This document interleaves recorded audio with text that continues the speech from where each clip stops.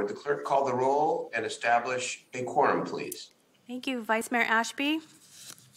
Here. Councilmember Laloe? Here. Councilmember Harris? Here. Councilmember Valenzuela?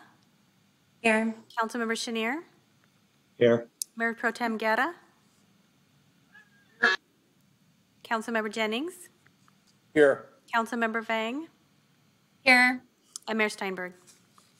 I am here. Good afternoon, everyone. I would ask Councilmember Valenzuela if you'd please lead us in both the land acknowledgement and the Pledge of Allegiance. Certainly, Mayor. If you all will please stand while the clerk puts this up on the screen. Thank you. Please rise for the opening acknowledgements in honor of Sacramento's indigenous people and tribal lands. To the original people of this land, the Nisenan people, the Southern Maidu, Valley and Plains Miwok, Patwin Wintu peoples, and the people of the Wilton Rancheria, Sacramento's only federally recognized tribe. May we acknowledge and honor the Native people who came before us and still walk beside us today on these ancestral lands by choosing to gather together today in the active practice of acknowledgement and appreciation for Sacramento's indigenous people's history, contributions, and lives. Thank you. And now for the Pledge of Allegiance. Salute, pledge. I pledge allegiance to the flag of the United States of America and to the republic for which it stands, one nation, under God, indivisible, with liberty and justice for all. Thank you very much, Councilmember Valenzuela. Let us begin today's meeting with a special presentation. I want to turn it over to Councilmember Rick Jennings. Thank you, Mayor. This is a special presentation honoring, especially in the month of Black History Month, honoring Willie Lee Simmons Jr., who I consider to be a champion for change. And those who know him and know his record, you know that he is a change agent and has made significant impact in the Sacramento area. I have a resolution that will be presented to Willie at the Black Invitational Golf Tournament this Saturday, February the 19th, at the Hagen Oaks Golf Course. The mayor, I think, will be out there as well, playing golf on that day, and we will honor Willie with this resolution. In 1956, Willie was one of the charter founding members of the Sacramento Counts Social Club, which now operates as the Sacramento Area Black Golf Club. In 1974, he was responsible for lobbying this council to approve $75,000 to fund improvements on the sports facility fields at C.K. McClatchy High School. His vision resulted in a state-of-the-art athletic facility at that time. In 1990, he founded the Northern California Minority Junior Golf Scholarship Association, which enriches the lives of minority and underprivileged youth in the Sacramento area by providing access to college and to the wonderful game of golf and other sports. Throughout his life, he's been a leader in promoting the interests of golfers throughout Sacramento, and he's been instrumental in changing policies that at one point in time in Sacramento only allowed a Black golfer to caddy, but restricted them from playing golf on a public city course. Willie changed that. He was one of the change agents that made it possible for Black golfers to play golf instead of just being able to caddy. What year was that, Councilmember Jennings?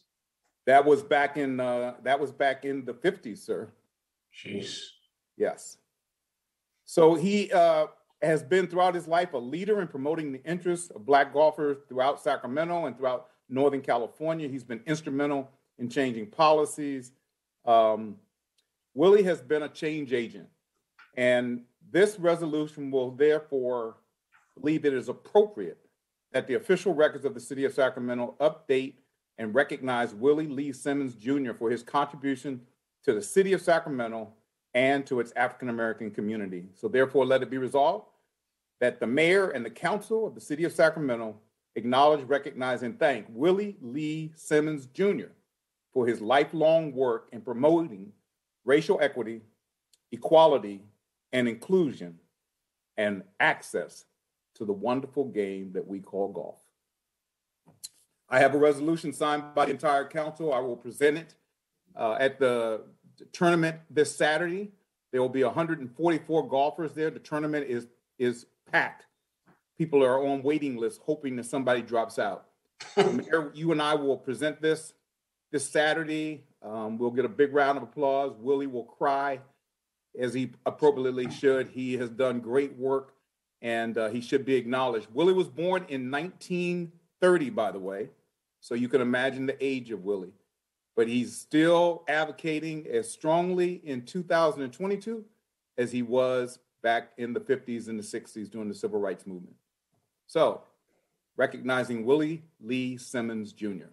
What a beautiful tribute, Councilmember Jennings. Thank you for starting us off tonight. And I can't wait to stand by you when you present that resolution on Saturday.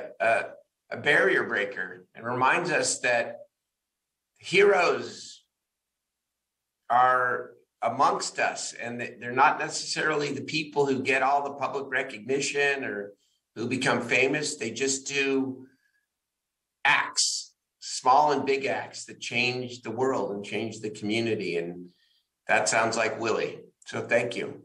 Absolutely. Thank you, Mayor.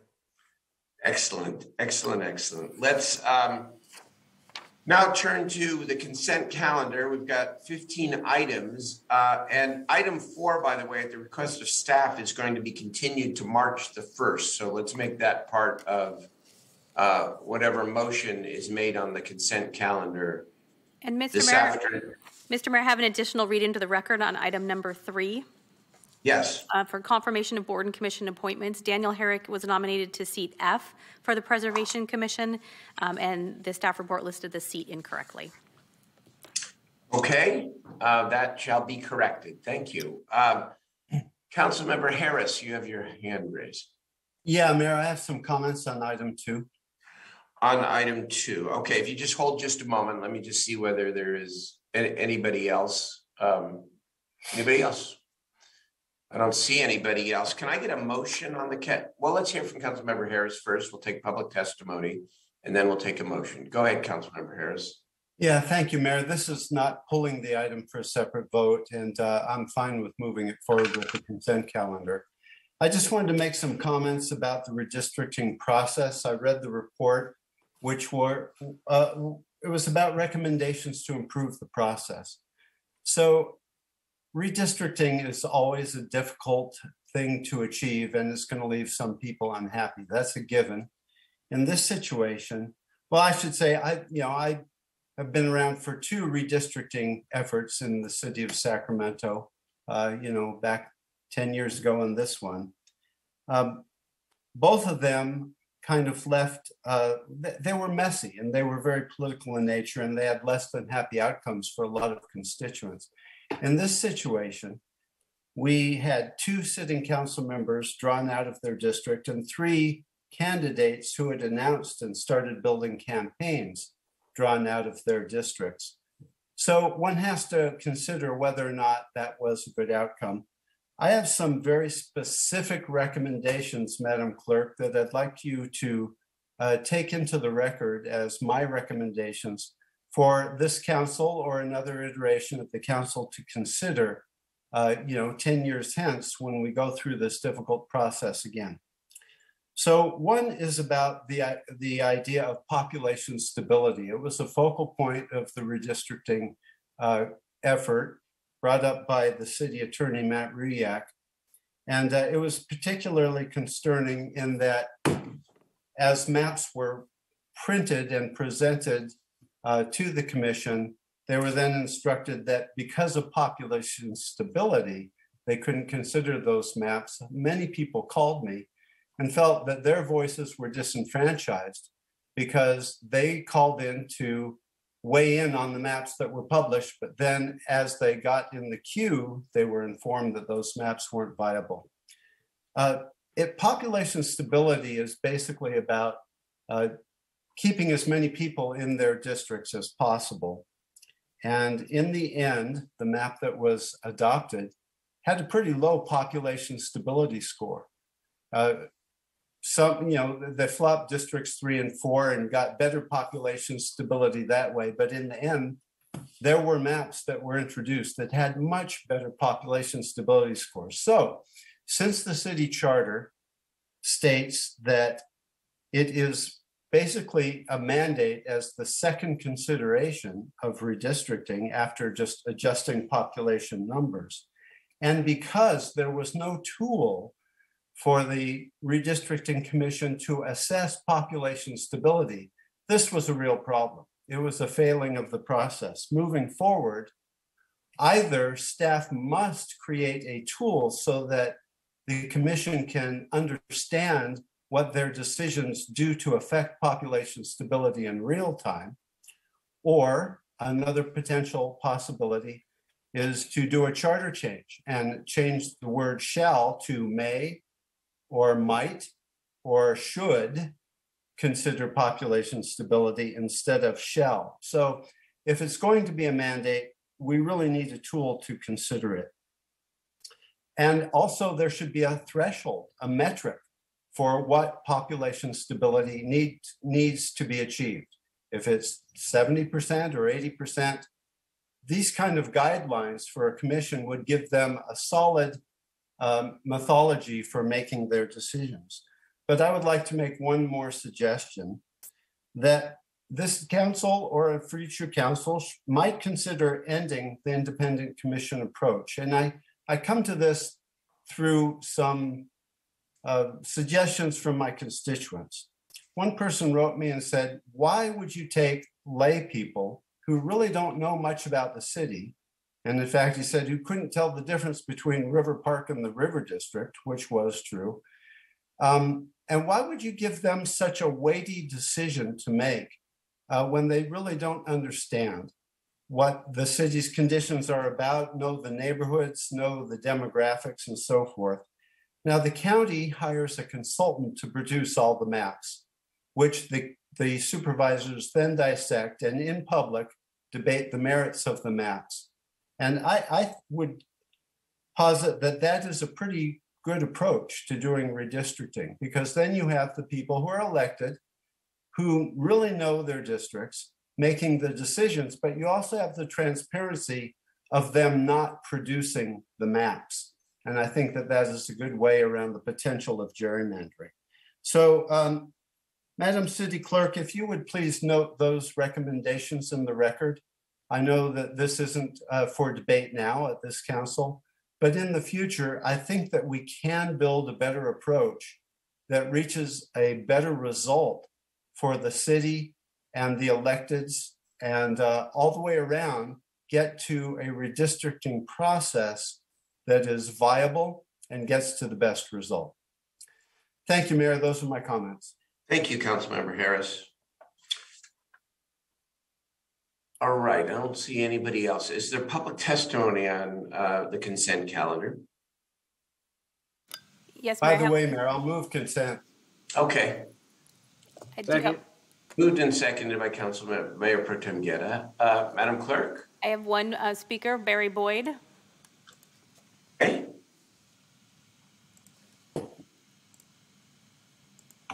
Good afternoon. I believe I'm coming through. Just to check, can everyone hear me? We can. Thank you very much. I wasn't prepared to speak in regards to the redistricting, but I do concur with a lot of what Councilman Harris had just stated in regards to how the process worked. And as he stated, not everyone was happy, and in the future, not everyone will be happy. But with that stated, I would firmly stand against putting the redistricting back into the hands of those who benefit from the redistricting, i.e. the council members, and leave it to the independent redistricting committee,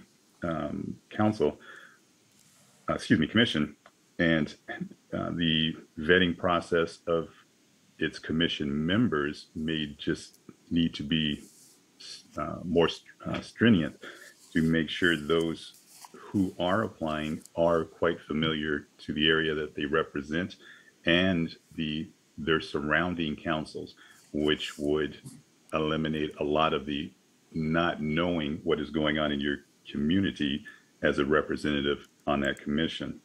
There was a lot of processes that needed adjustment and work. And with that, I would also like to state my congratulations to Mr. Simmons, having once been both a chaperone slash instructor slash disciplinarian slash you name it, we did it all with Mr. Simmons way back in the day at Championship Golf Course. And I tip my hat to Councilman Jennings and the rest of all of those involved in the special resolution going out to Mr. Simmons. Thank you. Thank you for calling. We have no other callers, Madam Clerk. That's correct. Right. Let us then call the roll on the consent calendar, please. Thank you. Vice Mayor Ashby, Yes. Councilmember Laloe, Aye. Councilmember Harris, Aye. Councilmember Valenzuela, Yes. Councilmember Chenier, Aye. Mayor Pro Tem Guerra, Aye. Councilmember Jennings, Yes. Councilmember Vang, Yes. and Mayor Steinberg. Yes, just for the record, that motion should have, and I know it did include continuing item 4, as I stated at the beginning of the presentation. All right, let's now move to the public hearings, and we have a number of public hearings and some significant discussion calendar items as well. Let us begin with item 15. Good evening, Mayor Steinberg and members of the City Council. I am Peter Lemos, Code and Housing Enforcement Chief for your Community Development Department. The items before you today are your neighborhood code compliance and housing in dangerous buildings, case fees, penalties, and special assessments and/or personal obligations. If I may, I'll present items 15 and 16 concurrently. Item 15, the housing in dangerous building case fees report lists an amended total of 33 properties with a total of $67,900.86 of unpaid fees scheduled for lien against the properties. 2 properties listed in Exhibit A of the staff report have set up payment plans and/or been paid in full, and they are identified as items 27 and 32. Item 16, the Community Development Department administrative penalties and neighborhood code compliance case fees list an amended total of 262 properties with the sum of $558,918.79 of unpaid fees and penalties scheduled for special assessment and/or personal obligations against the properties. 6 properties listed in Exhibit A of the staff report have been removed from the report and are identified as line numbers 15, 24 and 25, 60, 89 through 90, 99, and 235.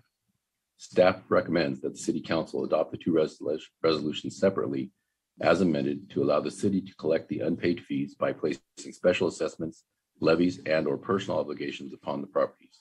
And this concludes my presentation. Mayor, I will move to close both public hearings separately on items 15, 16, and ask that we vote on them separately and move both forward with staff's recommendation. But thank you so much. Is there a second? There is a second. There's a second. Do we have public testimony on items 15 or 16? I have one hand raised. It's Y. Chan. Right? I'm sorry, I'm going to speak on item number 19. Thank you. On item 19. Okay. Thank you. Then, if you will wait, I think it's Dr. Chan. Anyways, keep the caller on hold here for another moment. All right, we don't have any public testimony then on 15 or 16. Let's call the roll on 15 first, and then the roll on 16, please. So this is, the public hearing was open and closed by Vice Mayor Ashby and second by Jennings. Vice Mayor Yes. Ashby? Yes. Councilmember Laloe? Aye. Councilmember Harris? Aye. Councilmember Valenzuela? Yes. Councilmember Chenier? Aye. Mayor Pro Tem Guerra? Aye. Councilmember Jennings? Yes. Councilmember Vang? Yes. And Mayor Steinberg? Yes. All right. That passes 9-0. Item 16, please. Same motion and second. So item 16, a public hearing was open and closed by Vice Mayor Ashby and second by Jennings. Vice Mayor Ashby? Yes. Councilmember Laloe? Aye. Councilmember Harris? Aye. Councilmember Valenzuela? Yes. Councilmember Chenier? Aye. Mayor Pro Tem Guerra, Aye. Councilmember Jennings, Yes. Councilmember Vang, Yes. and Mayor Steinberg. Yes, that passes 9-0. Thank you all very much. Let's now move to item 17. This is in District 8, I believe. Go ahead.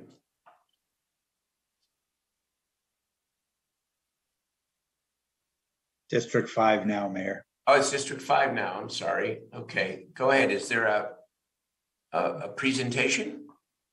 Yes, there is. Good evening, Mayor and Council. I have a couple quick slides. I'm Danny Abbas with the Community Development Department. The project before you is a request to rezone a vacant. Let me actually see if I can, okay. Sorry, oh, there we go. I'm moving the slides now, apologies.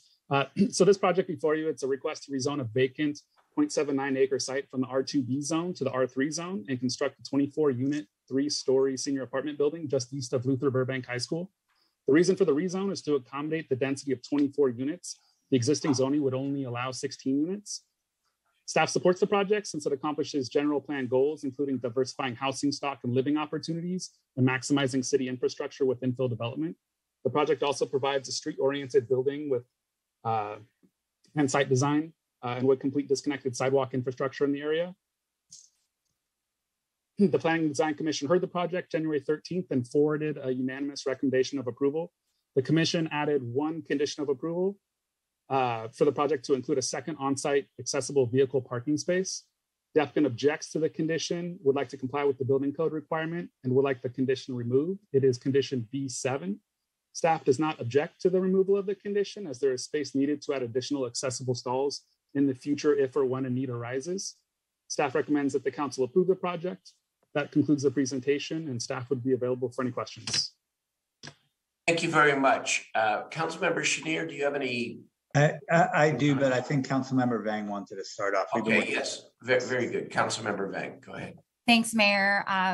This project is now in D5, but I just wanted to take this opportunity to thank staff, Danny and everyone, just for your hard work, and our Planning Commission for moving this item along to the full council. I also want to thank Mr. Bob Pecora for all his work, and thank him for submitting his proposal.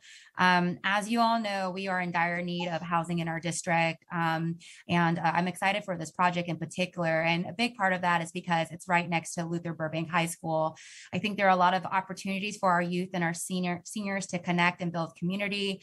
And particularly, we have the Burbank Urban Garden, an urban ag pathway there. And a major component of this project will include a rooftop garden for our seniors as well. I'm just really excited because this project will also enhance walking connectivity and safety along Florin and our Parkway neighborhoods by just linking a lot of the sidewalk infrastructure along Luther Drive. And with that, Mayor, I'd like to open and close the public hearing, but I'd like to give the floor to Councilmember Chenier, who now represents this area. Thank you, Councilmember Vang. Appreciate all the work you've done on this and appreciate the applicant. He's been at this for 10 years on this project. I do want to move the recommendation, but remove the condition on the second handicap parking space. I've talked to the applicant. He's committed to adding a space if needed, but we would rather let the market decide if he needs it or not. So with that, I want to move the item. Yeah, well, I think Councilmember Vang moved it with the, Councilmember Vang, does your motion include removing the requirement that? She didn't make a motion, Mayor. She just opened the public hearing. Oh, I'm sorry. Okay. Yeah. Then I missed it. Okay, so you're making the motion. Councilmember Vang, do you want to second the motion? Sure, I'll second. Okay. I just want to thank all of you as well, the two members and Councilmember Vang and Councilmember Ricard before you, and the city staff, and Mr. Pecora, who never gave up, because this is, you're right, 10 years, and certainly known about this since I became mayor, and hung with it and worked it out. And I think it'll be a good project because we do need the housing. So thank you. Is there public testimony? Mayor, I have no hands raised to make comments on this item. All right, let's call the roll then, please. And I'm not sure, did we close the public hearing? I'll close the public hearing. Thank you. Okay, it's now closed. Okay. Vice Mayor Call the Ashby. Thank you. Vice Mayor Ashby. Yes. Councilmember Laloe. Aye. Councilmember Harris. Aye. Councilmember Valenzuela. Yes. Councilmember Chenier. Aye. Mayor Pro Tem Guerra. Aye. Councilmember Jennings. Yes. Councilmember Vang. Yes. By Mayor Steinberg. Yes. That again passes unanimously. Thank you very much. Let's move to item 18.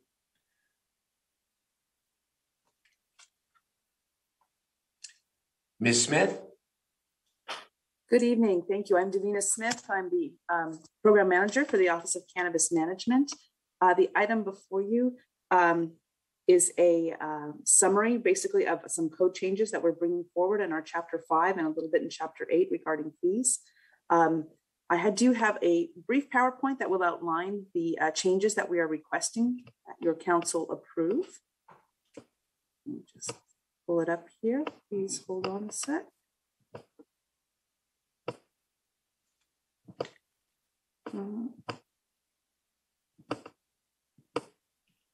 There we go. So there are a number of changes. The first one is to the delivery section. We want to up the maximum total that a delivery vehicle can carry and delete the age requirement for vehicles, and those will be in line with state requirements. We also want to put in the code requirements for loading and unloading areas, as well as secured containers and vehicles. Those are currently BOP conditions. Changes to storefront retailers are limits to the removing limits to the 8,000 square foot building size, as well as the limit on cannabis accessory displays. Those are obsolete. They used to be something that the state was looking at when we first adopted this a number of years ago. We think it will improve business operations. Interested parties. This is something that currently every time a business has a delivery or distribution driver or an employee manager hired or fired, they need to file a business information change form with my office and pay a fee. And that just takes time.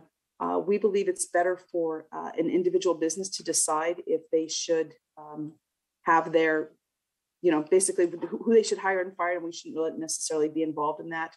We are requiring that the live scans continue and that those are preserved by the business operator on site, and those can be checked by code enforcement on their regular inspections.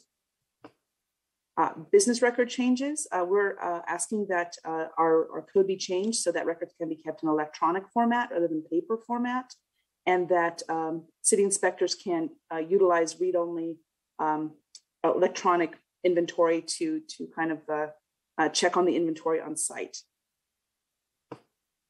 Applications, we are looking at updating the security requirements for cannabis facilities to allow PD greater flexibility to respond to changing conditions and work with us on that. We're also looking for compliance certification with labor peace agreements, and that applications that are due to become void after 180 days, they can be extended with a payment that will allow us to review that application, let the operator know what's out of date, what's missing, and try to revitalize that application. And the purpose of that really is to discourage parking of applications on sites and also to align with state code. BOP renewal process changes that we're looking at. Currently, we issue a late fee when an application or when a permit is 30 days prior to expiration. That's generally a surprise for a lot of our operators who feel it's unfair and doesn't make a lot of sense. So what we plan to do is change this so that businesses get a 90-day, 60-day, 30-day, and a 0-day renewal reminder. The portal to pursue their renewal applications will close a day after, 366 days after permit issuance. And then they'll have a 30-day grace period. They can pay that late fee and submit all the documents necessary to have their permit renewed. This will improve permitting and business operations. We won't be chasing down people for an expired insurance certificate 6 months later, and businesses can have certainty on when a late fee will be imposed. The cessation of business requirements. We're really looking at instituting a process here to require businesses to basically let us know if they're going to be closed for more than 30 days. And they'll have to let us know who is the responsible party to contact, a written plan on how they're going to deal with their product, and how they're going to handle any unpaid business operations taxes. And if, of course, they're out of compliance for more than 90 days with that, then we can revoke or suspend their permit. And then we're also looking at changing the appeal fee for legal cultivation. It's currently set in the code at $250. We're asking that it be set by resolution of council, which is also for determination today, and that fee be set at $500. We are currently spending about 3 times that much on average for appeals, and this will definitely help us cover the costs of those appeals. We do still have a fee waiver process in the code that will allow people who can't afford this to not have to pay it. And that is our very brief summary. And if there's any questions, I'm happy to answer those.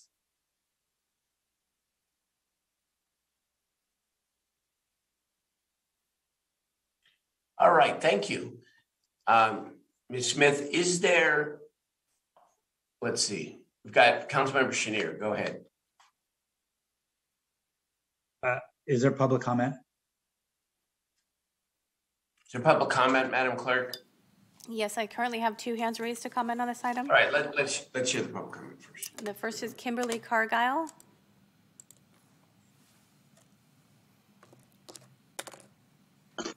Good evening, Council. My name is Kimberly Cargile. I'm the CEO of a therapeutic alternative and a longtime medical patient, consumer, and industry advocate. Can you hear me? Yes, we can. Okay, great. I'm here this evening to thank the staff for bringing forward these recommendations to the Council and ask for your Council members' aye votes. Anytime we can align local regulations with state regulations, it will save the city, the state, and business owners time and money. And we really appreciate it. Thank you for all you guys do for Sacramento. Have a good evening. Thank you. Thank you for your comments. Next speaker is Mindy Galloway. Hi, Council. Thank you so much. My name is Mindy Galloway. I am CEO of Camilla Manufacturing. I have a manufacturing, distribution, soon to be retail, and I am a social equity operator from the CORE program.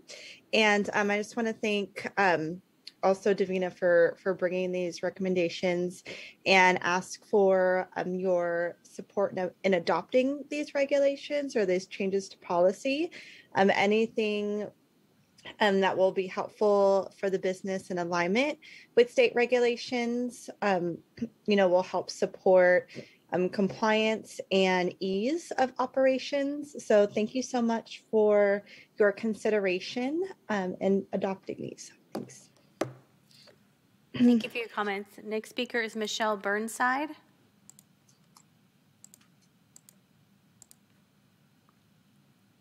Hi, my name is Michelle Burnside, and I don't know if you guys have gotten to number 19, the Innovation Park plan. No, we're on item 18.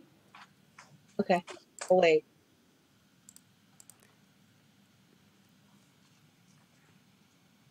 So I have the last speaker is Sarah Sivom.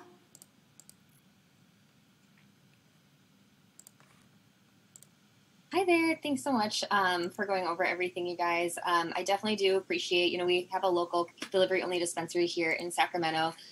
We really love that you are considering getting rid of the year limit for the vehicle. That's something that's definitely going to help us be able to find candidates, because that was definitely a bit of a barrier to entry for us moving forward. And then just in regards to the carrying limits, for us, I think it would be really beneficial if you guys were able to look at increasing the limit that we would be able to carry in a vehicle at one time, just in general. It allows our drivers to be able to take more orders out on the road and be just more efficient, really, and not have to come back to our warehouse so much. And as we get busier, that's definitely one of the hurdles that we are having to work through. So definitely something I hope you guys will consider in the future. The switching of the limits as well. I think that's something that if it could be left up to our businesses, and depending on what kind of model you're running, that would be more beneficial, instead of you guys telling us, you can only have this many pre-sold orders and this much unsold inventory. But other than that, I appreciate everything. Thank you so much. Thank you for your comments. Mayor, I have no more speakers. Okay, thank you very much. I've got Councilmember Chenier and Mayor Pro Tem Gannett. Go ahead. Great. Thank you, Mayor. First of all, I want to thank Davina for the work on this, and Zara and her staff as well. It's probably a year's worth of work, I'm guessing, that's gone into making these changes. And, you know, this is really about aligning with the state where possible. It's about updating what we're doing and how we're doing it. And, you know, someone said this will make it easier for folks in the industry. I think it will also make it easier for our own staff and streamline some of the processes that they have. Anything we can do to make this whole industry work better. These are good tweaks as I see them. So I'd like to open and close the public hearing and move the item with staff recommendation. All right, that's a motion. Councilmember Guerra. Thank you, Mr. Mayor. You know, I also want to thank Davina and Zara for all their work on this. Again, you know, I mean, two key things. One, particularly with the renewal of BOPs, and I know there's those of interest, and at least in my council district, to be able to give greater flexibility for PD to update and modify some of the facility security requirements, and that you know, comes out of a direct relationship and working within those in the industrial area. Second, I also want to, you know, I think this is us aligning and be able to also for us to track what is already a state requirement, but if we don't know about it, you know, then how can we make sure that there's good compliance? And that's the movement of having a labor peace agreement for the larger employers. So again, very positive movements here as well. And I think also making it a lot more flexible for the business to operate. When we first started, it was a different environment. I do have one question though for Davina. I mean, on the illegal cultivation of appeal fee, we were at $250. This brings it to $500. But if we're still not in cost recovery for the application process, you know, I mean, how did we arrive at $500 if we have my understanding is we have a fee process that helps us determine that.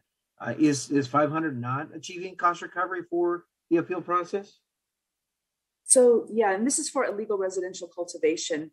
Yes. It's not achieving full cost recovery, but I think it was also felt that it would be too large of a jump to go from $250 to $1,500 for the appeal fee. So we thought this was a good place to start. We're also looking at ways we can try to control costs and streamline our hearing process. And by setting it by resolution as opposed to in the code, we can come back to your council after we do that initial look and see where we can streamline and cut costs and try to adjust further as needed. Okay, well, I mean, one, I know we moved significantly, so there's less. You know, I want to thank all our staff in our code and PD and city attorney's office who really made a big dent on the illegal cultivation and the residential area. So we have less of demand than we did before. I'd like to make sure we come back, and I'll second the motion, but I want to come back in 6 months to look to see whether that we need to update that amount because we should be at least recovering costs on that appeal process. And I know we're going through the fines and fees and trying to find equitable solutions, but I also want to make sure that we're accomplishing the cost that it takes to run these appeals. Do that. Thank you. Okay. Anybody else? There has been a motion, and did Councilmember Guerra second that motion? Yes. I did. Okay, then let's call the roll, please. Vice Mayor Ashby? Yes. Councilmember Laloe? Aye. Councilmember Harris? Aye. Councilmember Valenzuela? Yes. Councilmember Chenier? Aye. Mayor Pro Tem Guerra? Aye. Councilmember Jennings? Yes. Councilmember Vang? Yes. And Mayor Steinberg? Yes, that passes 9-0. Okay, let's get to, thank you very much. They're all important items, of course, but let's get to arguably the most important item of the evening, and that is item 19. Mayor, Vice Mayor, do you want to make any opening comments, or we should start with staff? I just want to give you the opportunity if that's what you wanted. Well, thank you for that, Mayor. I'm very excited about this item. More than 10 years in the making. As the mayor said at our press conference yesterday, you can file this in the category of promises made and promises kept. I felt like, Mayor, that was a... Dr. Chung, you may want to go on mute, please. Yeah, I need to say a few words. You're in a public hearing, Dr. Chung. Dr. Chung, go ahead and put, okay. Thanks, Mayor. You yesterday aptly stated that this was a promise made to the community, and now it is a promise kept to the community. And I'm very excited about that. We have really great partners here. Before they speak, I think we should thank them. The obvious big partner here in the room who you're about to hear from is Jeff Dorso, representing the Sacramento Kings. He and Matina have been phenomenal partners on this from day one. They have not settled, and they have heard the community. Mr. Dorso has attended dozens of community meetings with me over the years, maybe more than that. And he has been a stalwart for our city, and he's someone our entire city can be very proud of. I want to thank CNU for their relationship. And as you'll hear tonight, Sac Sierra Building and Trades helped button this deal up and make it very Sacramento. So I'm really proud of what you're all about to hear tonight, and anxious to see it supported, anxious to meet that ask and promise to the people of the northern part of the city that we would replace that arena with an economic engine. So Mayor, I'd love the opportunity to speak after all of our presenters are done. And just thank you to all of them who are about to speak, especially Mr. Dorso. Thank you. Very good. Very good start. Okay. Do we have a member of the city planning staff to present this? Hi there. Good evening, Mayor Steinberg and members of the council. My name is Teresa Henge. I'm the senior planner with the Community Development Department. And the item before you tonight is the Innovation Park project, which includes the California North State University Medical Campus.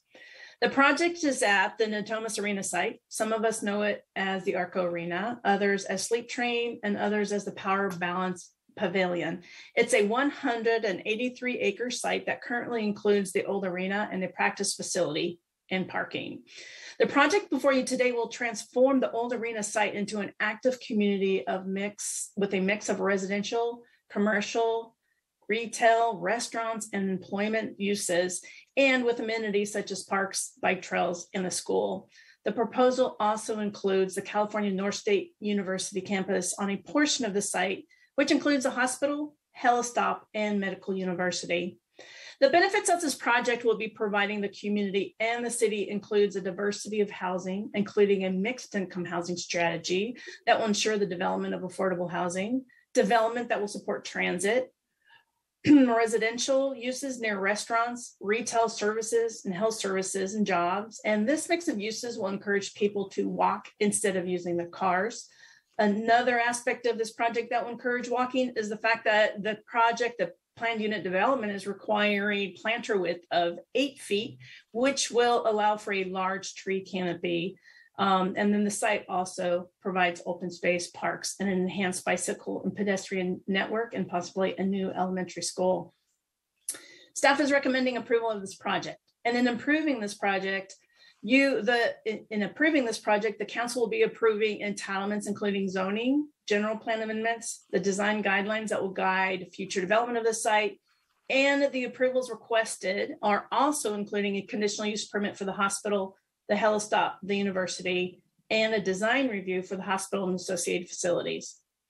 Staff has taken this project to the Active Transportation Commission, Parks and Community Enrichment Commission, Sacramento Housing and Redevelopment Commission, the Planning and Design Commission, and then for review and comment, and back to the Planning and Design Commission for hearing, where they recommended approval and unanimously and forwarded approval to the City of Sacramento Council.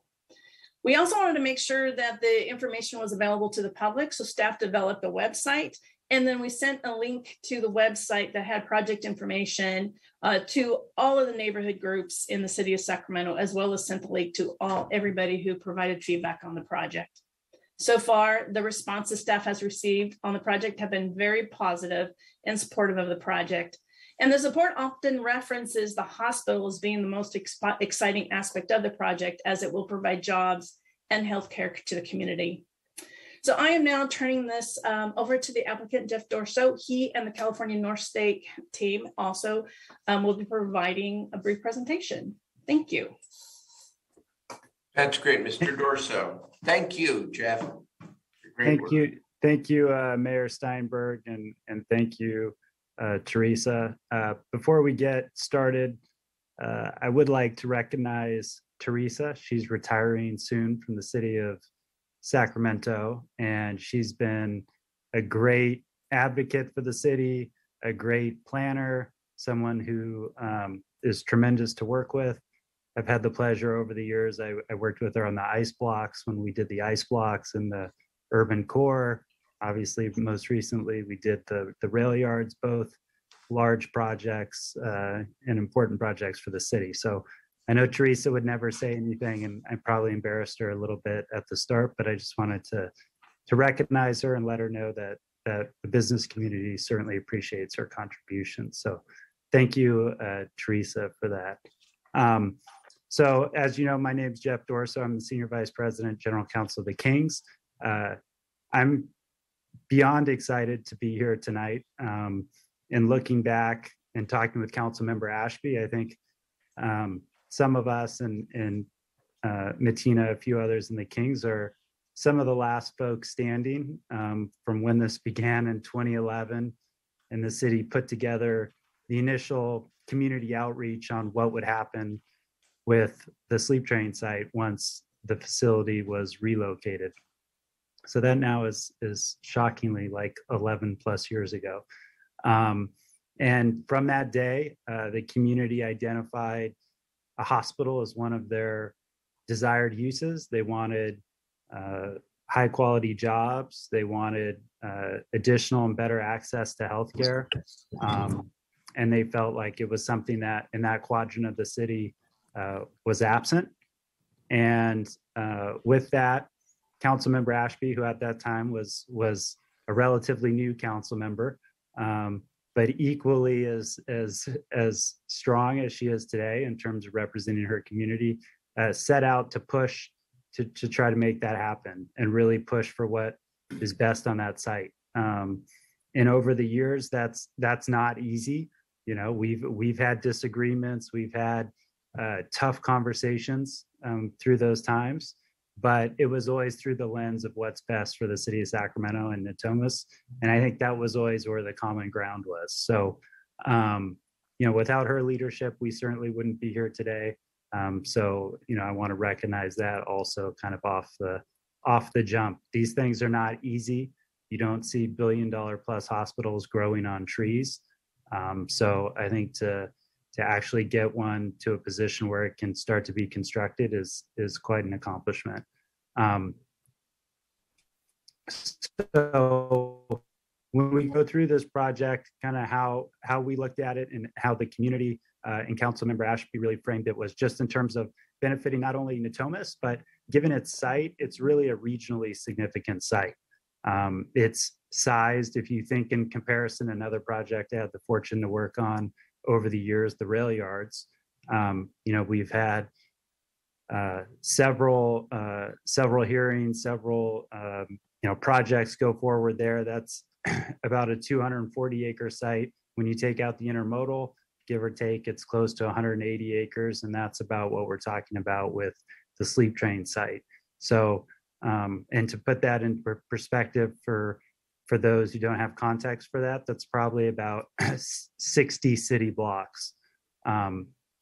So it shows kind of the importance of the size of the site.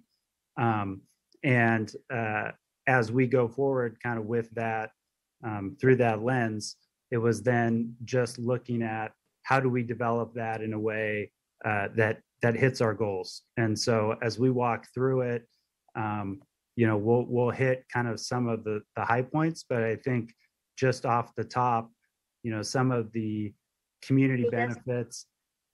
About multiplication. I think someone needs to mute their.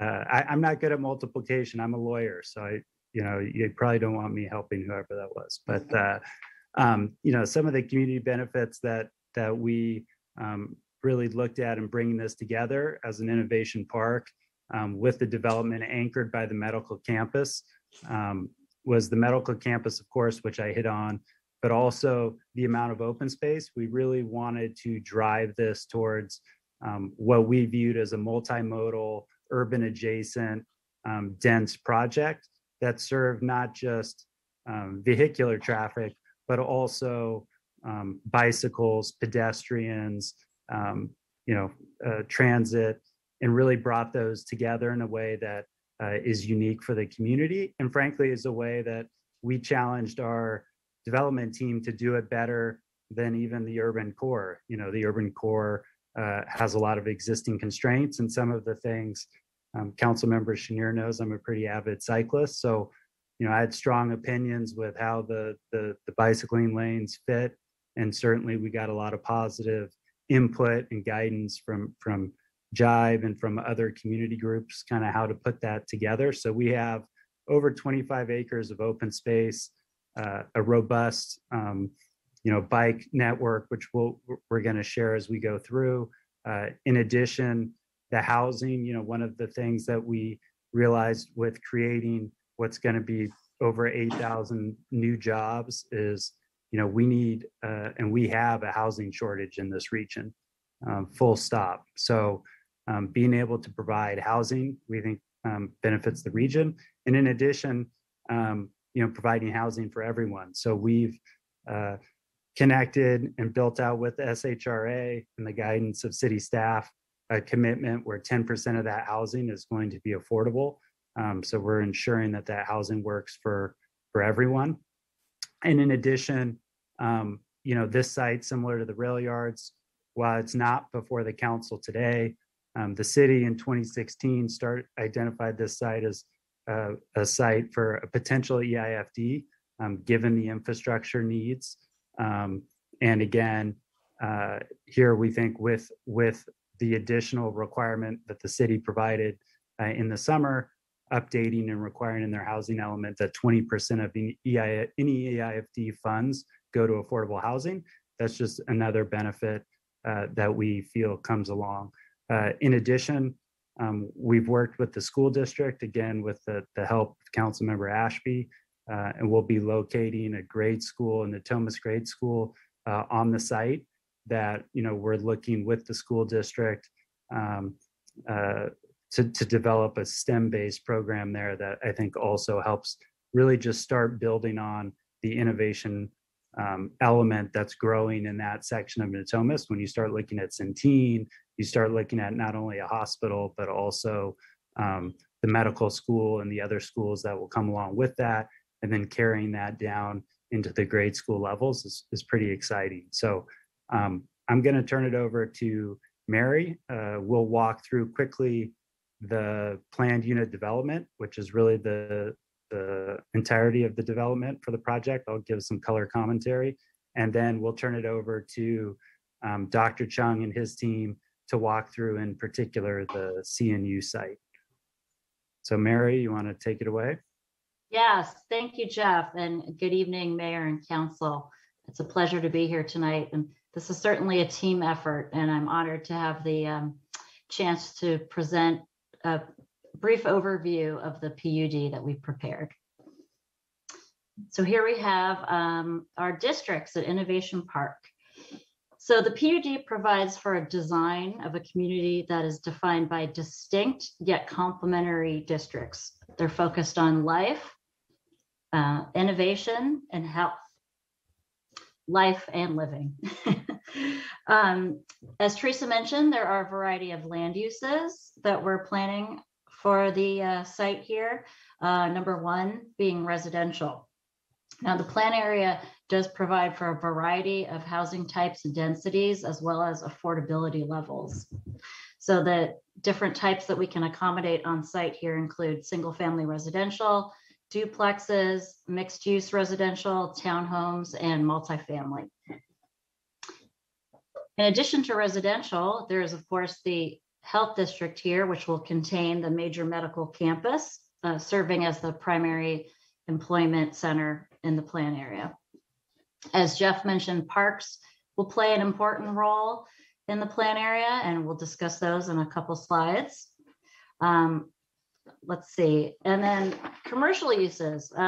We envision Innovator Drive being a very lively street with different commercial uses, all this being complemented by offices, as well as various neighborhood serving retail, along the major streets here, as well as within mixed use residential buildings. And as Jeff mentioned too, CNU will discuss more about the medical campus after this presentation. I think one thing that's helpful too, Mary, is just in terms of contextualizing that, it's really a urban adjacent. When you look at the general plan designation of urban center low and the zoning designation of C2, it's really, 20 units an acre. It's a very denser than what you might normally feel, but it's what you would expect to transition around a health district. So we think that with the multimodal component is really going to provide a unique experience for people both in Natomas and in the region to come experience the site, sort of as we go to Natomas 2.0. It's great. Yes, thank you. Which is a good segue into our proposed framework circulation network here. So as you can see here, the PUD provides an area-wide network that bounds and defines each of the districts that we just talked about. It's comprised of the Central Spine Road along Innovator Drive, a community-wide loop road, which is Sports Parkway, and then various connector streets and local roadways. In designing, this framework and thinking about the community as a whole, a context-sensitive approach to the design has been followed. And that's to say that, certain areas are foreseen to be more vibrant and busy in our more commercial districts and, along the hospital. And then others are quieter and less busy in more residential focused neighborhoods. So while there's considerable nuance to the design of that, the street circulation network really stems from these two fundamental street types, which are 4-lane roads, shown here with the blue dots, and 2-lane roads, which make up the rest of the plan area. And overall, the circulation network is consistent with the city's relevant policies and street design standards, so that we can ensure the creation of a safe, convenient, and inviting network that meets the needs of all kinds of users: pedestrians, cyclists, transit, and vehicles. Okay, Parks and Open Space Network. Okay, so let's see here. The PUD really envisions circulation network and our open space network as serving as really the framework of the public realm for the plan area.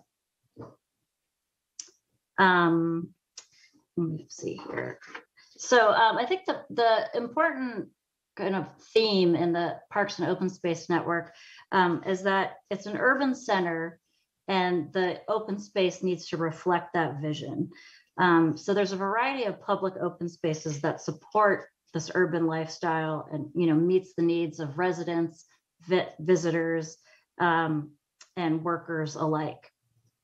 And yeah, go ahead. One of the things that we really pushed and kind of working in some of our discussions with the community and others is really providing diversity through our open space in terms of use type. Given its urban adjacent quality, we really didn't want to be in a scenario of having sort of, just open fields or things that really didn't serve both, kind of multi-purpose given the uses and the challenges at the site. So you'll see as we go through, there's spaces intended for activation, spaces intended for play, for kids, spaces intended for contemplation, as well as spaces intended for recreation and transportation. Yes, thank you, Jeff. So if we want to go through the hierarchy of uses, first we have our class 1 shared use path, which is this darker green dash line, and that is the Innovator Loop Curvilinear Park. So this is a feature that circumnavigates the entire plan area, and it serves obviously as a recreational opportunity, but also as a really great way to travel along the site, to get from point A to point B. We also viewed this was really, when you look at what your creative muses are for looking at building out your project in your space, this was really one of them. And one of the inspirational projects we sort of took for the team was Hyde Park in London.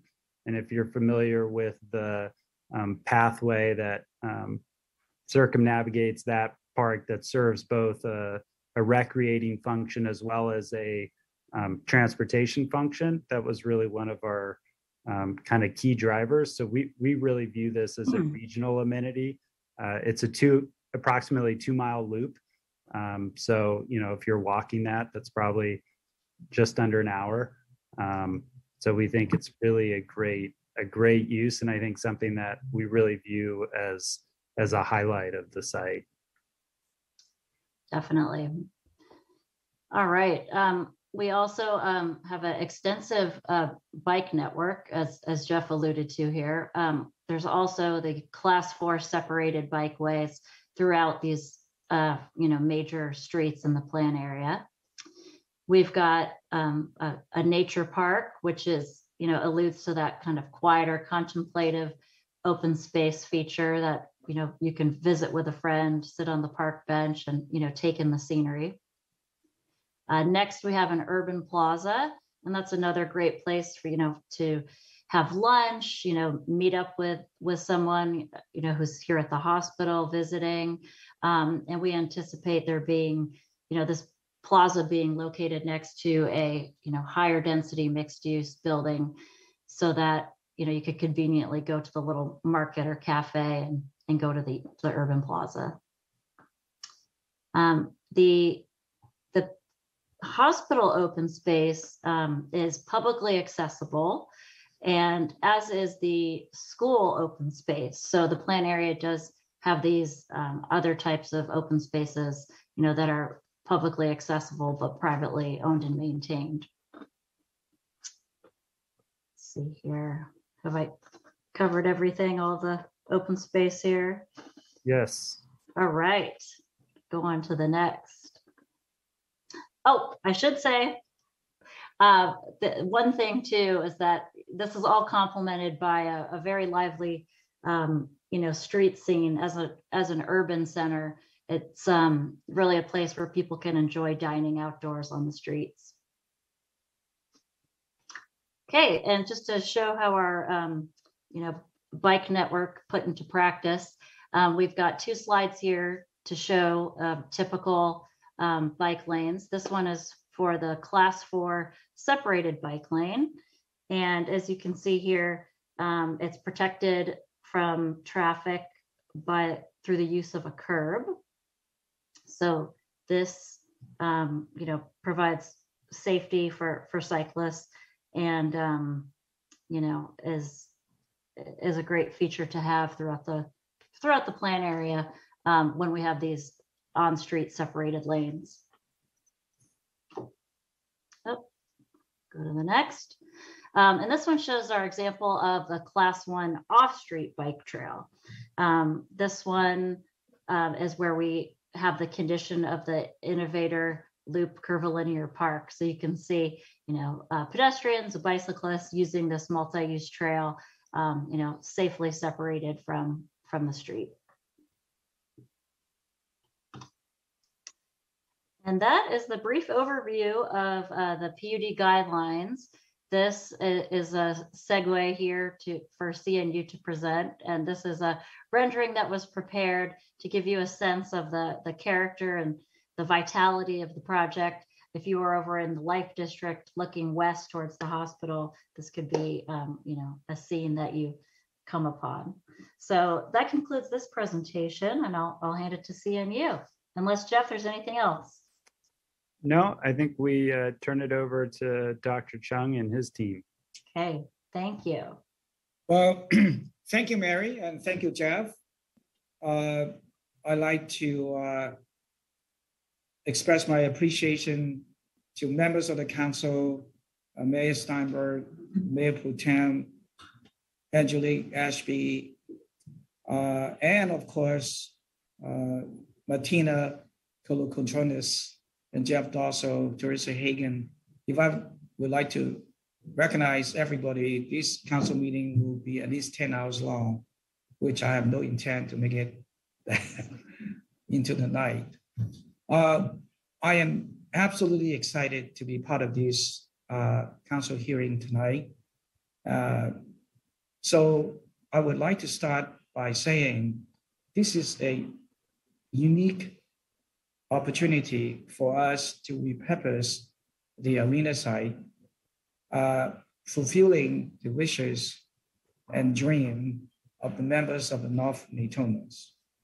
I would like to also borrow a line from Mayor Steinberg, and that is, promise gave, promise delivered. And then, of course, Mayor Pro Tem Ashby, day in and day out, working very hard, gather the wishes and expectation of the members of the Natomas community.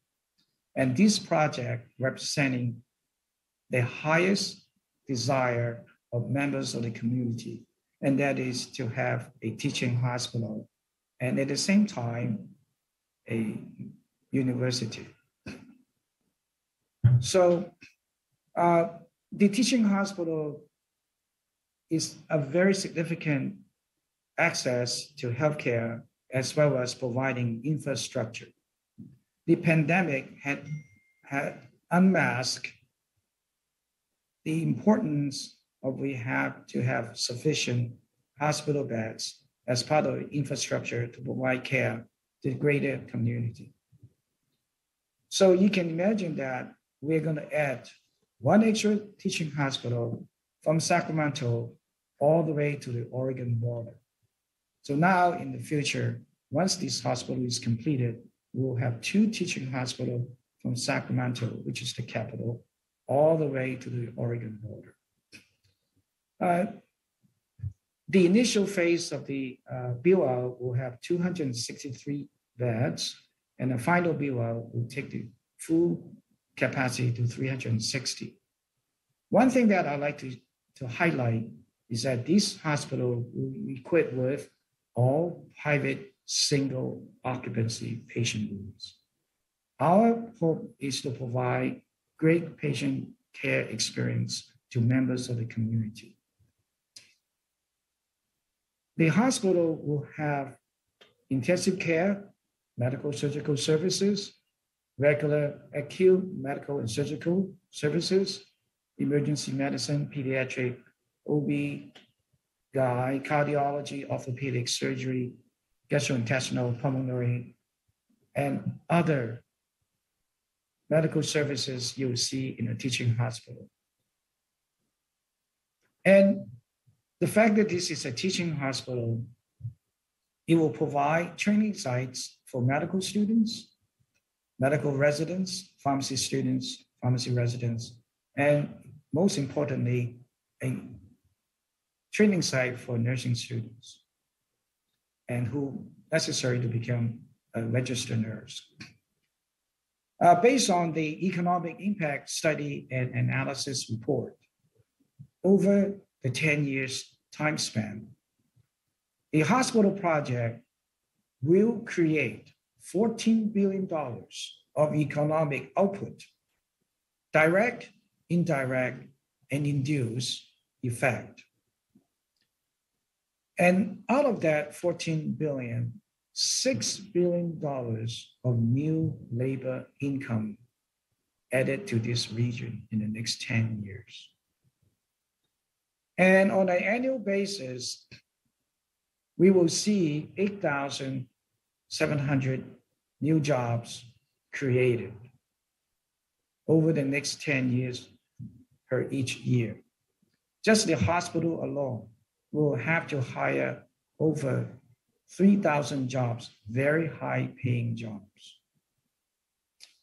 The other very significant features about this project is that the professional labor agreement has been signed. And this is a significant symbol, both in substance, in the fact that it recognizes union workforce a vital role in the growth and development of this greater community.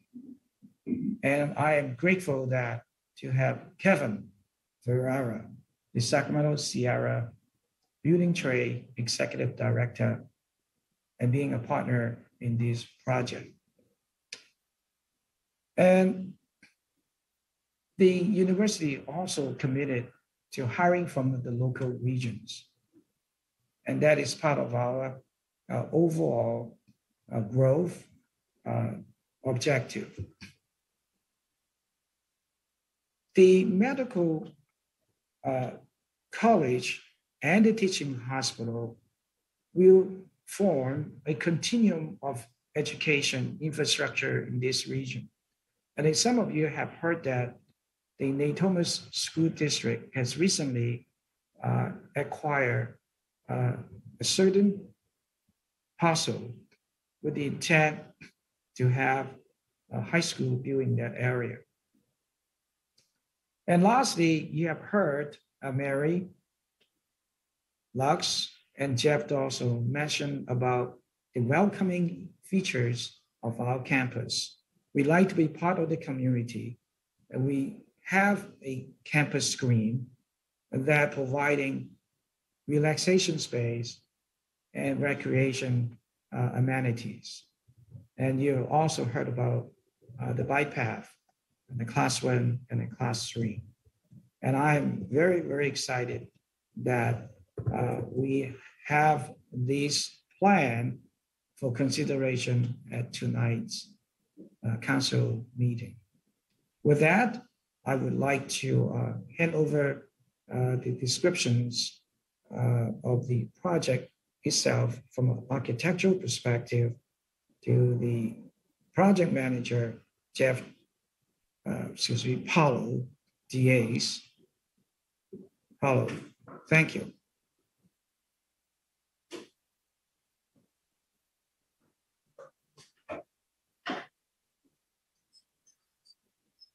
There we go.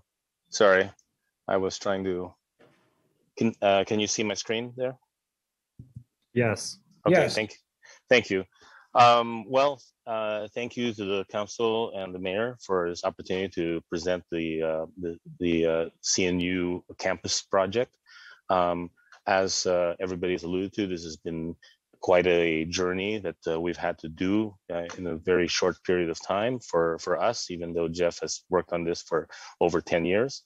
But we've been brought on to this fairly quickly, and I've been very happy with how well everything has worked out. As you said, my name is Paulo Diaz. I'm the project manager for Fang Chen Architects, and we've been working with CNU to develop this project.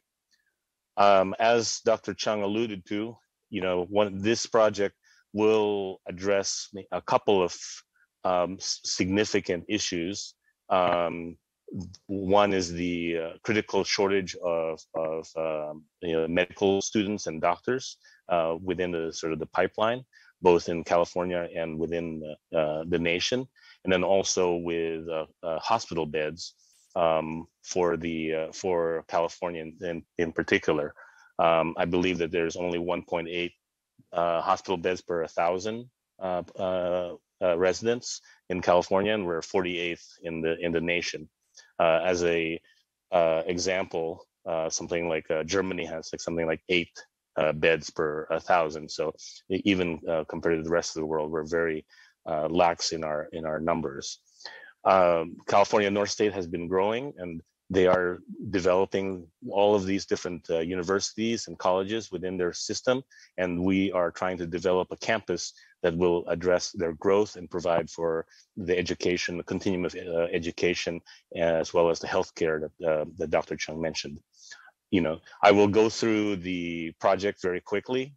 If you have comments or you want me to come back and address something in particular, please either stop me or ask me to go back at the end of the presentation. Anyway, so this is the principles by which we were charged to develop the project: patient, staff comfort, technology, resilience within this. We've used the Sacramento Valley nature as our touchstone for developing the look of the project, and especially the interior live oak. The leaf is one of the shapes that we've been using, and you can see that into the project.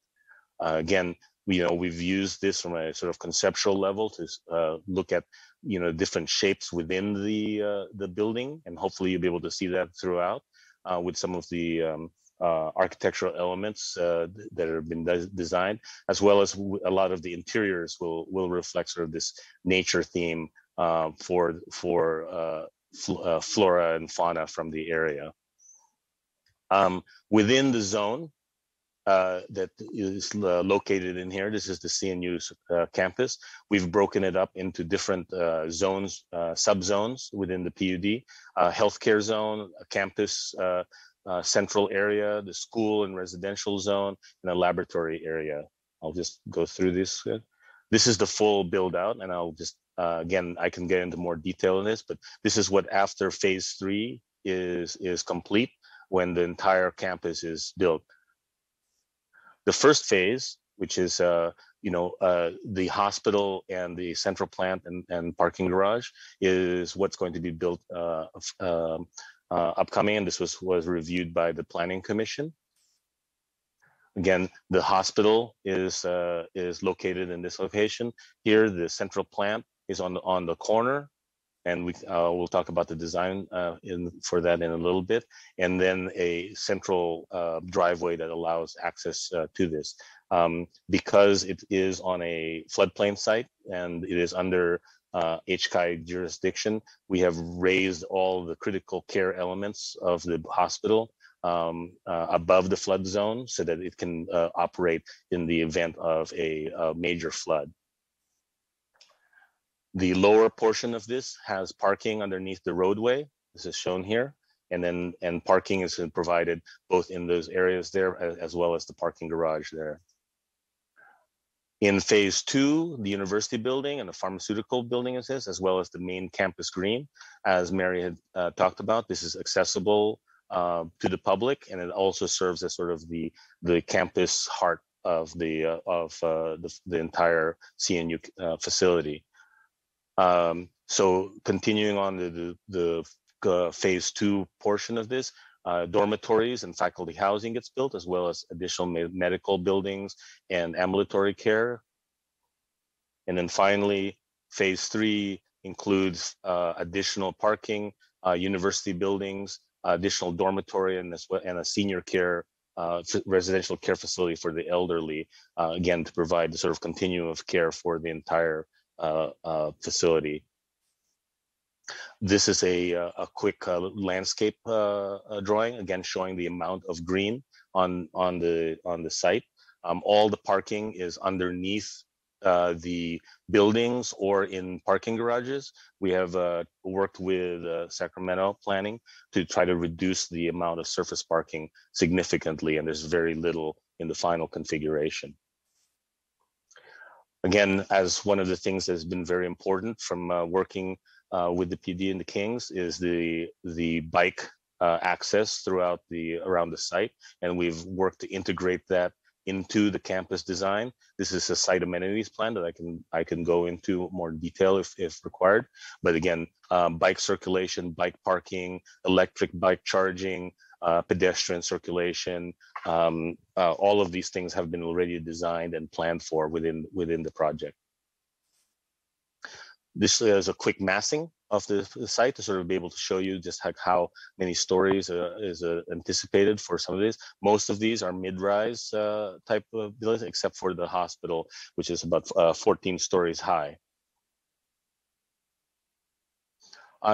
Again, we have full services for the hospital. The MOB is on the ground floor, emergency department on the first floor, as well as the pharmacy. Second floor is primarily imaging. Third floor is all the ORs. Fourth floor is a transition floor with the kitchens and cafeteria, as well as some roof gardens. And then we start with the patient rooms on the wings and the leafs. Again, ICU, CCU, obstetrics, and then med surge on the upper floors. And there's some shelf space for future expansion to the final 420 bed maximum that is noted in the EIR. And then as on the top of the hospital, there's an administration wing and then a helipad to service the hospital, who we're planning to try to become a trauma center, a level 2 trauma center. Again, this is the section of the building. And then this is the conceptual elevation of the central utility plant. And I'll talk about that in a little bit. And when I show this, so here's some views just through the site, just quickly, through the campus green, along B Street. And then I've got a walkthrough of this that we can review as well. Further away, sort of show what the massing looks like from this. Again, from B Street, heading south in this direction. And a night shot of the main entry and the main central circulation. So one of the things that we touched on with the planning department was that the central plant was of concern. We originally had a pretty straightforward central plant, very much of a utilitarian type building, but it was, oops, there we go. But planning and wanted to make sure that we treated this corner to be architecturally significant. So we worked to relocate the mechanical yard to the inboard away from the residences, and then designed something that would work with the existing with the design of the hospital. So these are green screen elements and precast concrete fins. There's 2 levels of parking below. Again, because all the critical elements of the facility have to be raised up above the floodplain level. So the central plant is on the upper portion of this. And the planning commissioners were especially concerned about that this building does not present a industrial feel, and that the experience of walking along B Street was going to be something that was positive for the community and the surrounding residents. So this is just walking through this, and then we'll be able to see what it looks like from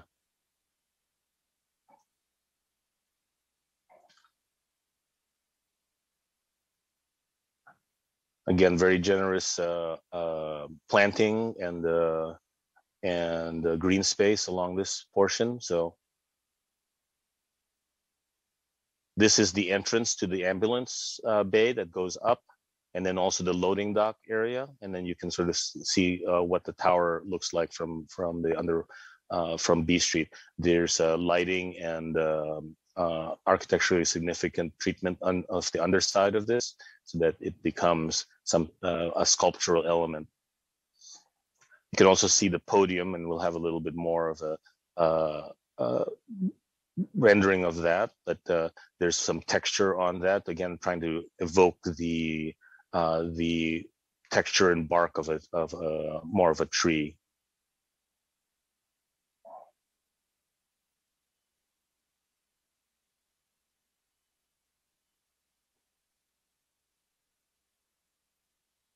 Okay. Hopefully this sends me back.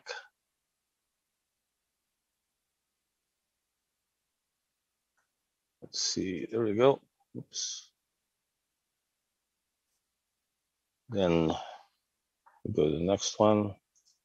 This is a night shot of the CUP, the central utility plant.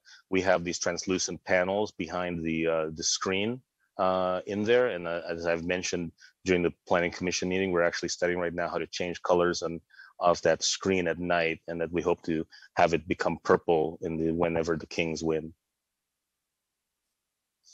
So this is along the emergency entrance, and then let's see. There we go. So we'll do a fly through of this. So this is precast concrete with, again, sort of panelized wave function to, again, evoke the bark of a tree. You can see that this is up on the elevated roadway, and then there's a down below. This is the ground floor with the medical office area. It's a little bit of a complicated site, and then there's parking underneath that. But this I think gives you a better idea of how it works on the site.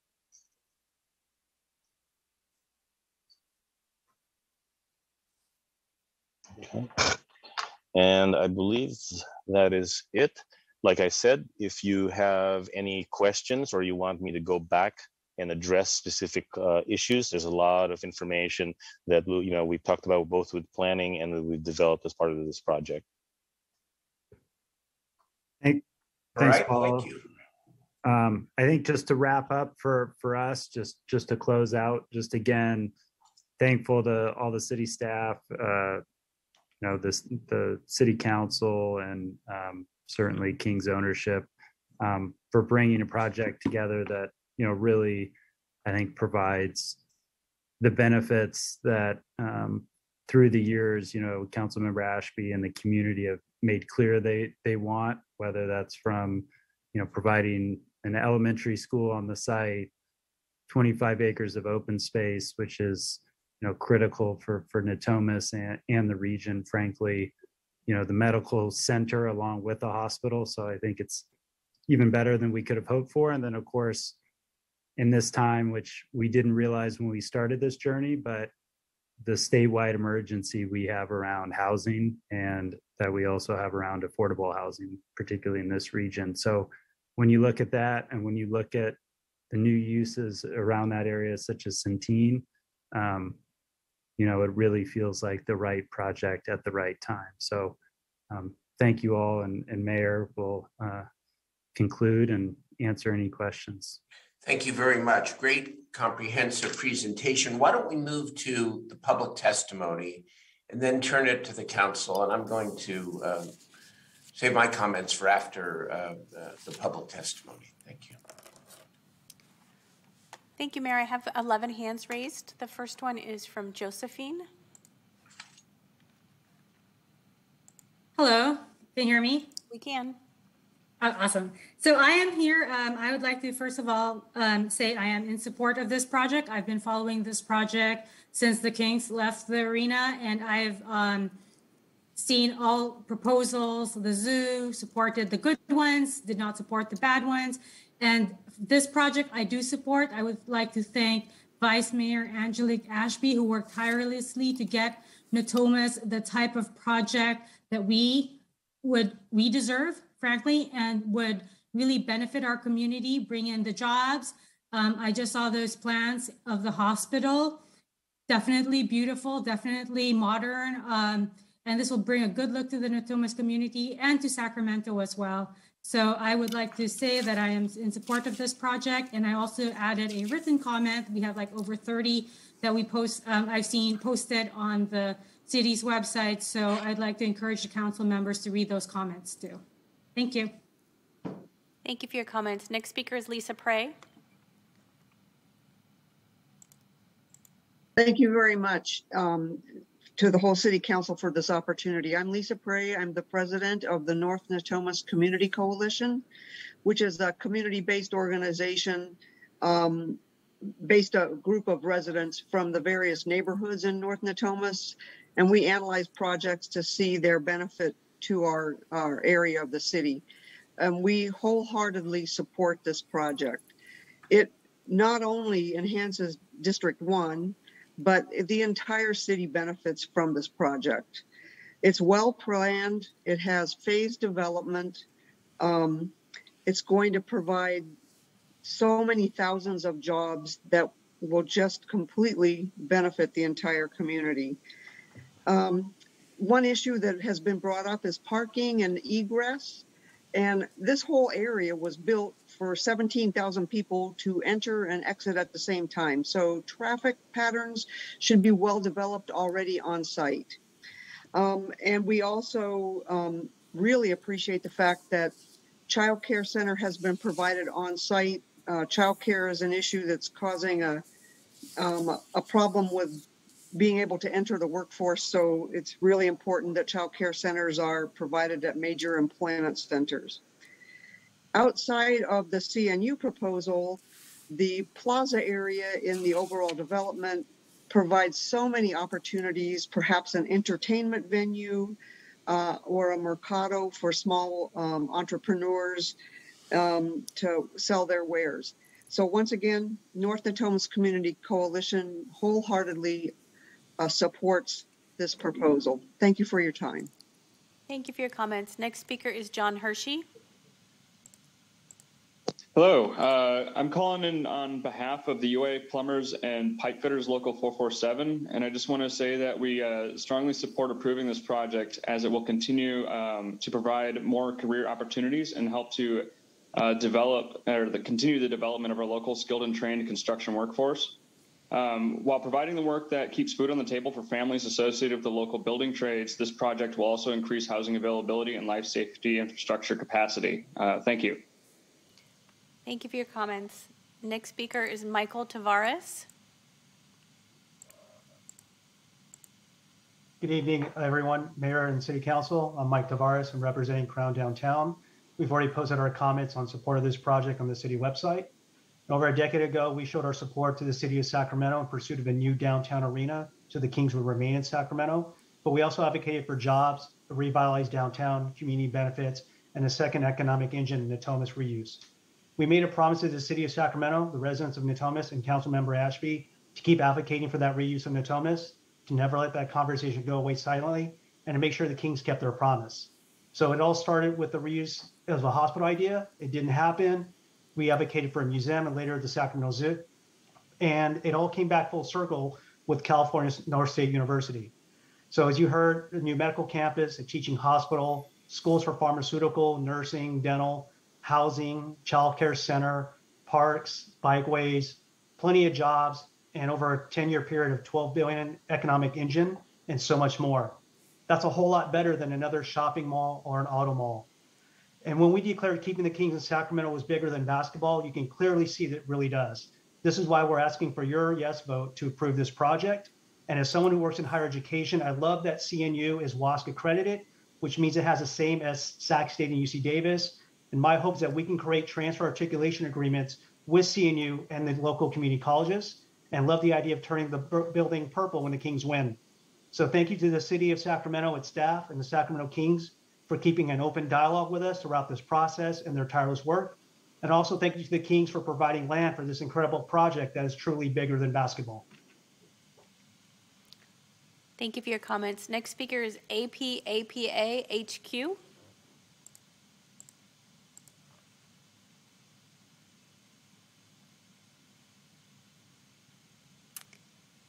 APAPA HQ. It's your turn to present. Thank you. Hi, everybody. I was on mute. This is Henry Chang. I'm the National Executive Director for APAPA. We're a national nonprofit organization based in Sacramento and the Natomas area. And many of our members have actually submitted comment to support this. We're really excited to see this come to fruition. I want to thank everyone making it possible. This is truly a win-win to jumpstart our strong economy and serve our local residents who desperately need medical care and services. This is the perfect location for this medical campus, and we appreciate the leadership of California State Treasurer Fiona Ma Mayor Daryl Steinberg and Vice Mayor Angelique Ashby, which made this possible. Also the CNU medical team, professors, students led by founding President Dr. Alvin Chung. We really care about our community, and we sincerely thank them for their perseverance and commitment to see this through. Thank you, everybody. Thank you for your comments. Next speaker is Lynn Lindsay.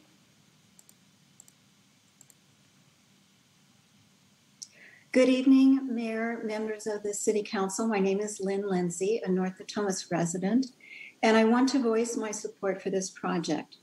Sacramento is aggressively pursuing development and community investments, and just as important as the downtown center arena, expansion of the convention community centers, Aggie Square, and development of the rail yards are to its future. So is the North Natomas Arena reuse site. In 2011, the Sacramento Think Big Natomas Committee and community found the highest use for this site was healthcare and education. Here we are in 2022. The California North State University Hospital Group, the King's Organization, and the city are bringing us a medical center and teaching hospital. The magnitude of this project for the California North State University Medical Campus and Innovation Park as an employment and economic driver cannot be overstated for arena reuse, for the city, and for the region. I respectfully urge your aye vote. Thank you. Thank you for your comments. Next speaker is Y. Chan. Good evening. My name is Y. Chan. I'm a retired dentist. I'm the founder and past president of the Sacramento Sierra Academy of General Dentistry, past president of the 1,800 members Sacramento District Dental Society, and founding dentist of the Hiram Johnson High School School-Based Health Center Dental Clinic. Although I've been retired for over 12 years, I have an active license doing volunteer dentistry in community clinics and homeless shelter.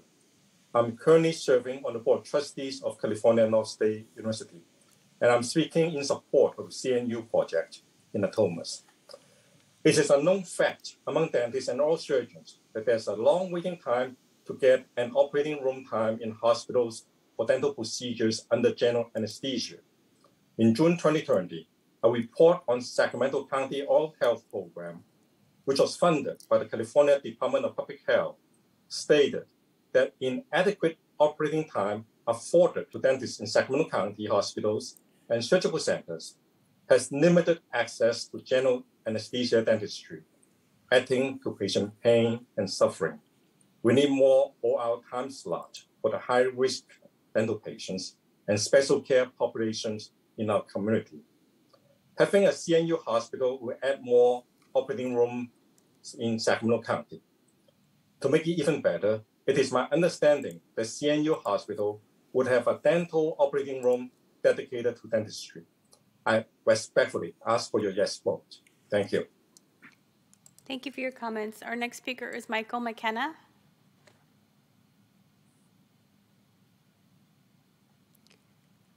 Michael McKenna, if you'll unmute.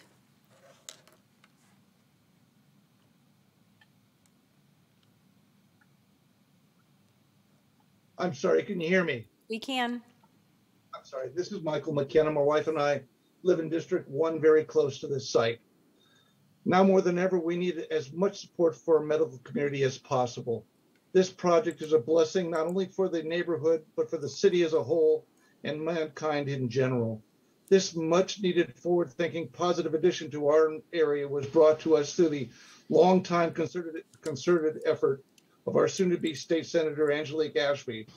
There is no valid reason this should not be an unanimous aye vote. Please do the right thing and approve this welcome addition to Sacramento. Thank you for your time. Thank you for your comments. Next speaker is Mary Lou.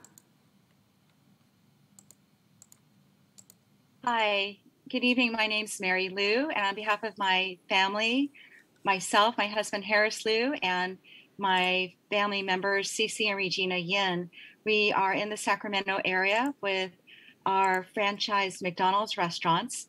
We employ several hundred, nearly 1,000 employees. And on behalf of our team members, we are very enthusiastic and excited about this innovation campus and California North State University.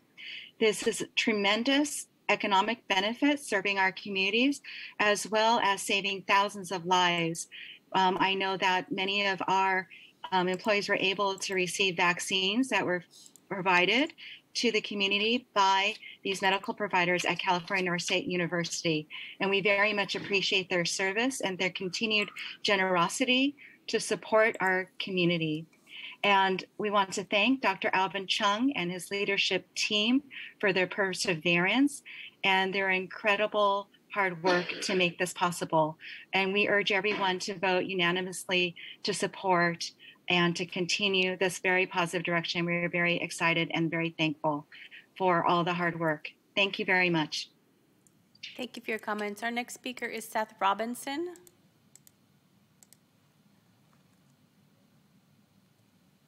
Hello there, and good evening. I'm a Natomas resident, and I appreciate the opportunity to speak for a moment.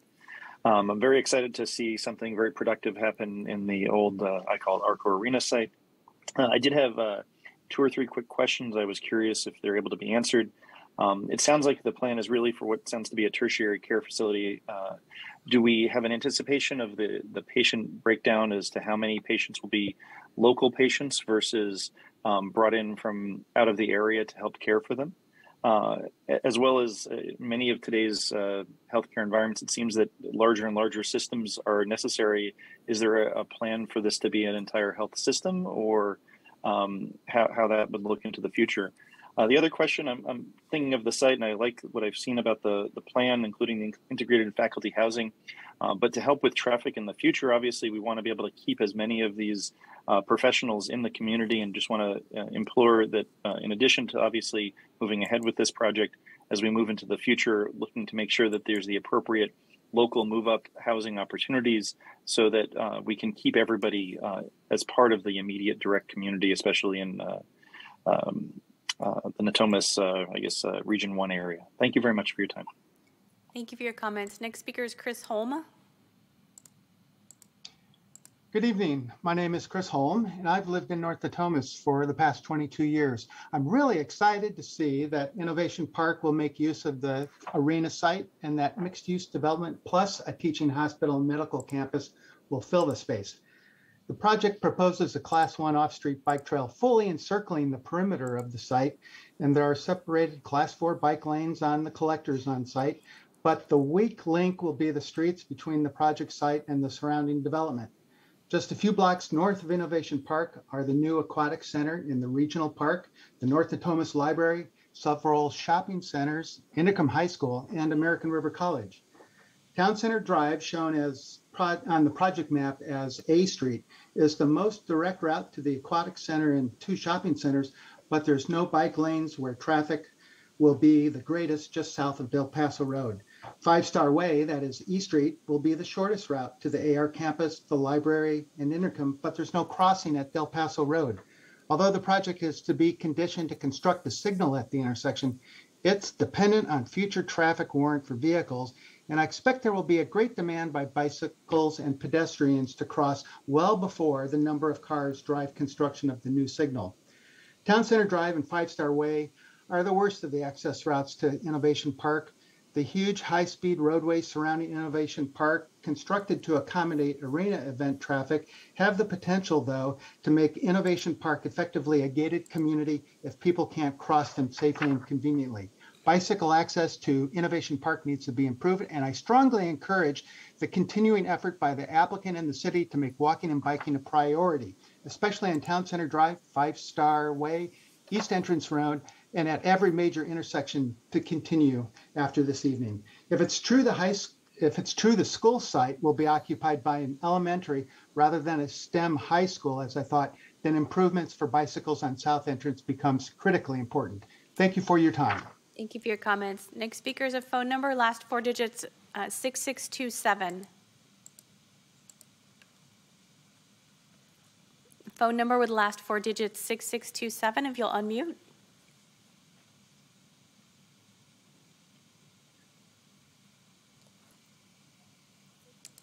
we'll move to the next person, Kevin Fiera.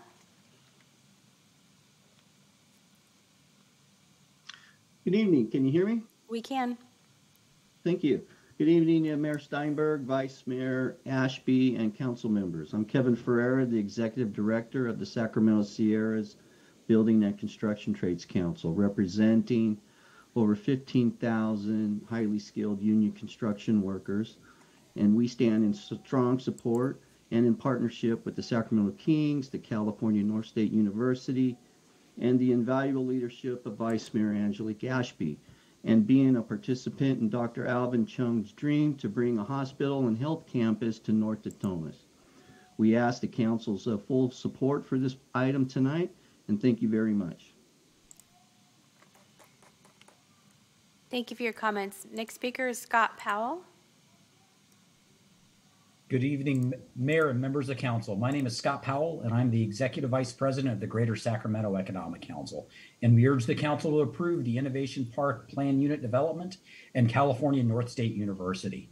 Health equity underpins all aspects of equity and inclusion. You cannot have social or economic justice without the opportunity for healthy outcomes, which we are confident CNU will most certainly provide.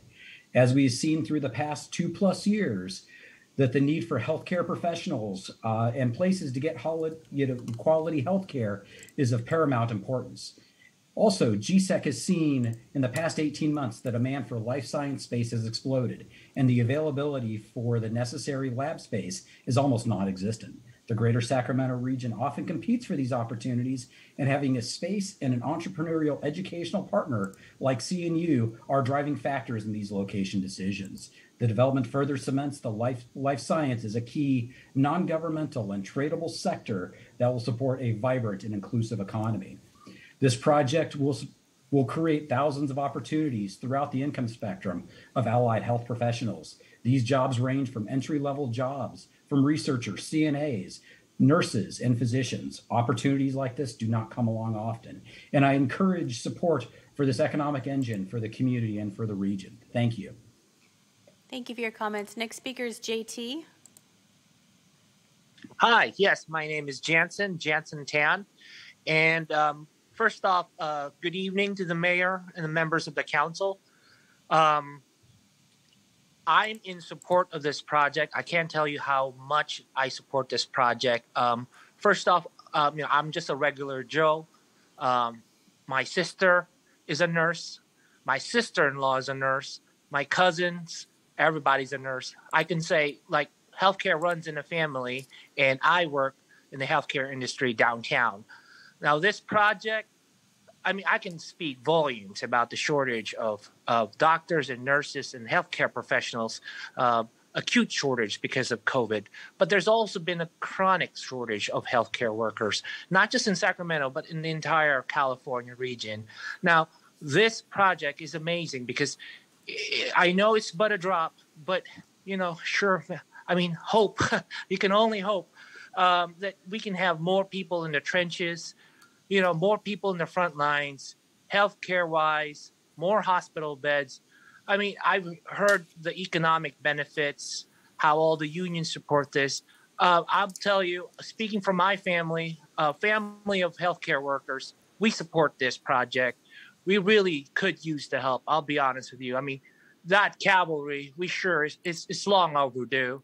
So members of the council, mayor, you've heard the unanimous voice of the people. There's just no reason not to approve this project. I have no interest in this other than the fruits, that is the nurses, the doctors, and other healthcare professionals, not just for the economic aspect. Thank you again. Hoping for a unanimous vote. God bless you all. Good night. Thank you for your comments. Our next speaker is Glail Saba, MD. Good evening. My name is Goli Saba. Good evening, Mayor and council members.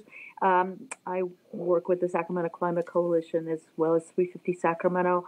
I just want to request consideration for having the trees and vegetation in the consideration of the drought and the species extinction under climate change, to at least half of them be native native plants. And I may have missed the presentation already, the part that they may have spoken about that, but I think that would be really important for our area as the drought gets worse and we have native plants. Thank you. Thank you for your comments.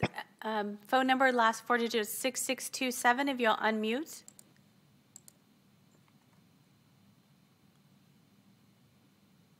Good evening, Honorable Mayor Steinberg, Vice Mayor Ashby, members of the City Council. I'm Paul Wagstaff, Counsel to the Board of Directors for California North State University. The board has asked me to express its support for the project and gratitude for the thoroughness exercised by the City Council, Planning Division, and various other departments in reviewing this project. We are excited about the opportunity to bring not only a hospital, but also a teaching hospital with state-of-the-art medical knowledge to the Natomas community and greater Sacramento region. This collaboration among the hospital, the university, and its College of Medicine, with the Sacramento Kings, the City of Sacramento, and local labor, will forge a bright future for the area and region and its residents, vastly improving their access to health care, improving their safety, and increasing their opportunity for local professional healthcare education. I noted an earlier comment by one of the public speakers about articulation agreements with local educational entities. That is something we have a history of doing, and we're excited about being able to do it in the Natomas area. The Board of Directors for California North State University respectfully urges your vote in favor of this project. Thank you. Thank you for your comments. And the last speaker on this item is Doug Snell. Good evening. My name is Doug Snell. I'm a resident of District 3. Our family is strongly in support of this project. This is a multi-generational project that will make a difference for many, many, many thousands of Sacramentans and residents of this region. We want to express our unequivocal support that this project represents the very best use for this property, this massive property that represents 60 acres or 60 city blocks. This project is such an enormous benefit for the entire city and for all residents of this region that we unequivocally want to make it clear that our support is behind this project. Thank you. Thank you for your comments. Mr. Mayor, I have no more speakers. Thank you very much, Madam Clerk. I'd like to start here, and I know we'll have the Vice Mayor make the final comments and make the motion. I just want to begin by thanking the Sacramento Kings for hanging in there and for, the expertise really of Jeff Dorso, Martina Colacatronis, and the team to really work through over a decade, a very complicated set of issues that bring us here today.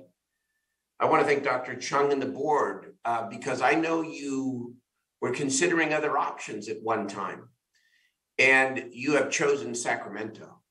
And we are grateful to you. And we are also very, very happy and believe you have made, and you and your board have made, a good and wise decision. I want to thank our city staff for really doing such a terrific analysis and job on such an important project for our city. And I want to especially thank Teresa, who I know is about to retire, for making this quite a finale. And then I want to thank Vice Mayor Ashby and the Natomas community, who really, are the heart and soul of what we're doing here tonight. Not only, Vice Mayor, your work on helping negotiate some of the very important details, including with our friends from organized labor. I want to thank Kevin Ferreira and the building trades as well. but also for insisting over the course of your tenure in a decade that the people of Natomas deserved something good and special. Something good and special. That you were not going to settle for just anything because it might technically come under the definition of jobs. It had to be the right jobs. It had to be the right project. And sometimes I suppose the lesson is that sometimes saying no and waiting for the right opportunity for the Kings and for the community and for you turns out to be the wise strategy. And so I want to say thank you and to congratulate you. And I suppose for myself as mayor, if I've done anything at all, which isn't much, I've helped back you and the community up in that very idea that there was a promise made, as I said yesterday, and you've repeated, and now there are promises kept. And the beautiful Golden One Center is something we're all so proud of. And there was an equally compelling promise made during those heady days of 2013 and 14, and that is that we would replace the arena in Natomas with something like what we are doing tonight. And so fortune sometimes shines on those who are smart and wait for the right opportunity. And that's exactly what is happening here tonight. And finally, I won't completely quote former Vice President, now President Biden, when he talked to President Obama with a live microphone when the president was about to sign the Affordable Care Act. He said something like that, something like, this is a big blank, blank, blank deal.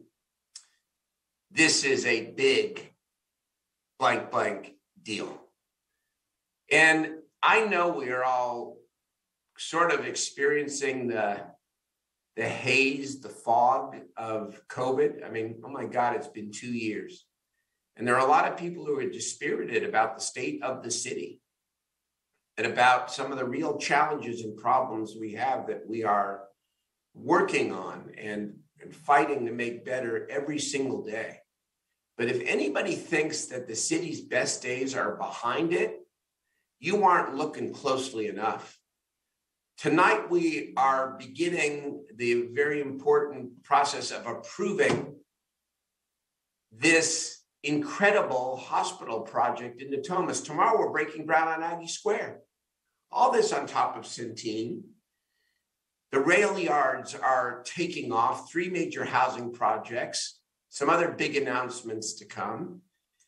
And that doesn't include all of the new housing and new retail, high-end retail that's happening in the downtown, midtown, all the energy in our diverse commercial corridors throughout the city and all the opportunities. Are you kidding me?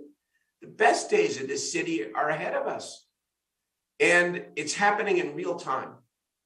And I could not be happier or prouder, of you, Vice Mayor, of our entire city council, our team, the Natomas community, the Kings, Dr. Chung, and everybody who brings us here today. Let's walk out of the haze and the pall of COVID and start celebrating some of the great things that are happening here. And not let this go as another council meeting and another night. It's a big deal. And I thank you very much. Councilmember Valenzuela. Thank you, Mayor, and thank you everybody for calling in and for all of the work. As a relatively new council member, it's always helpful to hear about all of the years before of discussion and planning and design. And I want to start by saying that I'm supportive of the zoning changes that are happening here. I think I do echo what Chris Holm is saying in terms of my concerns with connectivity in and out of the complex, because obviously we don't want to just have a 1 mile cycle track. You know, we want to actually have folks be biking and walking in and out of the complex. So I'm going to raise that as an issue that I agree with. But tonight we're really, in terms of actual project, only talking about the hospital and the central plan. So I'm really going to restrict my comments to that. I have a lot of thoughts about the school and the park and the childcare and all of that stuff, but that's not what we're really voting on tonight. We're zoning for that, but we're voting on the hospital and the central plan. So I have like a few buckets of questions here, and it's going to start with the hospital. So for the folks at North State, and I'm sorry we didn't get a chance to connect before this meeting, so some of this might be a little redundant, and I apologize for that, but are you a nonprofit or a for-profit hospital? Hi, Councilwoman Venezuela. At this time, we are working on two parallel financing process. So I would say that soon after the council decision, all the tracks become accelerated. There is a high probability it could be either one. I can't, say, whether it's a for-profit or non-profit. But one thing I can commit and I can deliver that promise is that the origins of the funding has nothing and no bearing of our continuous and unwavering commitment to deliver high quality of care to this region. Okay. We are going to make healthcare accessible. We are part of the overall healthcare delivery infrastructure. That will be the most important. Okay, but is your current hospital in Elk Grove, is that for profit or nonprofit? The school. Are you asking the school? Yeah. Okay. The initial funding of the university is privately funded. That's helpful. I'd like to add to that. I have a lot more questions for you, Dr. Chen, so I don't know. So I just want to say, my next question is, are you planning to accept Medi-Cal patients at this hospital? Absolutely. Okay. Absolutely. And I saw when your team was going over the plan, you mentioned level 2 trauma centers. So are you going to have cardiac cath lab or stroke capabilities in your emergency department? Yeah, after we opened the hospital, after a few years, as part of the application process, we'll file for application for certification to be a trauma center and that. Okay. Part of the cardiac service, interventional cardiac service, it will be available on day one when we open. Okay, yeah, okay. So for the labor part, I'm really excited about the project labor agreement. Thanks for doing that. I'm curious about the other workers, though, that are going to come into the hospital after it's open. So is your other facility unionized? I think that this is a question that definitely we will work with, organize, labor workforce. And then, so I am very open-minded to every aspect of union workforce. Okay, so would you agree to card check neutrality for your new site? Can you repeat the question again? Would you agree to card check neutrality at your site for organizing? Oh, you mean MOU? Well, I mean card check neutrality. I have some soundbite interruption. Okay, you mentioned about MOU. No, I mentioned card check neutrality. She's asking if you're in a position to get a card check agreement, Dr. Chang. Oh, I see. At this time, there are a lot of details that we need to work through, so I don't have a definitive answer to your question. Okay. Sorry about that. No, it's fine. It's good to know. Okay, my next set of questions is less for you, probably more for the design team. I have questions about the central plant. So I'm not sure who the right team would be to ask this question to, but I'm curious about the fuel type for the central plant. I heard it's diesel.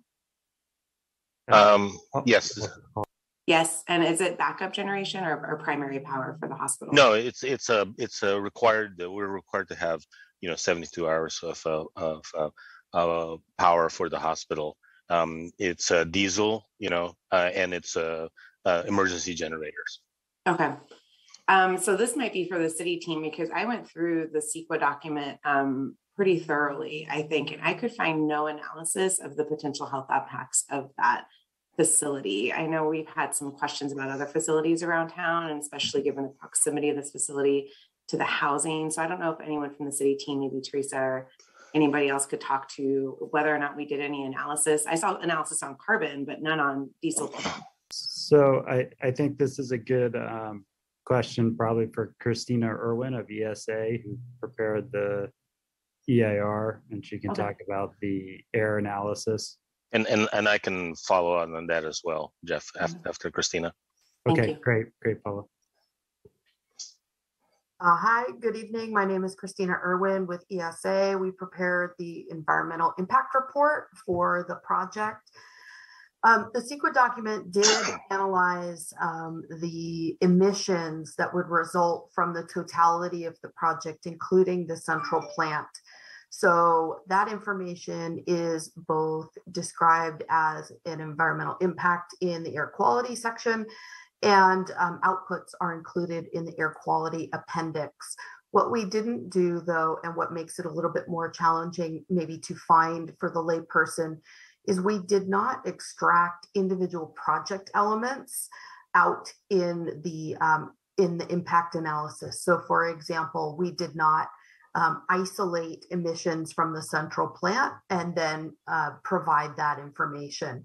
We looked at the totality of the project. I appreciate that. You know, I might have more experience with CEQA documents than you realize. So I saw absolutely nothing in this document about diesel particulate matter. So did you do any analysis on the potential emissions from the site and potential mitigation needed? Well, just to follow up, we did, as a design team, because, part of the issues that came up was that, the planning, Sacramento planning wanted us to move the emissions in the mechanical yard away from the street and closer to the building. So we did that, and actually it puts all of those emissions from the diesel as well as other things closer to the hospital. A lot of the air intake. So we did an air entrainment study, and we did a noise study to try to make sure that we didn't adversely impact the hospital patients, because they're actually the ones who are closest to the hospiel. So sorry, go ahead. No, finish up, Paul. Yeah, and I'll just say that, again, we've got those reports, and we meet all the requirements, and we've make sure that we're not causing a problem for the hospital, and by extension the residents nearby. The other thing too is that there's also, the Sacramento Air Quality Management District has very strict requirements as far as emissions, and we have to work on the generators. Basically, we have to provide what are the essentially giant catalytic converters to remove emissions from the generators, even from a testing standpoint. And that's helpful. And Christina, just I want to be crystal clear. All air impacts were analyzed. They were analyzed in aggregate. Christina, can you clarify that for Councilmember? Well, and Jeff, I just want to make super clear, because I literally read these sections yesterday, and I've written legislation on CEQA mitigation, right? So I understand what I'm looking for. What I saw was no mention of anything outside of construction related particulate matter. And what I saw in terms of project impacts was all carbon. And that's why we talked about solar panels. You talked about EV charging. You talked about using offsets, which, by the way, city team, we've really got to talk about whether or not we use offsets for CEQA mitigation, because I find that really counter to our regional greenhouse gas emissions goals, and I don't appreciate that we do that. But I don't see anything in here around PM operations, and that's why I asked the question, because the analysis that Paulo just mentioned was completely absent from the CEQA document, and that is probably much more direct and dire potential health impacts for the apartments across the street from this complex than any other impact that the hospital would have from an environmental perspective. So I think Christina should be able to clarify construction versus operational air emissions, which I believe were analyzed. Yeah, and I'm telling you, Jeff, I saw it and it's not in there. And so unless I'm missing a section, and I would love for you to point to me the section that talks about particulate matter impacts and mitigation, what Paulo just mentioned in terms of catalytic converter type mitigation measures was not listed. And that gives me some level of comfort in terms of this plant design. But like I didn't see anything in here about this. And I word searched, I read it directly. I did everything I could to try to find where is the analysis. And all I could really find was carbon and the construction related impacts, which was great to see in there, although I may dispute the mitigation measures.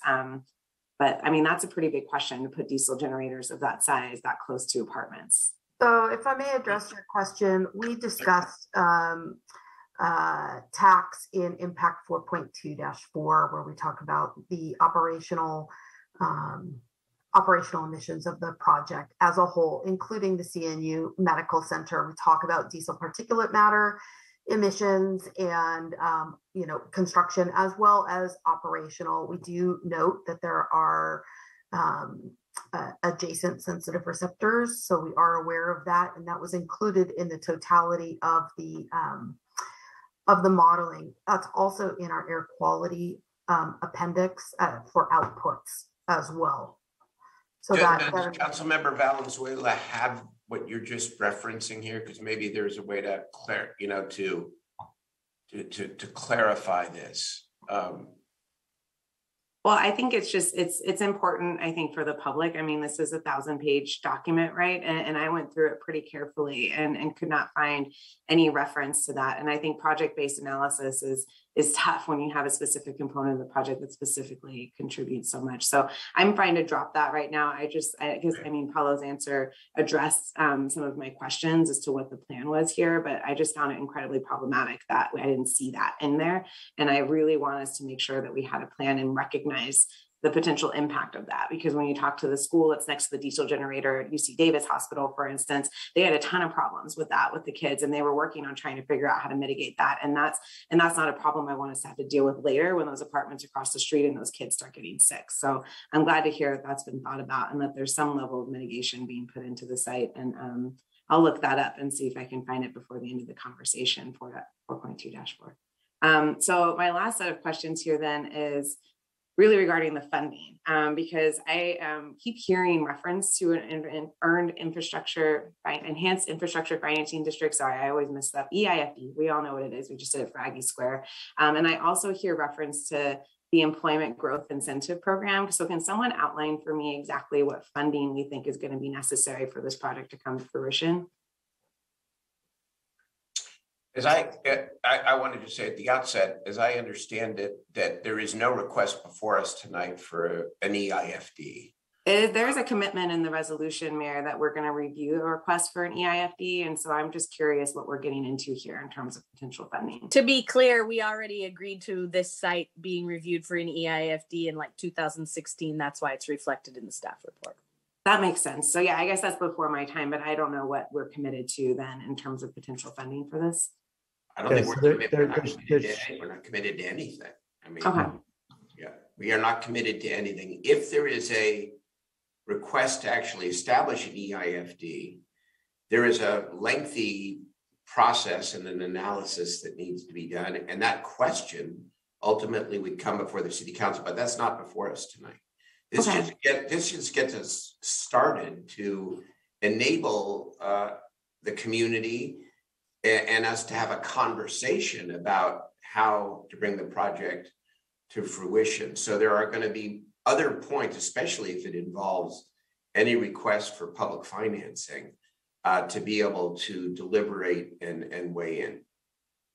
Okay, so then I guess, so can I not ask then about potential plans for public funding? I would love to understand that. Sure. Go. So, I mean, I heard EIFD, I heard potentially other financing agreements. Can anybody give me an outline of what that might look like? Sure, love to. So, this site, like any site, just like the rail yards or Granite Regional Park, or you name it, is a big, 180 acres. And we're looking at all the sources we can as we pull together the cost of infrastructure. So the first task is really understanding what infrastructure is required, what that costs, So we're in the process of working through that, finding out what that is. Then you have to look at what you're actually building, kind of what that yields or not, and then to the extent there's a gap or how that's covered. So that process is all underway. And when you do that, you open the full toolbox. So you look at everything that's possible. There'll be, I'm sure, considerations for things like Melrose if it's residential or other mechanisms. And EIFD is one potential mechanism that's there, certainly. That mechanism is attractive for a couple reasons, as you probably know from your state background. When redevelopment went away, they essentially created enhanced infrastructure districts to help areas that needed development and have large infrastructure needs, because those funds are generally limited to certain uses. And so, as Councilmember Ashby mentioned, the city had previously identified and studied a few locations that they wanted to target, one of which was this location, partly due to the infrastructure demand. There's over $100 million of infrastructure, just putting a guess out there. So there's a huge demand on top of what you're already putting in. With some of the moves of the current city council, that they've done as well, putting some of the local benefits, including 20%. If you do fund an EIFD, 20% of those funds also go into affordable housing fund. So it also generates a great deal of revenue to help on that type of housing. So if you have a project like Aggie Square where there's no housing, it's not really helping that issue in the community. Like, that's a great tool to generate some funds. Here you sort of get both, which is great. You're going to get 10% affordable housing. Plus, if there is an EIFD, you get 20% of the EIFD into the affordable housing. So it ends up being kind of a win-win. So all of those are going to be looked at down the road, and we're not going to take any option off the table. And then we'll see what makes the most sense. And as the mayor mentioned, to the extent that there are financing mechanisms that we have to bring forward, like if it's an EIFD or any other type of district formation, we'll need council approval. And at that point, we'll probably have a robust discussion, and probably a lot of months before that, have a robust discussion on kind of what that looks like and come to something that hopefully works for everyone.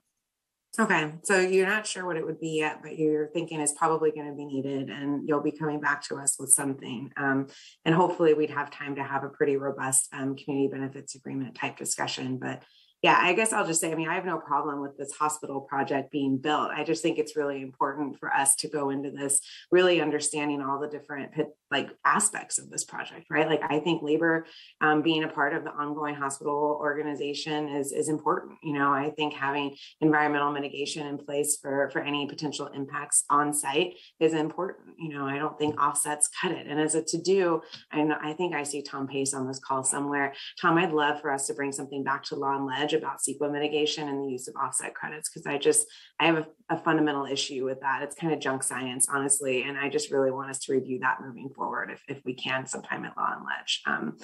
There you are. Thank you, Tom. Anyhow, I'll just stop my questions there and let my colleagues weigh in. I know I've monopolized the time, but thank you for answering the questions. I'm sorry we didn't connect before this meeting, and I'm looking forward to the discussion tonight. Thank you very much, Councilmember Valenzuela. Councilmember Vang. Thanks, Mayor. Hi, everyone. First, I just want to say congratulations to Vice Mayor Ashby.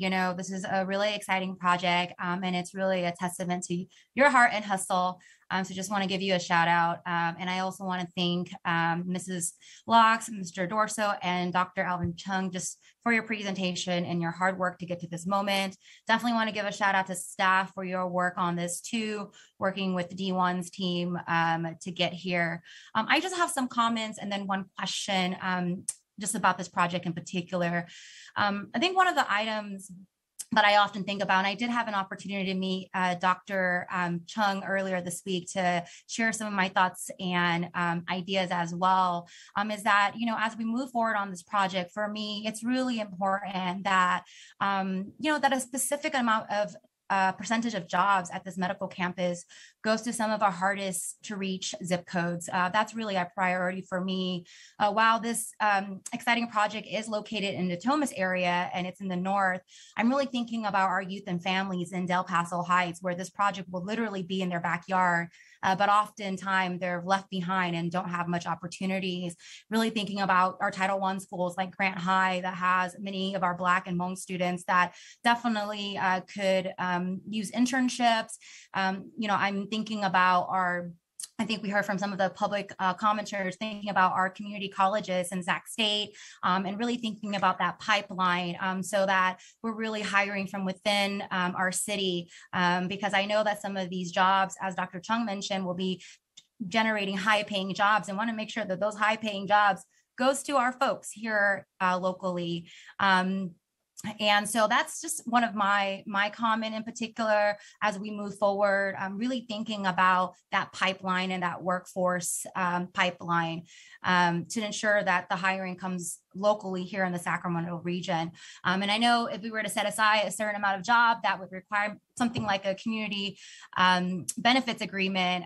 But just given that, I think Councilmember Valenzuela had asked about what is the public financing for this. At this moment, I think just based on the presenter's answer, we don't have an answer to that yet, but I would like to share that, if we do end up doing public financing for this project, for me in particular, it's going to be really important to make sure we have a community benefits agreement for this project so that we could really set aside a specific amount of jobs for workforce, for housing, and for specific area codes. Overall, I'm excited and supportive of this project, but just want to ensure that if we do end up using public dollars in the future, that we have a CBA in place to ensure that, when we talk about equity, that we're able to uplift all of our communities. And that includes some of our youth and families in Del Paso Heights, who I think will absolutely benefit from this project. And that's why I'm excited about this. So those are my comments, Mayor. Thank you.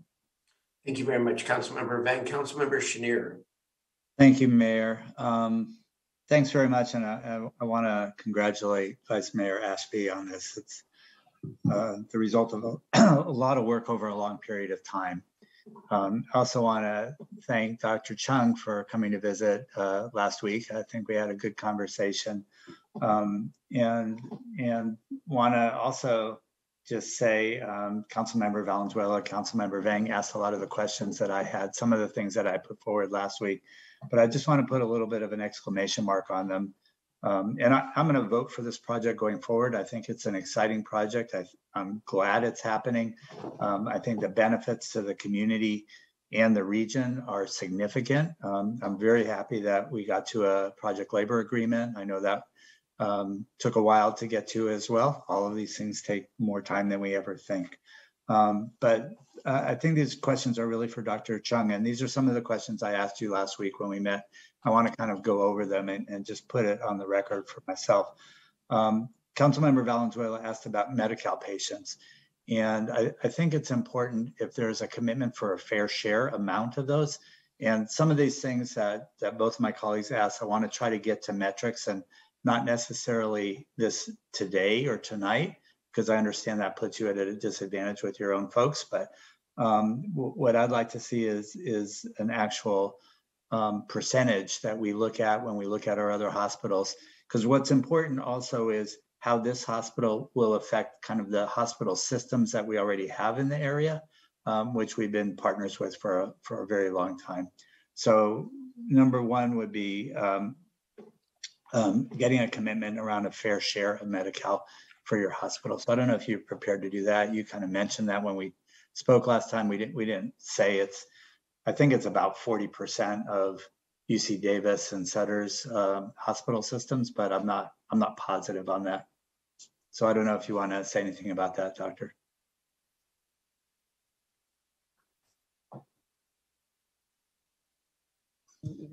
Hi, Councilman Chenier. Grateful that you asked the question so that give me another opportunity to address that. When we have that conversation, I mentioned definitely we will take care of Medi-Cal patients. That is our commitment at the teaching hospital. We certainly will deliver that promise. As far as the fair share, that is exactly what you have in mind. Is that we will not be different. We will not be different than all the other hospitals who make that contribution and taking care of those members of the community in times of needs. So you have my promise. We will do exactly other members of the healthcare hospital in this region. That's terrific. Thank you. I appreciate that. Thank you. Also want to just put a little bit of an exclamation mark on the jobs piece, which Councilmember Vang just brought up. And, what we did, and you and I had this discussion. I know this is not Aggie Square. Aggie Square is a research park. You are more of a hospital. I get that. It's different. But there's a lot of experience that Councilmember Guerra and I have with Aggie Square over the last 3 years of our life.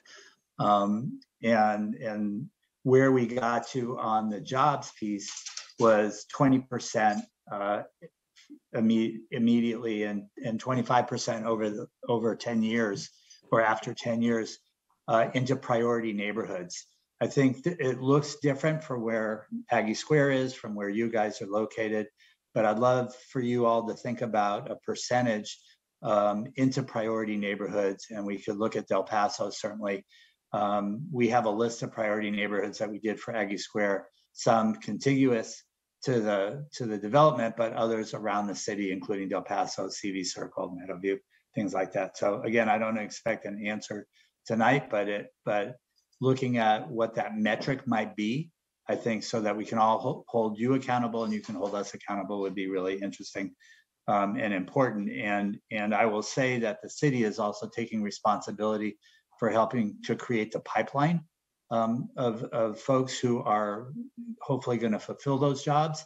So, and I would hope that we can work with you all in the same way, because we have to have some responsibility for making sure that there are both young people and adults who have the skills and competencies to take those jobs when they occur. So I don't think it's all on you, but I think it's a partnership that we should be developing.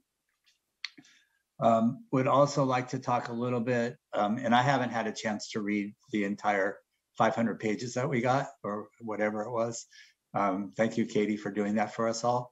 But transportation is an issue that we'd love to see involved in the community benefit agreement. And the CBA that Councilmember Vang was talking about, I mean, we're a little bit sequential here on what's happening. We're doing things certainly that we didn't have to do for Aggie Square because it was UC.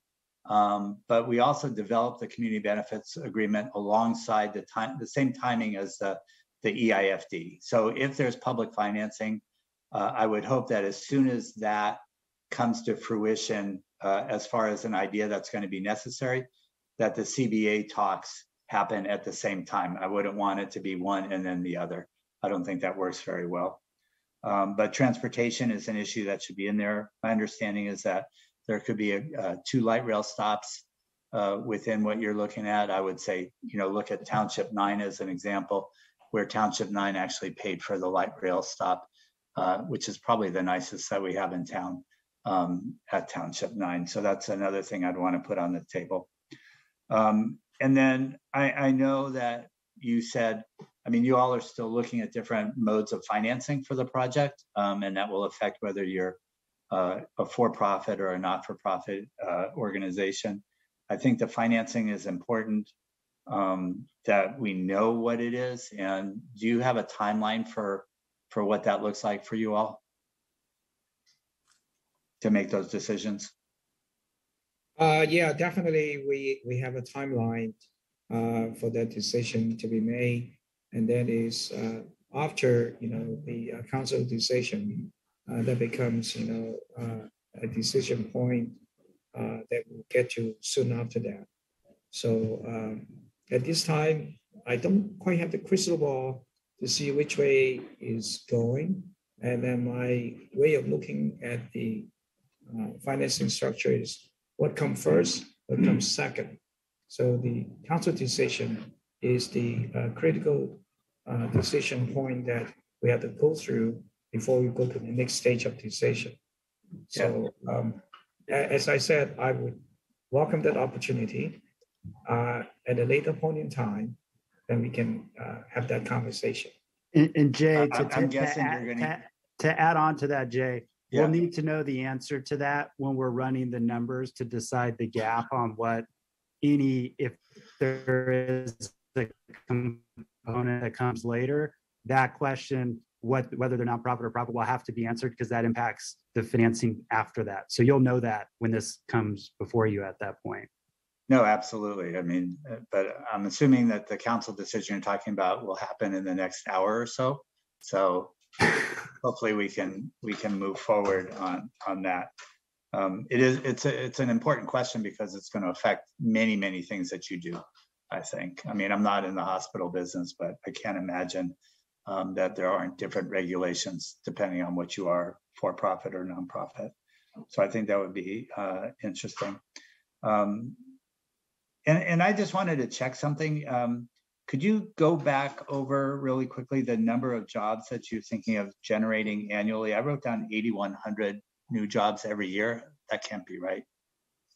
Well, this is based on the economic impact study and analysis based on the direct, indirect, and induced economic effect.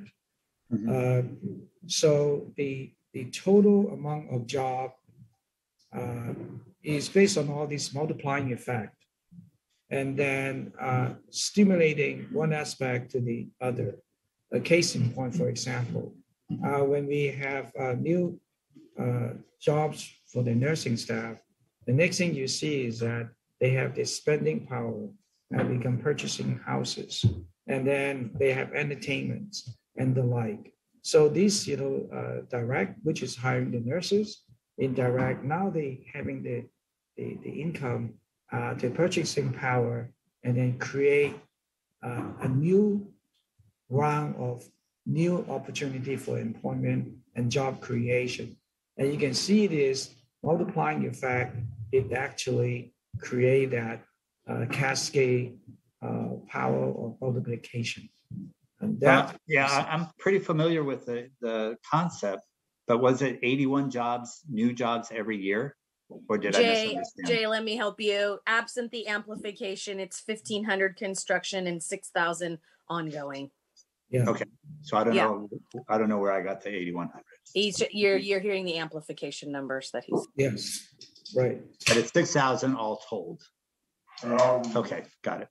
All right. Well, I think it's an exciting project. I certainly wish you luck. Most of it will happen when I'm no longer here, on the council at least. But you have a lot of work to do. Yeah. But I think it will benefit the community, and I agree with you. It'll benefit the region. We're hoping that a partnership between the city and you all, which I know the vice mayor has worked hard on, will continue, and that we're all transparent about what's happening here. Thank you. Thank you. Councilmember Harris. Thank you, Mayor. Jeff, you're a product of Waldorf education and you're a heck of a cyclist, so what's not to love?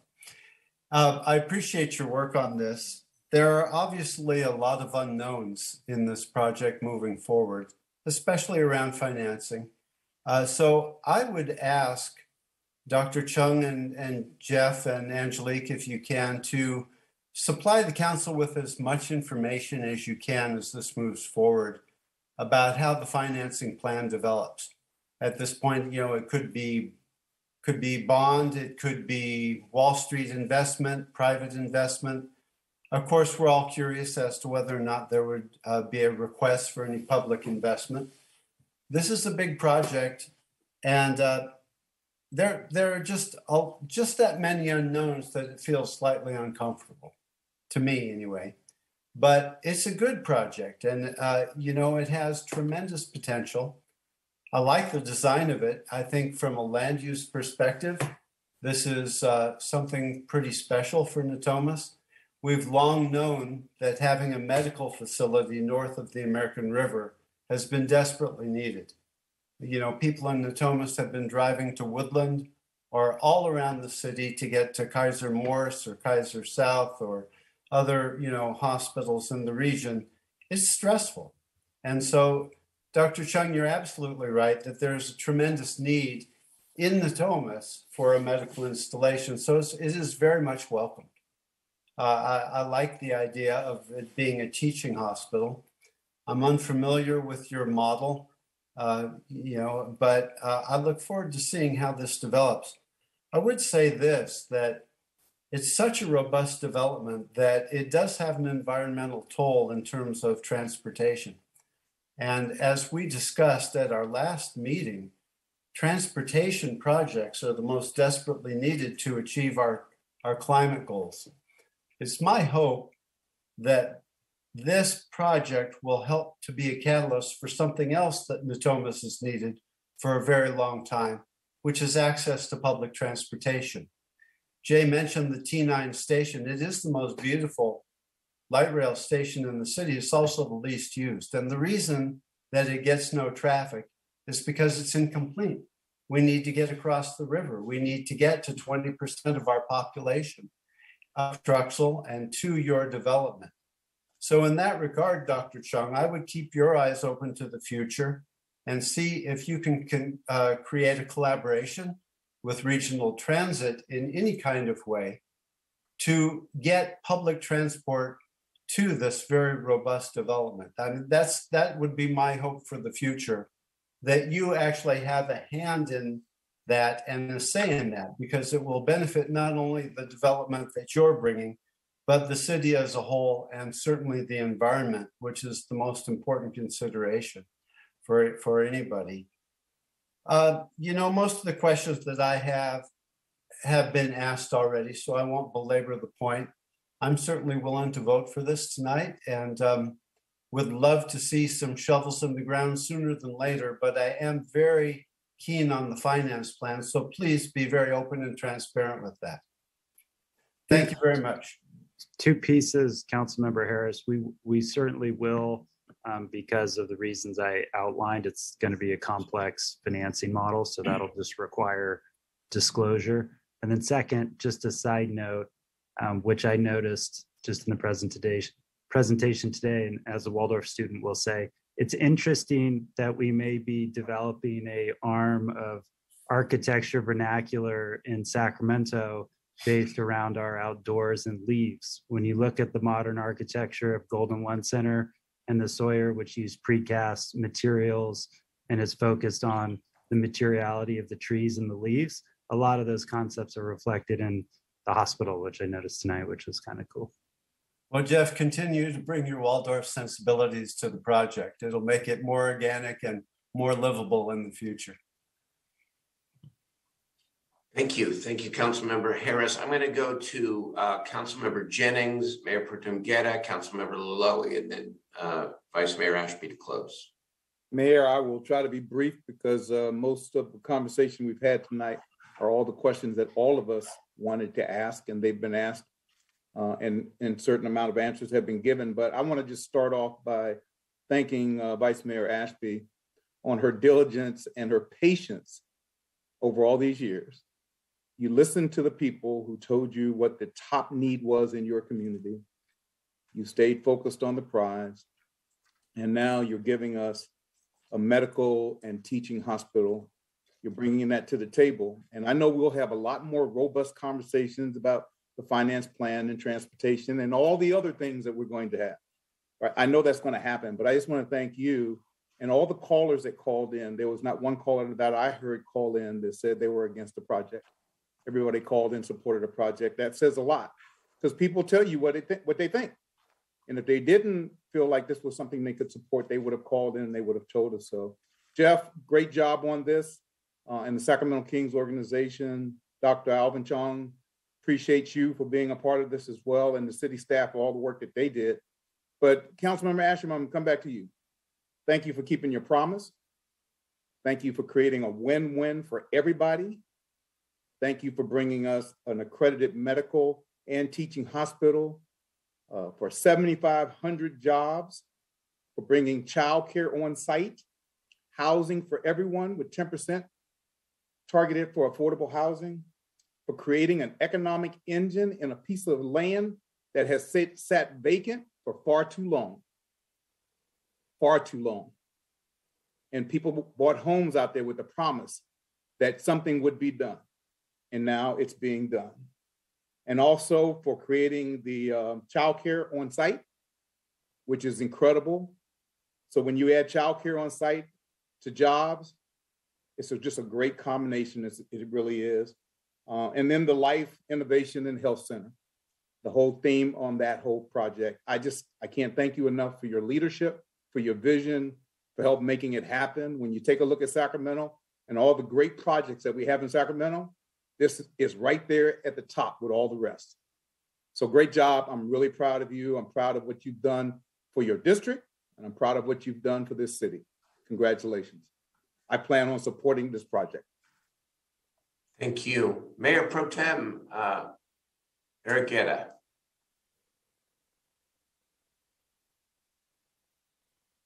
Sorry about that there. I got confused with the title, Mr. Mayor, still. Yeah. But first, I want to, thank you again, everyone involved in this. Clearly, a huge undertaking, and very much like any major project. As the mayor pointed out, tomorrow we'll be at the Aggie Square groundbreaking.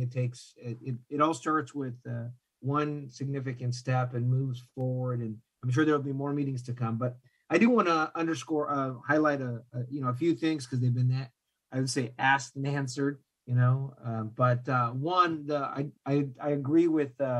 Today we were talking about the land use decision, which again I think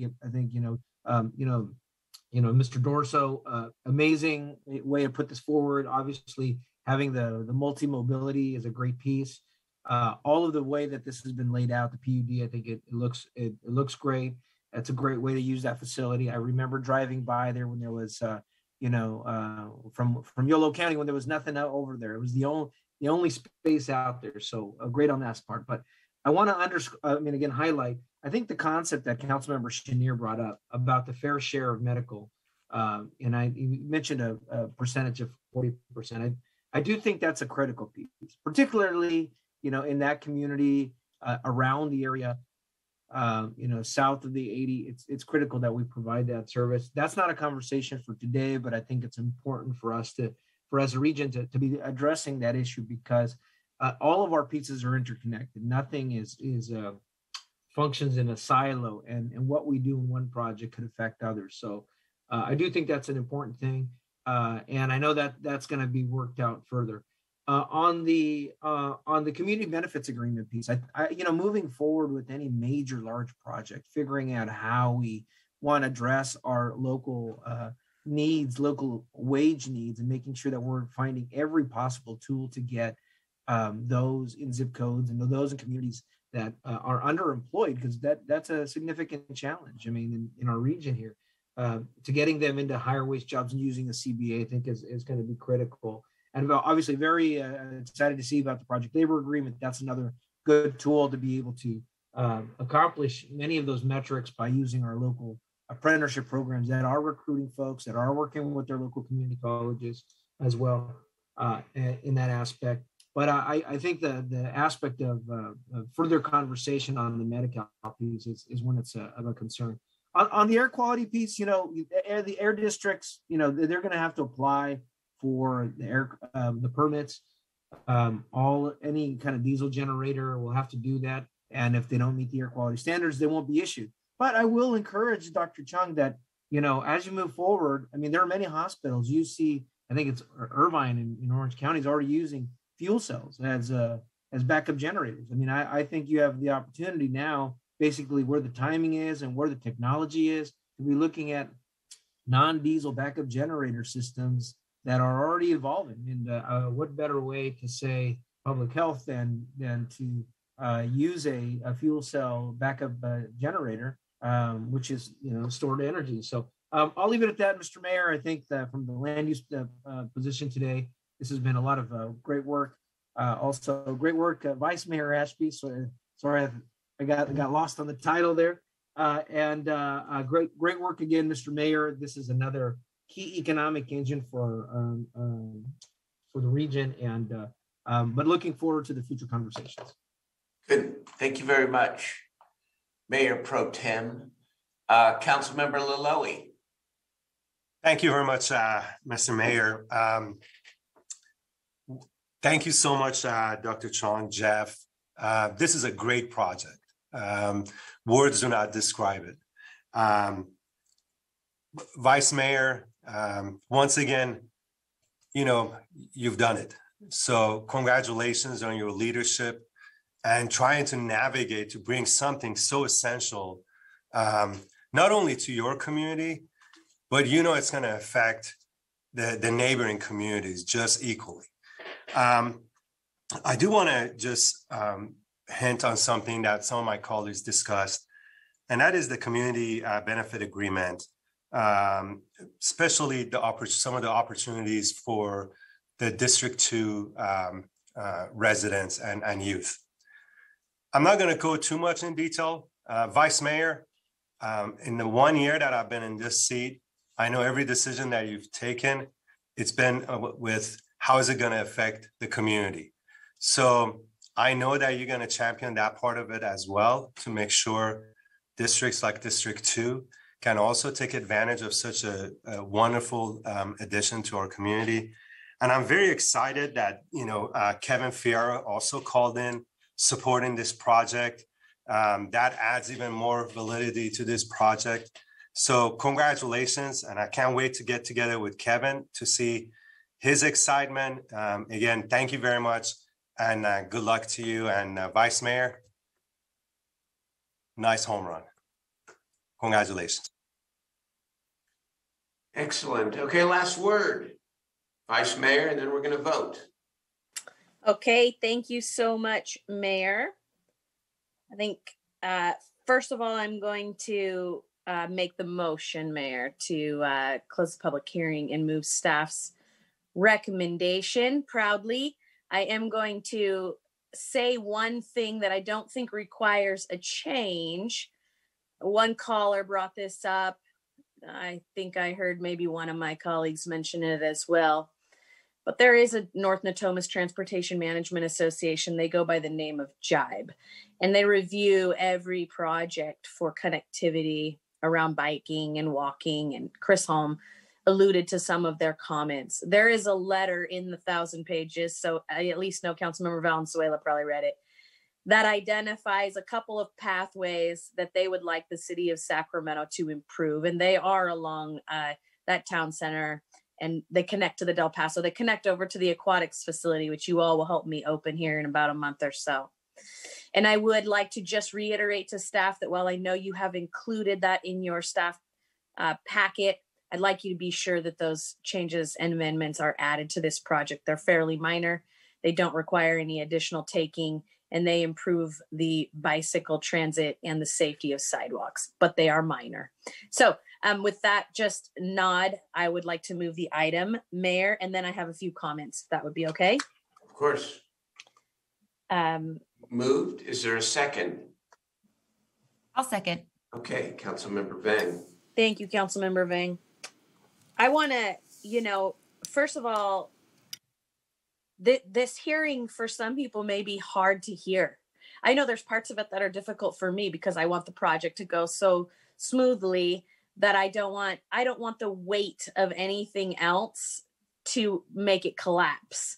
It's already such a big project. However, all of your comments were really good and important.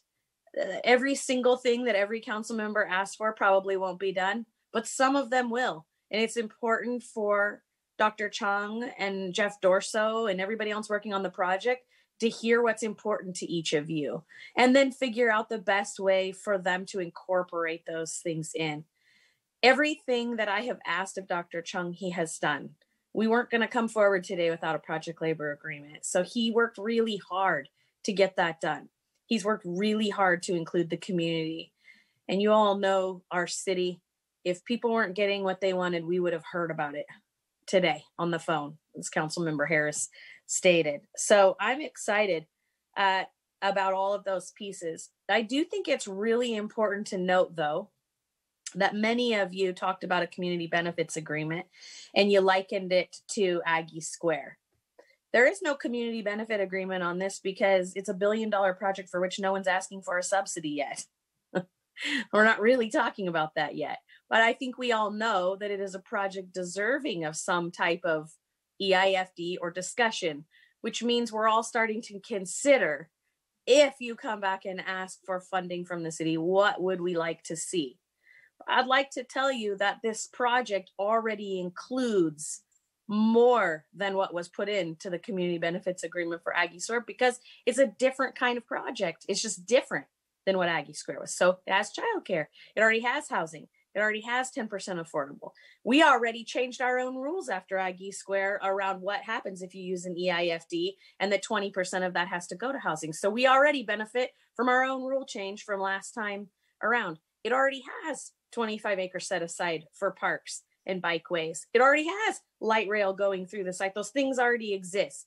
So I would just ask you to tuck those away in the back of your mind, along with the questions that you brought forward today, which are all important too, but to remember them. So when and if we do come back, and I may or may not still be sitting on this dais when this project comes back forward and needs additional help, that you remember that they've already taken big, bold steps on the front end. Right now, they've taken big, bold steps before even getting here. And I'm sure they'll take some more from some of your great suggestions today.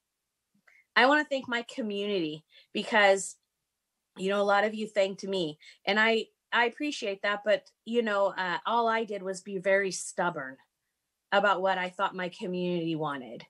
And right, Jeff? But, I refuse to cave to anything lesser.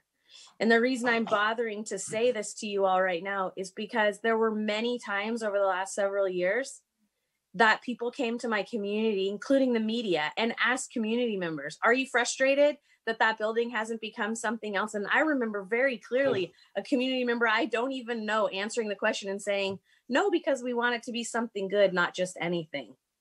And so I need to thank my community for trusting me and giving me 10 years to get to this solution.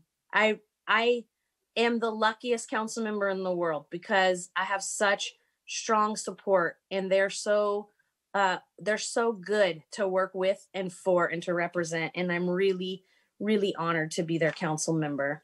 And I want to thank Dr. Chung and his whole crew for going through this gauntlet tonight and hearing the concerns of my colleagues and also the support of my colleagues. And I hope it did your heart good, Dr. Chung, to hear all those people on the phone so excited about your project and so enthusiastic to hear people who are nurses and people who just live in the community and just all those folks so excited about this project.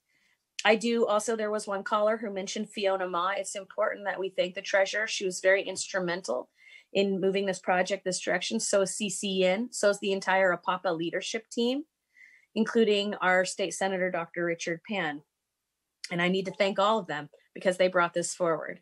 This project never makes it to us. We never get to this night, much less having it developed without the Sacramento Kings. It's really important to note here that they gave 30 acres to get this done. That's a big give. And I really appreciate Matina and John Reinhardt and Jeff Dorso for doing that. And the mayor said he did a lot in the way of backing me up. Well, these are the kinds of things he did to back me up. We made the original presentation together, and it included that ask of the Kings. And so, Mayor, you played a big role in this. I do want to thank groups like Crown Downtown.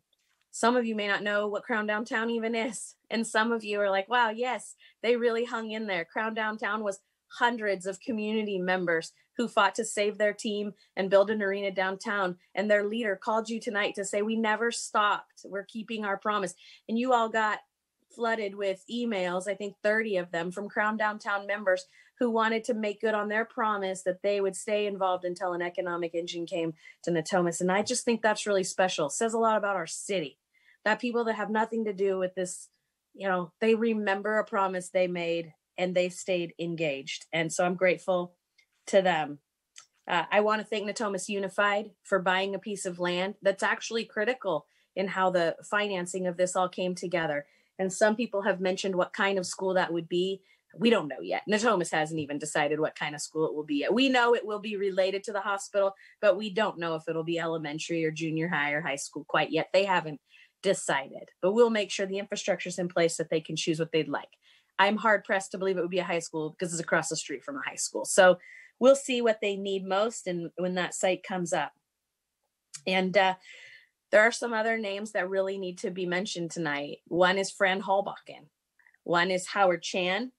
Of course, you've already heard about Teresa, but Greg Sundlin and Stacia Cosgrove need to be thanked too. Those folks have been working on this project tirelessly, pushing it hard, doing the work it takes to move something this quickly to get to our council with that robust of a report. And I am really grateful to them. 170 acres, 25 acres for parks, childcare, mixed income housing, 10% promise affordable, Mayor, a school, a medical school, a nursing, a pharmaceutical, a psychological, a health sciences. I can't even remember them all now. And a teaching hospital, 11 stories high with a helicopter pad on top that can serve our community. Many of you talked about whether or not we needed this tonight. I am married to an emergency room nurse who runs the downtown emergency room in our city. I have watched him over the last 2 years work 12-hour shifts, come home, sleep 2 hours, get back up, and go back to his hospital to help more people. I don't need anyone to tell me that we need this. I watch it every day on the very tired face of my own husband. And you heard it in the voice of the callers who work in the health industry. And I know you see it in the faces of your friends who work in the health industry. Dr. Chung, your vision, your dream is amazing. And we're here to help you get it done. Thank you so very much for bringing it to Sacramento. And to my colleagues, thank you for asking good, hard questions that'll help make the project better. Jeff Dorso, you're the key to getting this done, my friend. Thank you so much for hanging in there this whole time. Over a decade, we're the last two standing, and I'm really proud to be standing next to you. That's it for me, Mayor. Thank you so much for your support and your help. Absolutely. Let's call the roll. Thank you, Mayor. The public hearing was opened and closed by Vice Mayor Ashby and a second by Councilmember Vang. Vice Mayor Ashby. That's correct. Yes. Councilmember Laloe. Aye. Councilmember Harris. Aye. Councilmember Valenzuela. Yes. Councilmember Chenier. Aye. Mayor Pro Tem Guerra. Aye. Councilmember Jennings. Yes. Councilmember Vang. Yes. And Mayor Steinberg. Yes. Unanimous. Let's go. Let's go. And congratulations. Congratulations, Dr. Chung. Thank you. Thank you, Dr. Chung. Let us now move on to item 20, which I understand will be brief, then we'll get to the mid-year budget.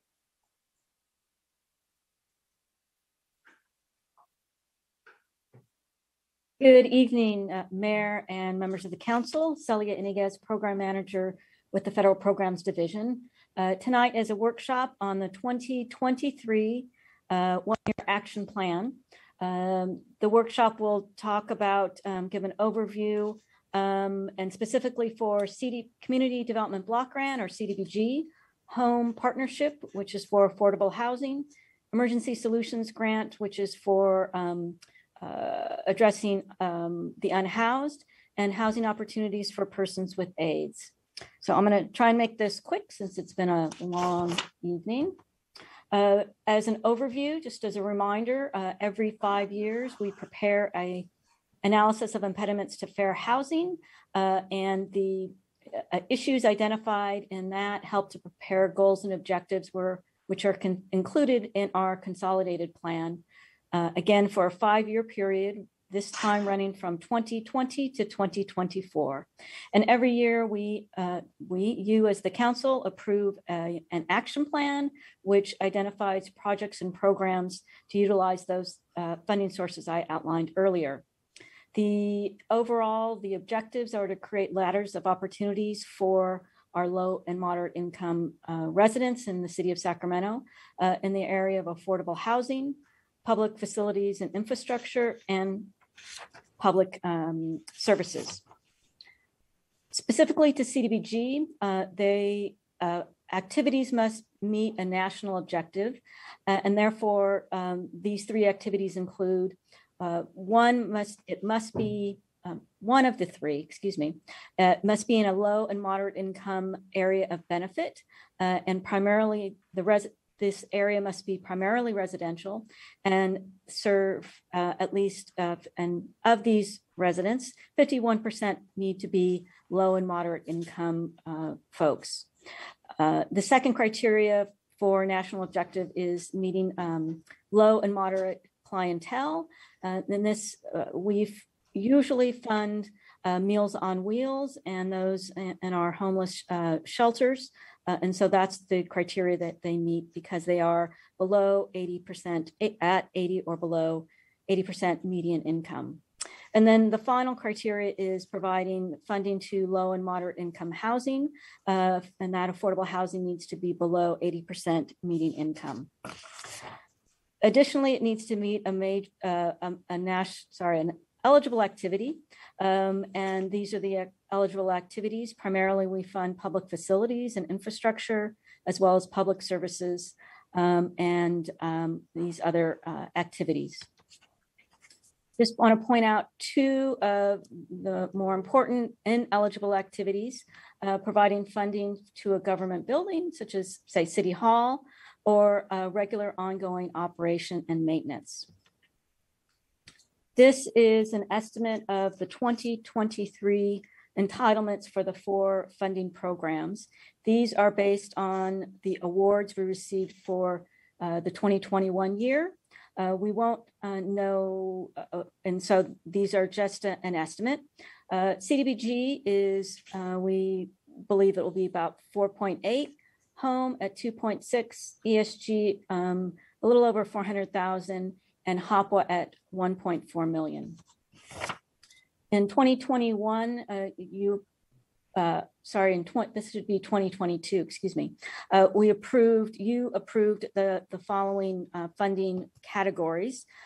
Infrastructure at about 2.8, housing at 1.6, public services nearly 600,000, planning and administration that goes to paying staff here and some minor programs, planning programs.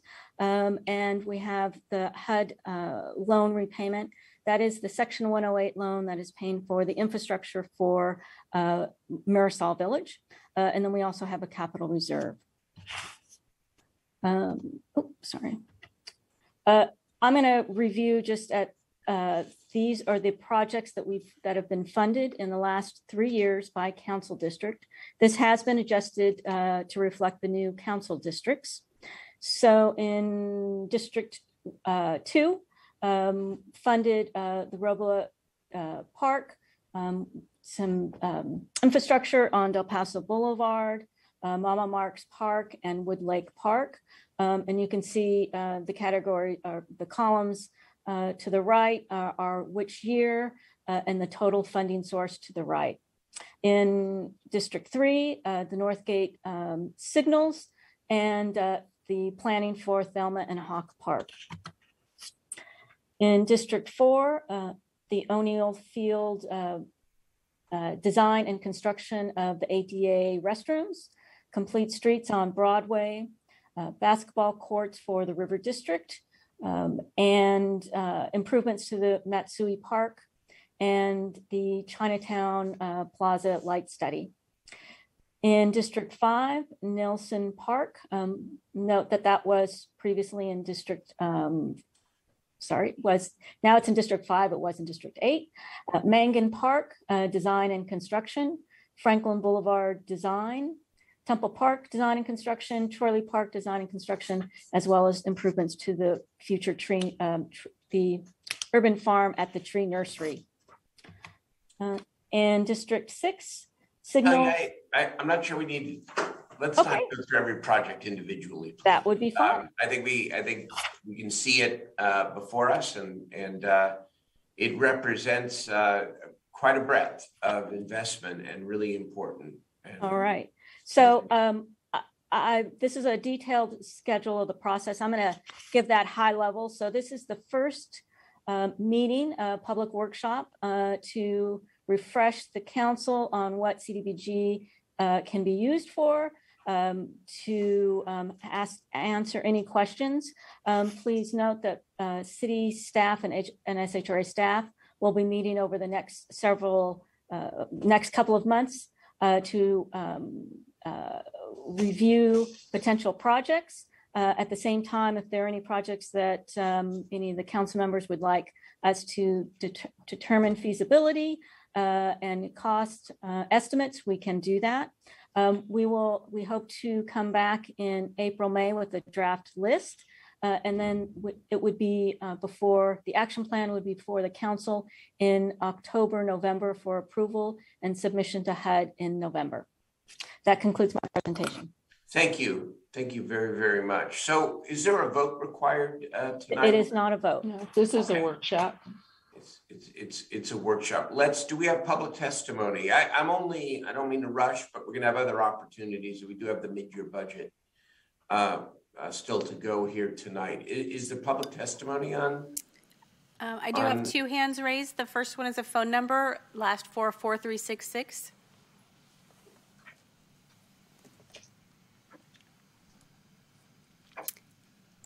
Mr. Davis?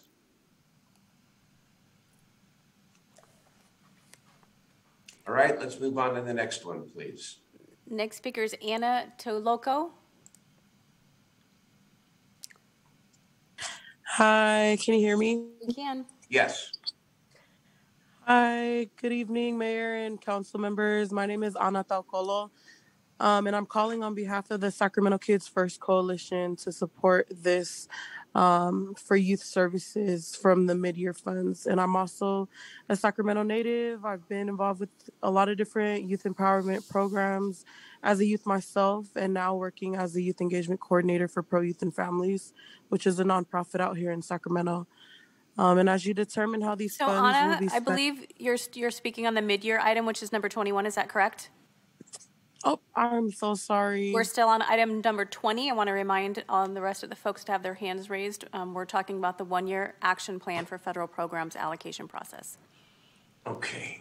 Tonight is, again, an important part of the process, but just the start of a process where it's the beginning of being able to provide real input to the agency and the community, to your city council members about what you would like to see funded.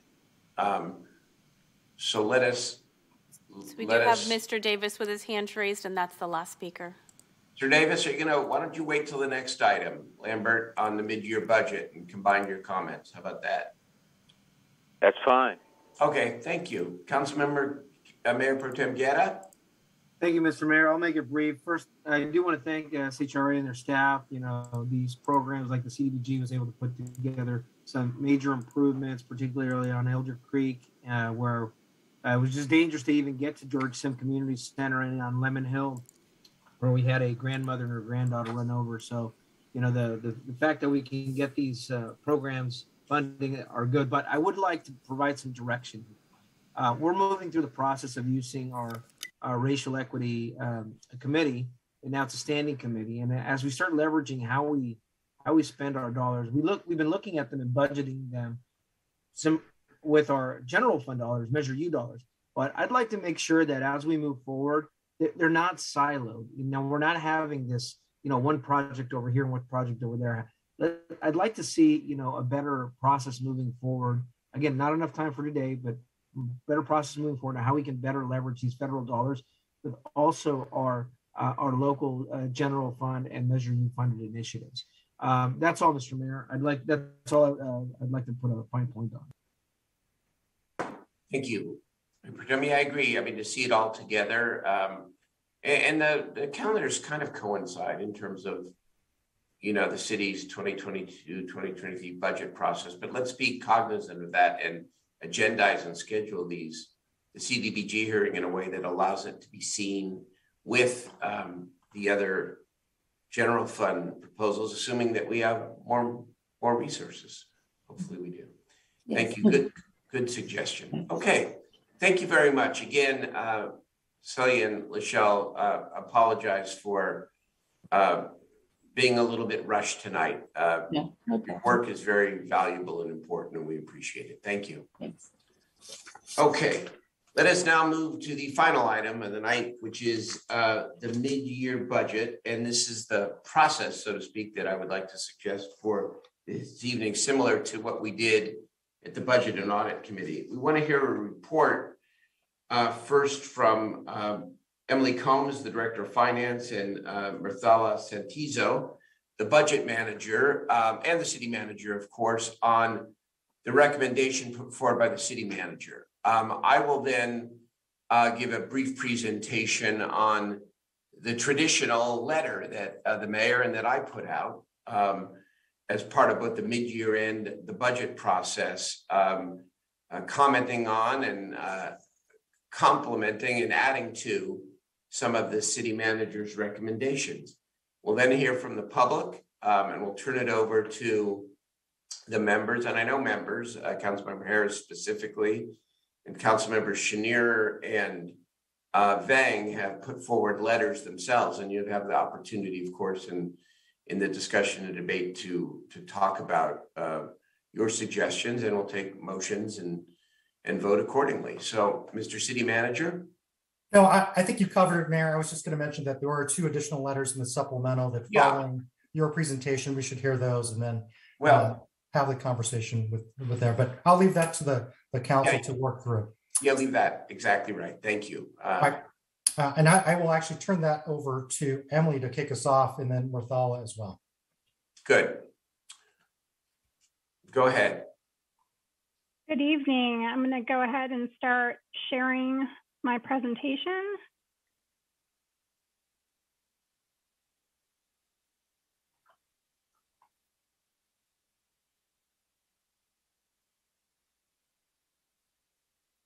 Don't know why that takes so long.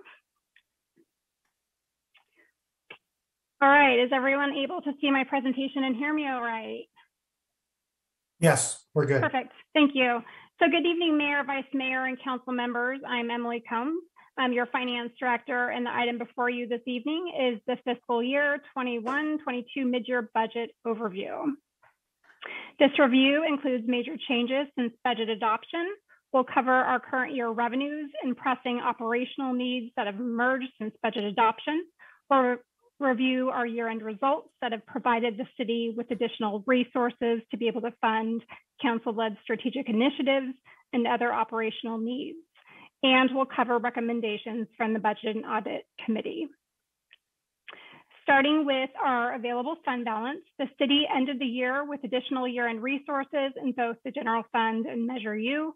This is largely due to higher sales and Measure U transaction taxes, property transfer taxes, and savings in operations due to position vacancies throughout the city. We'll be recommending mid-year revenue adjustments in the amount of $26.2 million and funding of $12.3 million to meet our debt service obligations, funds that have suffered revenue loss from the pandemic. One-time funding from ARPA and the Housing Trust Fund to help offset estimated labor contract costs. Some MOUs are still under negotiation, so that $20.5 million figure is based on the best data available to us at this point in time. And after all those adjustments, we're recommending that we take that surplus of $49.9 million and reserve it for future budget deficits. We'll take a look at our revised forecast later on in the presentation, where you can see how this fits in with our projections. I would like to emphasize that that 49.9 figure is an estimate, and that is very much dependent on the revenue adjustments included in this report materializing, as well as the actual cost for labor contracts. This slide summarizes our recommended mid-year changes for various American Rescue Plan Act initiatives. This includes one-time allocations as directed by council for citywide equity study to help us establish a racial equity policy for future investments, towing administrative fee reform to waive towing fees to help address systemic inequalities, and for the Sacramento Native American Health Center to provide COVID-related healthcare services. Also included is a recommendation to fund 19 positions to support the alternative response to homelessness as identified in the comprehensive siting plan. These positions will provide homeless outreach, and code enforcement, and we be funded with ARPA just through fiscal year 21-22. ARPA funds in the amount of $11.5 million would go towards existing services and programs overseen by Public Works, which include sheltering, outreach, encampment cleanup, water collection, and other services for our homeless population. Other revisions include the match required for the police positions for the Community-Oriented Policing Services, or COP CHP grant, as well as one-time funding to support labor costs resulting from new MOUs. This table summarizes how we expect to end the current fiscal year based on the data we have when compared to the approved budget. So currently, we're expecting to end the year 7.3% or $26.2 million above budgeted levels. Measure U collections appear to be rebounding faster than we expected from the pandemic. We're seeing more activity in general consumer goods, online sales, transportation, and construction industries. Real property transfer tax collections, although probably won't continue too much longer into the future, are trending higher than budget. We're experiencing an increase in both transaction values and counts. We're also projecting an increase in TOT over what was budgeted, but still well below our pre-pandemic levels. As I mentioned earlier, we've included the amount needed to cover our debt service needs based on projected revenues in the community center, parking, and STID funds in the amount of $12.3 million. The debt service is to pay for the projects you see there listed below. So similar to what we do for the annual budget process, the city manager meets with departments at mid-year to review their operational needs and address critical issues that have emerged since budget adoption. The primary recommendations in General Measure U funds are for the 19 positions, 2 of which are for code enforcement to support the alternative response to homelessness. I mentioned this earlier, but a mid-year recommendation would commit ongoing funding for General Measure U funds for community response and the police positions related to that COPS or CHP grant. We're recommending the addition of 2 positions in Public Works, as well as the recognition of $2.5 million in revenue due to the last solid waste authority dissolution disbursement. This funding will provide additional illegal dumping services and cleanup events. In community development, the addition of 7.5 positions would augment building inspection services and fiscal oversight for the department. Additional funding is also recommended to increase the after-hour veterinary care contract due to an increase in emergency animal care activities. The addition of 4 positions in the city clerk's office to provide board and commission support, 2 positions in the city manager's office to perform workforce development and coordination and housing program support. And we're recommending position changes in YPC to align workload with program needs and an increase to the park development services budget for the sale of property related to the Sacramento River East Levee Improvement Project. And finally, in General Measure U funds, we've included funding to accommodate increased costs associated with the Sacramento Regional Communications Center or Fire 911 Dispatch Center due to an increase in the city's share of costs for being a member of this JPA, and other funds totaling $4.1 million. A large portion is related to an increase in the disposal budget due to a CPI adjustment for the residential garbage collection contract, as well as a projected deficit in the solid waste fund due to the delinquent account late payment waiver program.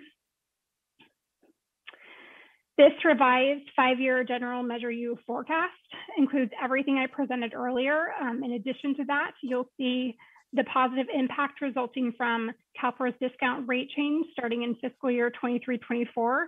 This change was triggered by CalPERS risk mitigation policy after CalPERS achieved an investment return of 21.3% in the prior fiscal year. We've included the out-year costs for those items we're recommending to be funded with one-time ARPA funds.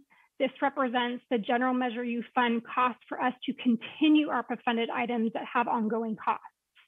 This results in the reserve or surplus figure you saw earlier of $49.861 million for the current year. Again, this is an estimate based on how we ended the prior fiscal year, but also how we project to perform in revenues, which is still an estimate at this time.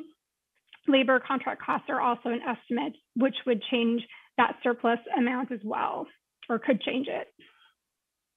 We received an alternate proposal to show that same exact forecast with the replenishment of the Housing Trust Fund in the amount of $7.2 million.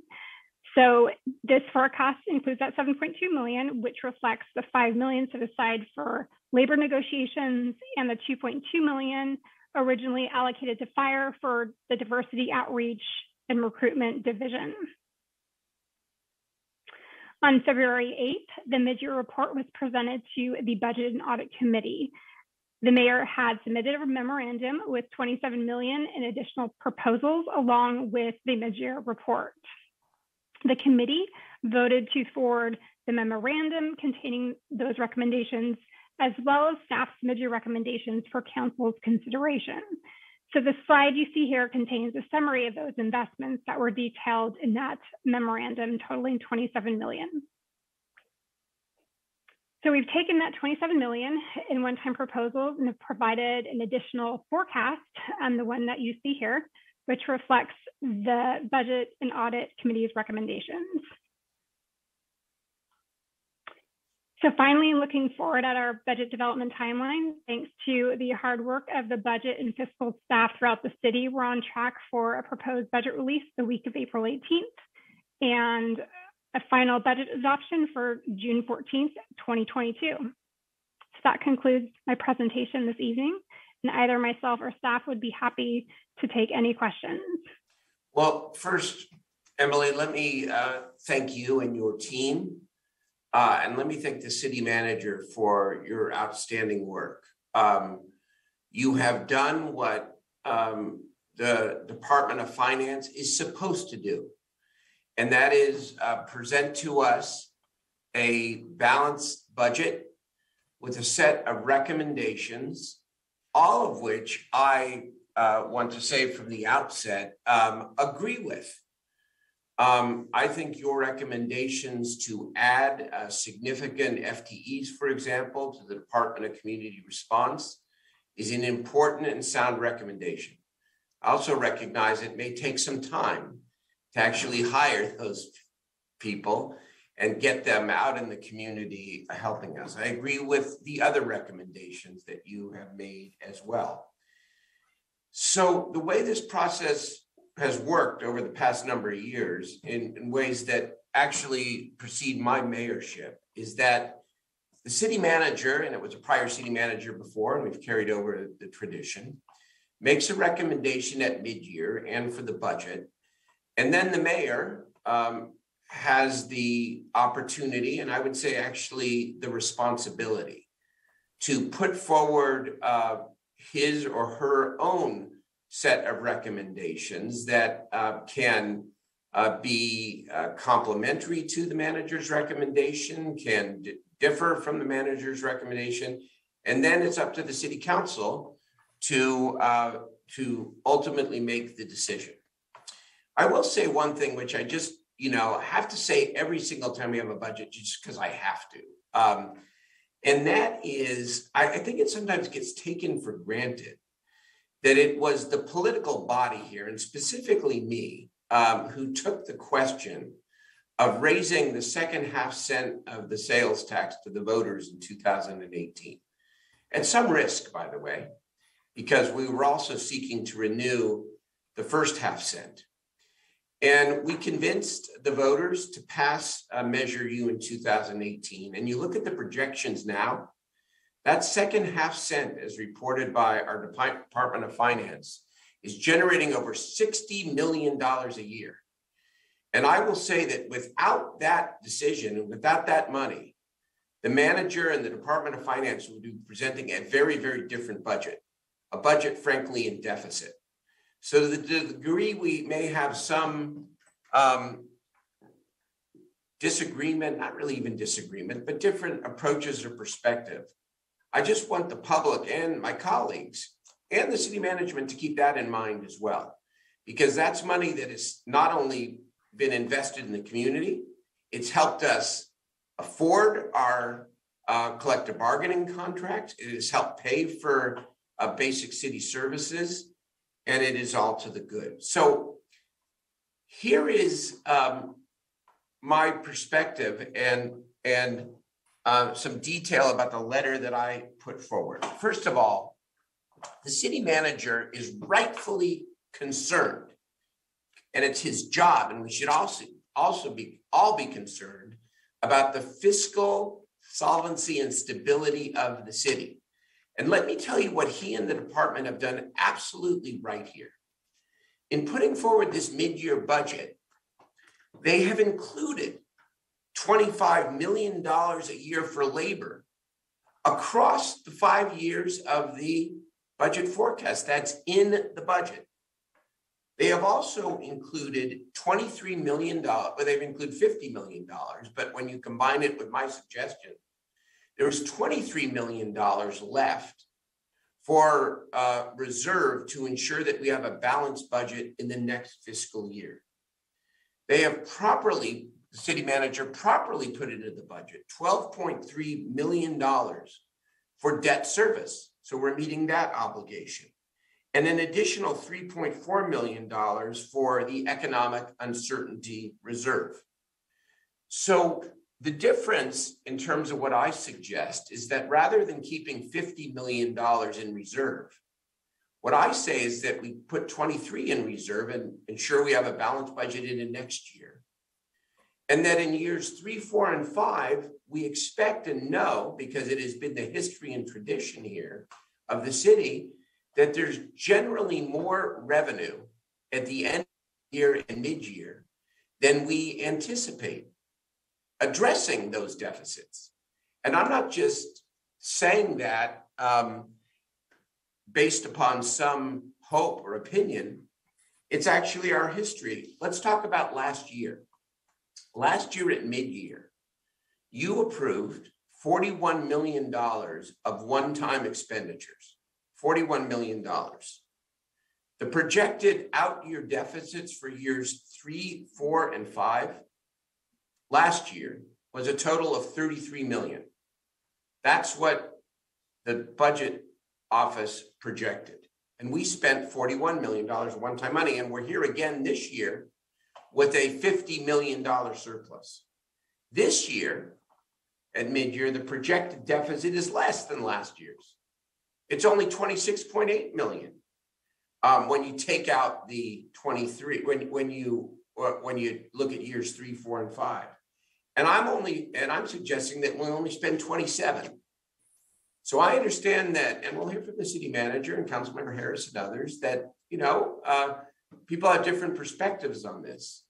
But the truth of the matter is that every year I have been mayor, in good times and bad, even in the COVID era, we have had more money mid-year and at the end of the year than what was projected and anticipated. And so the needs are tremendous out in our community. We're funding the contracts. We're funding debt service. We're putting more money in reserve. And if we take $27 million, as I suggest, and put $14.8 million into affordable housing and homelessness, replenish the Housing Trust Fund to a minimal amount of $10 million.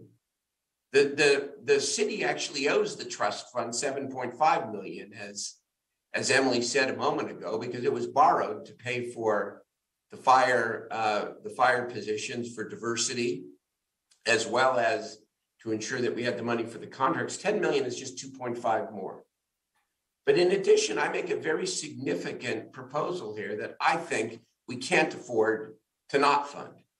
And that is an additional $2.8 million for Bridget Dean, so that she has the capacity to hire CBOs on contract to have outreach teams in every part of the city and in every city council district in the city. Are you tired of hearing from your constituents that it takes forever for our new DCR to get out to these tent encampments and to intervene?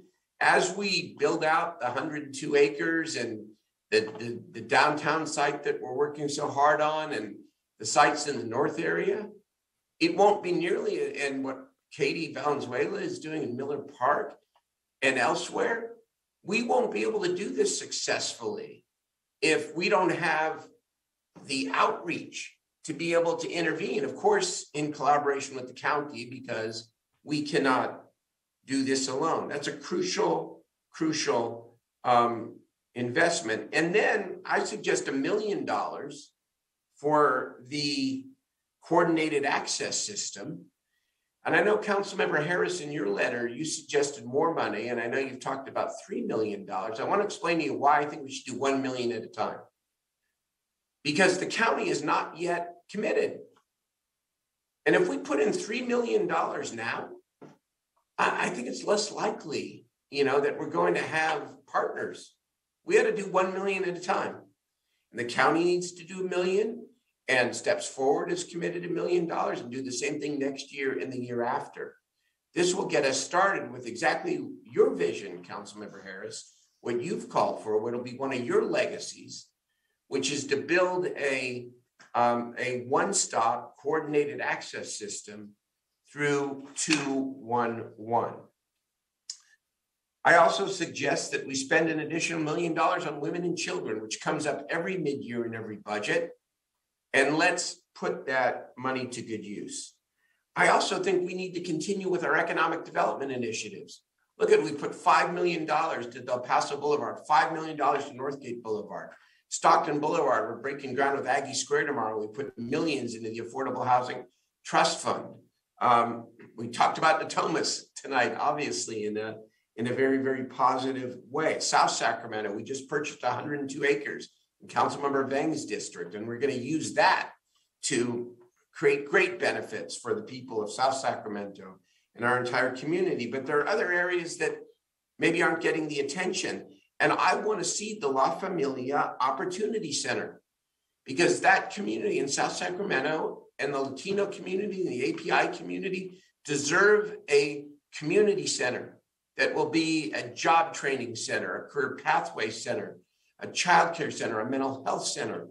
They have this vision, and we ought to help seed it. I also think we need to put $1 million in the mobility center. Mayor Pro Tem Guerra sits on that board, and I think we ought to be doing something even broader on the mobility center down the line with infrastructure financing. We'll talk more about that later. But this allows us to invest in workforce and career pathways around one of our signature economic development projects. Wind Park and Latino Center for Art, $200,000 helps finish that project. And then there's the youth and inclusive community investment. And you have a letter from council members Vang and Chenier that is consistent with this proposal. And I would ask that when a motion is made that we incorporate Councilmember Vang and Chenier's letter with one caveat.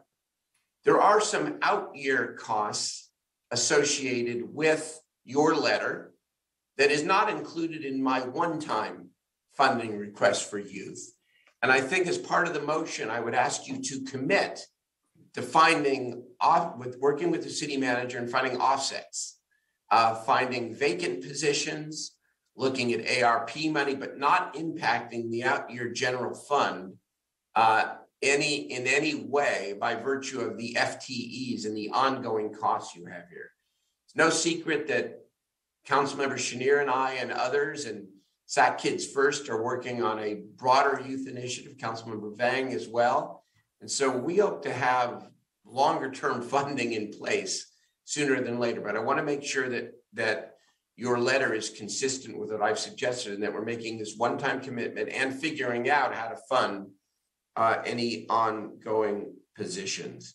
I also suggest that we put $2.5 million into, as part of the 9 million, the Marina Vista Olive Grove neighborhood. I mean, I've been out there with Councilmember Valenzuela, and talk about a community that deserves everything, deserves attention. Those kids deserve more, and the community deserves more. And I know that she will lead an effort that will spend that money wisely and with the hope and the effort, quote, commitment, because we always have to have the money that will match it with another 2.5 down the line and really make a difference in Marina Vista Olive Grove. I also suggest that we put another $500,000 into our racial equity initiatives. This is such a vital part of our city now, and what it is we're doing, and the specifics are listed in my letter. And then finally, another $500,000 for the fuel network. I know that eventually, we may not be able to do this forever, but as long as we can, to make sure that we state our values very clearly as a city, that we are going to support immigrants and refugees in every way possible. The investment in this fuel network is important because even though we're in a different national political era, the threats in many ways have not gone away. And so that is my suggestion. And it adds up to $27 million of one-time money.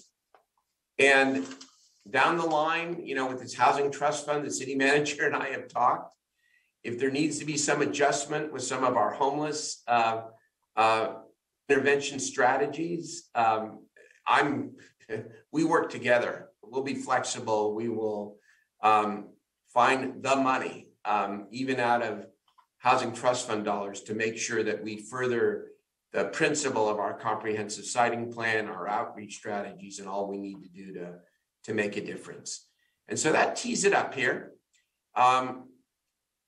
Let us hear from the public, and then we'll turn it over to the council for discussion, questions, and deliberation. Thank you, Mayor. Our first speaker is Jamison Parker. Good evening, Mayor and Council members. Jamison Parker with the Midtown Association, just calling to share our perspective, and thank you for the time on this late evening.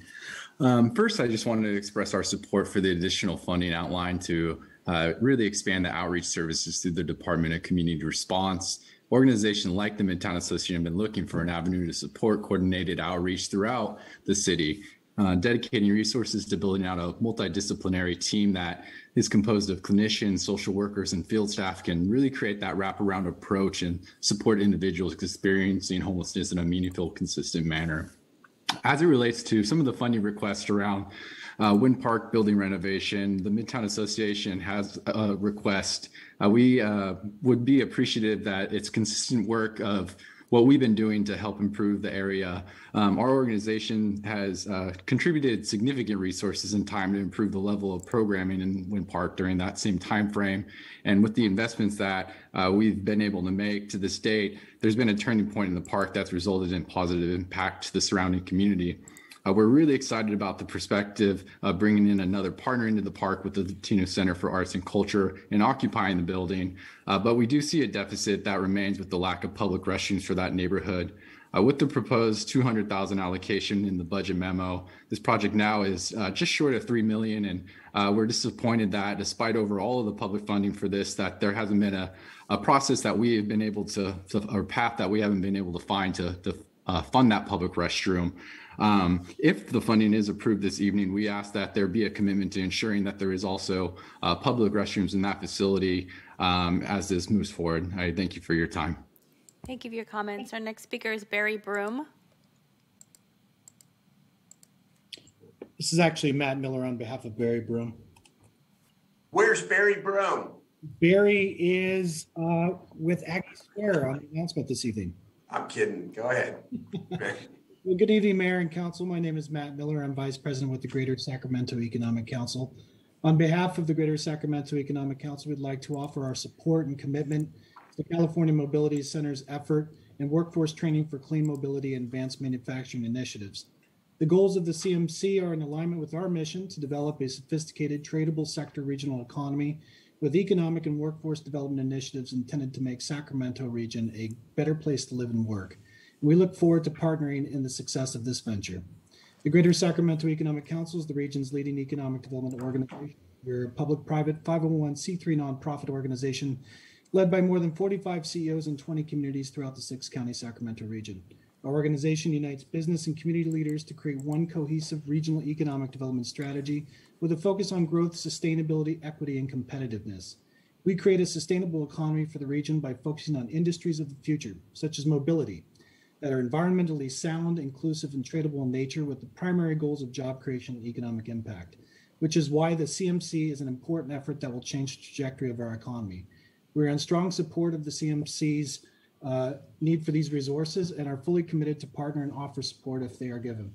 The CMC is a public-private partnership of government and non-governmental entities, leading universities, electric utilities, technology, automotive companies, entrepreneurs, and venture capitalists. It's developing its own programs, services, and strategies to accelerate the commercialization of the advanced mobility technologies and services in Sacramento. Again, the Greater Sacramento Economic Council is fully committed to enhance and strengthen workforce development programming with the CMC. And we ask the City Council consider supporting the CMC to deliver on this global vision. Thank you. Thank you for your comments. Our next speaker is Lambert Davis. Hello, yes, I'm calling about what's being discussed right now, and these are my concerns. First of all, the graphs were so tiny on TV that we should receive a copy. I'll talk to Mr. Laloli about getting a copy of those because they were so tight. And as far as a person that has mastered interpreting graphs and surveys, I like to have that. City equity studies, that's a concern for me. I come from a background where if you study too long, you're studying wrong. I mean, I keep seeing city equity studies, and they're spending great money on that. How long does it take you to be able to comprehend a study? $250,000 could have went to the Bay and back cheesecakes, and we could have hired a lot of people. The other thing is, and because I'm a native of Del Paso Heights in District 2, one of the most gerrymandered districts probably in the country, it does not surprise me that I saw $1.5 million go to Wood Lake Park. And if you go and study Del Paso Heights, Wood Lake Park and Mama Marks Park, which both receive funding on this graph, they're both not as large as Hagenwood Community Center. So it puzzles me why Hagenwood Community Center has not received the kind of funding that Wood Lake and Mama Marks has. And if you're a native, you know the difference in size of those parks. And then city manager's recommendation, as I studied it, I didn't see many dollars going to Del Paso Heights. So I want to end by saying this. City Councilman Laloli, you have a big task with that $5 million. Tremendous influence coming from different parts of District 2, and I hope that Del Paso Heights receives some of that $5 million, starting with To the Bay and Back Cheesecake. Thank you for your comments. Your time is complete. Will you make your final comment, please? Great leadership, Mayor. Thank you for your comments. Next speaker is Dean Peckham.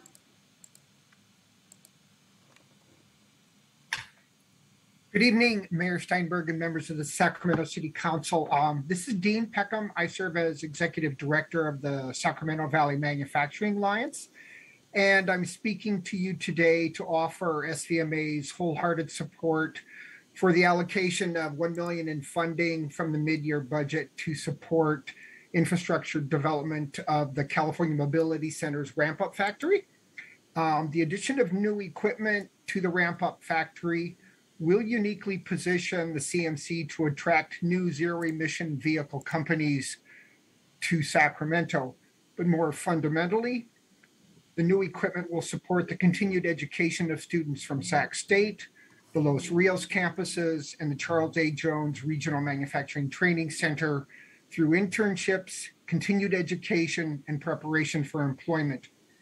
The equipment will expose students to advanced manufacturing technologies that are currently not available within the local education community. The CMC's commitment to working with local education partners exemplifies the investments in manufacturing automation technologies that are necessary for 21st century manufacturing to thrive and lead the economic growth of the city and the region. And I recommend that you consider similar future investments.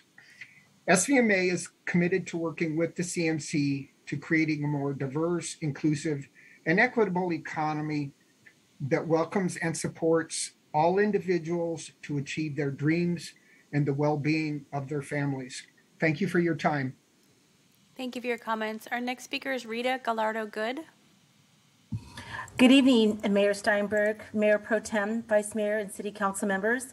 My name is Rita Gallardo-Good, and I serve as the Director of Civic Affairs in the Office of Public Affairs and Advocacy for Sacramento State.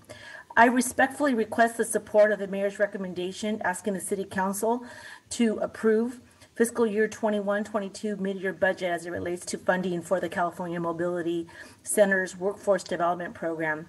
This evening, I am pleased to offer the university's support and commitment for the California Mobility Center's effort to increase workforce development training opportunities for clean mobility and advanced manufacturing initiatives.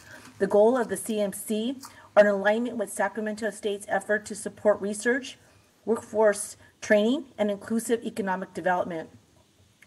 When the CNC, Sacramento State, and the city are successful in this effort, we are a stronger local workforce and more diverse economy. Sacramento State is committed to both the CMC and the city's efforts to grow and diversify our economy. Faculty, staff, and students are already working in partnership with the CMC and the companies they are helping grow on a number of initiatives. We have also embarked on a master planning effort for the 25-acre of property that we own south of campus. Our planning efforts have resulted in the university's creating the hub Sac State's Research Park, which will include the home of the California Mobility Center, as well as California Department of Justice Forensic Building and a future mixed-use building for academic and research.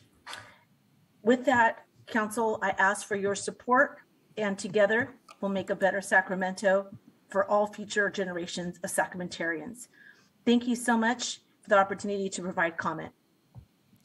Thank you for your comments. Our next speaker is Richard Falcone. Thank you very much for the opportunity to come before you. Good evening, Mayor, City Manager, Council members.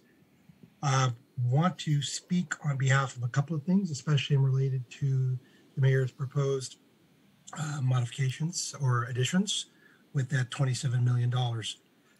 I want to speak, number one, on behalf of DCR as a Citizen Police Review Commissioner for District 7, now District 8. I can tell you the city has really asked over and over again for DCR to be created.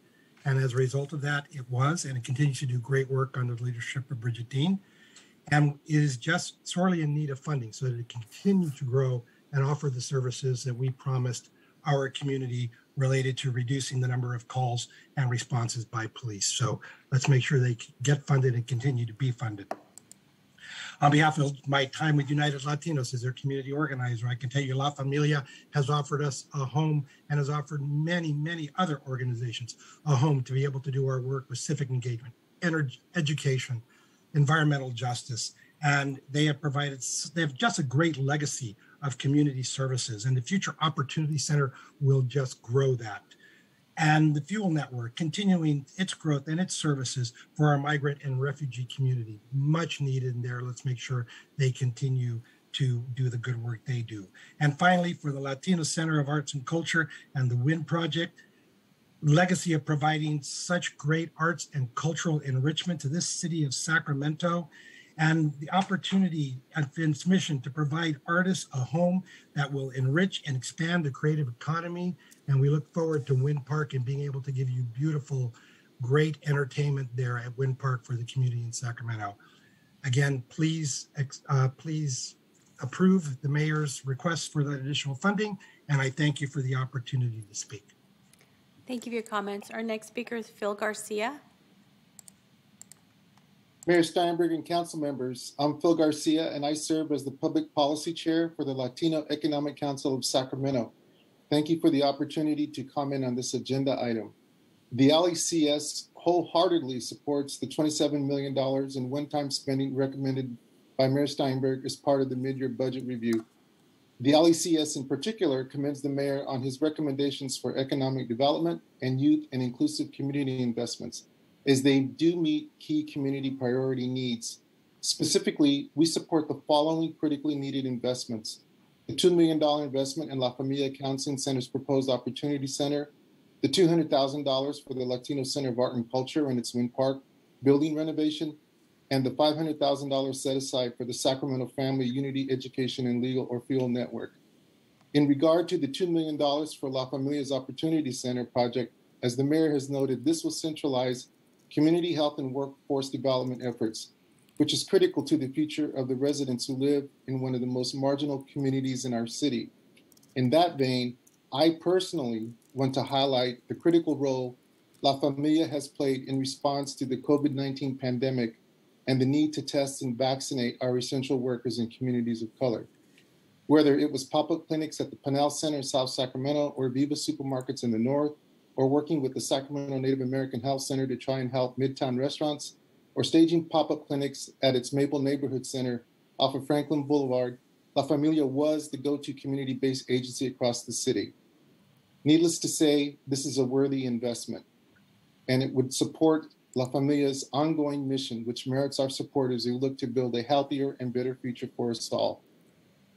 We respectfully ask for your support and an aye vote. Thank you. Thank you for your comments. Next speaker is Monica Ruelas Maris. Hello, good evening, Mayor and City Council. This is Monica with Youth Forward and coordinator of the Sac Kids First Coalition. I'm calling to support the mayor's letter to the city manager where you, Mayor, recommend 5.5 million of the mid-year funds to be allocated for youth services. So understanding that if the city manager accepts this proposal, we ask that the City Council also consider the following recommendations on how that money should be spent. And I just want to give a quick shout out to Councilmember Jay Chenier and Councilmember Maivang, who are always thinking about young people and the best way to spend and allocate those resources that we are dedicating to young people. So the following recommendations align with those made by Councilmember Chenier and Vang. So since the CARES funding has ended, obviously we've seen some youth workforce development programs not have additional support to serve more youth. So we believe that these additional mid-year funds should be used to expand those workforce development programs in high demand industries. And we also believe that expanding access to the city's outdoor athletic fields to youth sports team is super important so that youth have safe spaces to play. And this would be a step in the right direction as we also want the city to intentionally implement the resolution to redefine public safety. And lastly, we also ask that you remember that investments in youth should not just be one-time and temporary, but we continue to urge you to think about long-term sustainable investments in youth services through the core city budget. Our kids definitely deserve it, and our community-based organizations need support from the city in order to support the young people of our city. Thank you. Thank you for your comments. Our next speaker is Haley Washington.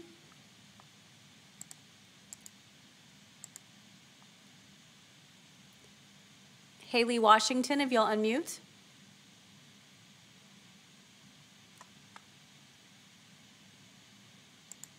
I'll move on to Julie Hirota. Good evening, Mayor Steinberg and council members. I'm Julie Hirota. I'm the CEO at St. John's Program for Real Change. So I'm calling to support the mayor on his recommendations and advocating for the continued focus on affordable housing and homelessness response, including the $1 million in funding for women and children's needs in our unhoused community. So quickly, I'd just like to report how funds like these have supported single women and women with children who come from every district in the Sacramento region over the last year. In our comprehensive program, last year we supported about 475 unhoused women and children, where approximately 50% of our residents were children and most of them were under the age of 10. And so to support children and their future better, we've expanded our on-site child development program to address the learning gaps, the social emotional adverse childhood experiences, and trauma support. And we've also begun and strengthened partnerships with our university and community partners. So due to more employment opportunities last year, women in the program continued to gain employment at a greater rate than previous years. They remained with their employer for 6 months or longer. They pursued growth in their employment paths. And then as a general figure, about 70 to 75% left St. John's program with stable housing. So with your thoughtfulness and help, we also increased the capacity and opened up St. John's Square, which is our modular home community that houses about 22 families or up to 55 residents. And I'm pleased to share that we're constantly full. We continue to move women and children in and out of the square as more affordable options become available. So the funding really does make a difference. I thank you so much for prioritizing the most at-risk and vulnerable unhoused people, women and children. Thank you. Thank you for your comments. Our next speaker is Rachel Rios. Hello. Thank you, Mayor and council members. My name is Rachel Rios, and I'm the Executive Director of La Familia Counseling Center. I just want to urge your support and your positive vote to adopt the budget proposal being presented tonight. The budget proposal addresses the diverse needs that our city needs right now. Organizations like La Familia have witnessed and responded to the urgent needs of the community, not just during this pandemic, but for nearly 50 years.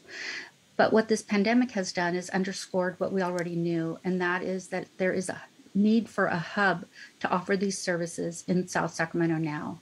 The Opportunity Center is that hub, and with your help, La Familia will break ground this year on the Opportunity Center.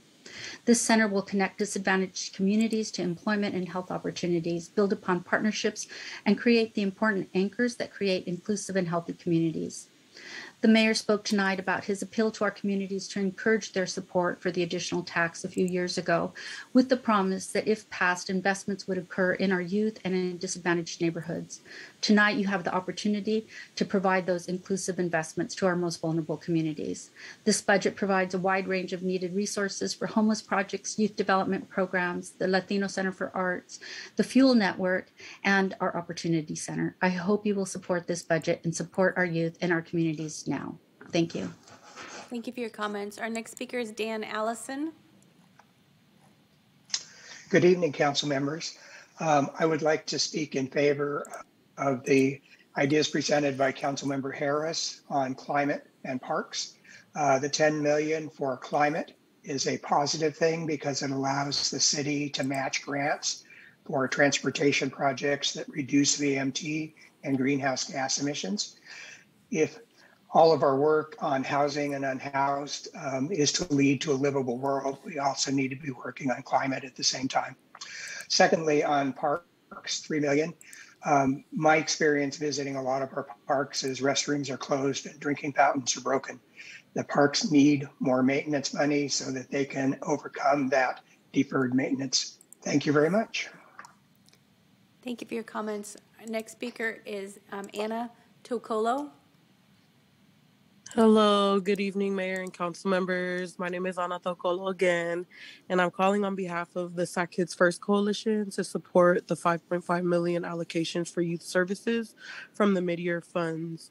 As I had mentioned, and as Monica had mentioned earlier, we're asking that you all determine how these funds will be spent, and are asking that you all please consider the following recommendations, which align really well with the recommendations made by Councilmember Jay Chenier and Councilmember Maivang. First, start to intentionally implement the resolution to redefine public safety, especially because the safety of our youth really matters to us. And for that resolution to be the first of its kind in the entire nation, we believe it's so important to include young people in how that resolution is getting implemented. Number two, expand the youth workforce development programs in high demand industries, especially after the CARES funding ended. And then last but not least, do not treat these investments as a one-time thing, especially when it comes to youth and children. Just think about what the world and what the city of Sacramento would look like if every single young person had at least one person that really, really believed in them and invested in them. And I say this all the time, every time I get in front of the city council and the mayor, is that although youth may only be about 40% of the population today, they are 100% of our future. And that's why I'll continue to call in and continue to advocate for them to be heard, for them to be invested in. And so, yeah, thank you for your time and thank you for listening. Thank you for your comments. Our next speaker is Mark Rawson. Good evening, can you hear me? We can. Thank you. Mayor, Councilman Guerra, members of the Budget Committee, thank you for moving this $1 million proposal for the California Mobility Center to the full council tonight for consideration. And thank you, Mayor, for coming to visit us at the Ramp-Up Factory last Friday. Good evening, council members. My name is Mark Rawson. I'm the Chief Operating Officer for the California Mobility Center, or CMC. Our partnership with the city has been instrumental in establishing a successful workforce development pathways program. The program provides participants training through a combination of hands-on training and internship opportunities. Through our network with regional partners, some of them who are speaking tonight, residents from diverse and underserved communities have had the opportunity to upskill into roles that are in demand by clean mobility companies and advanced manufacturers. Some of our regional partners here tonight are speaking and have provided support letters. In 2021, with the city's support, the CMC delivered on the promise of opening new career paths for residents. We provided job readiness training or technical training for 323 people, hosted 5 manufacturing community training events in high priority population locations, assisted 115 people in securing internships or employment. In fact, the mayor got to meet one of these people last Friday who talked about her new career at Siemens, having come through our program. We've identified advanced manufacturing machinery for our ramp-up factory that is in demand by industry but is currently unavailable for training and project work in Northern California. This funding will enable us to purchase the equipment and add significantly to the manufacturing capabilities in the region, as well as uptrain and train additional students and residents. This funding is helping the CMC deliver on its proposed potential to create over 8,000 new jobs and over $2.5 billion in economic benefits to the region over the next 5 years. We thank you for your continued support. Thank you for your comments. Your time is complete. Will you make your final comment, please? Yes, thank you again for your continued support, and we seek your approval tonight on this item. Thank you. Thank you for your comments. The next speaker is Manuel Braun-Ristro. Hi, good evening, members of the City Council, Mayor, and really all of the community leaders that have been fighting with the Latino Economic Council to get this balanced budget. I'm calling because we strongly support the mayor's proposed recommendations to the budget.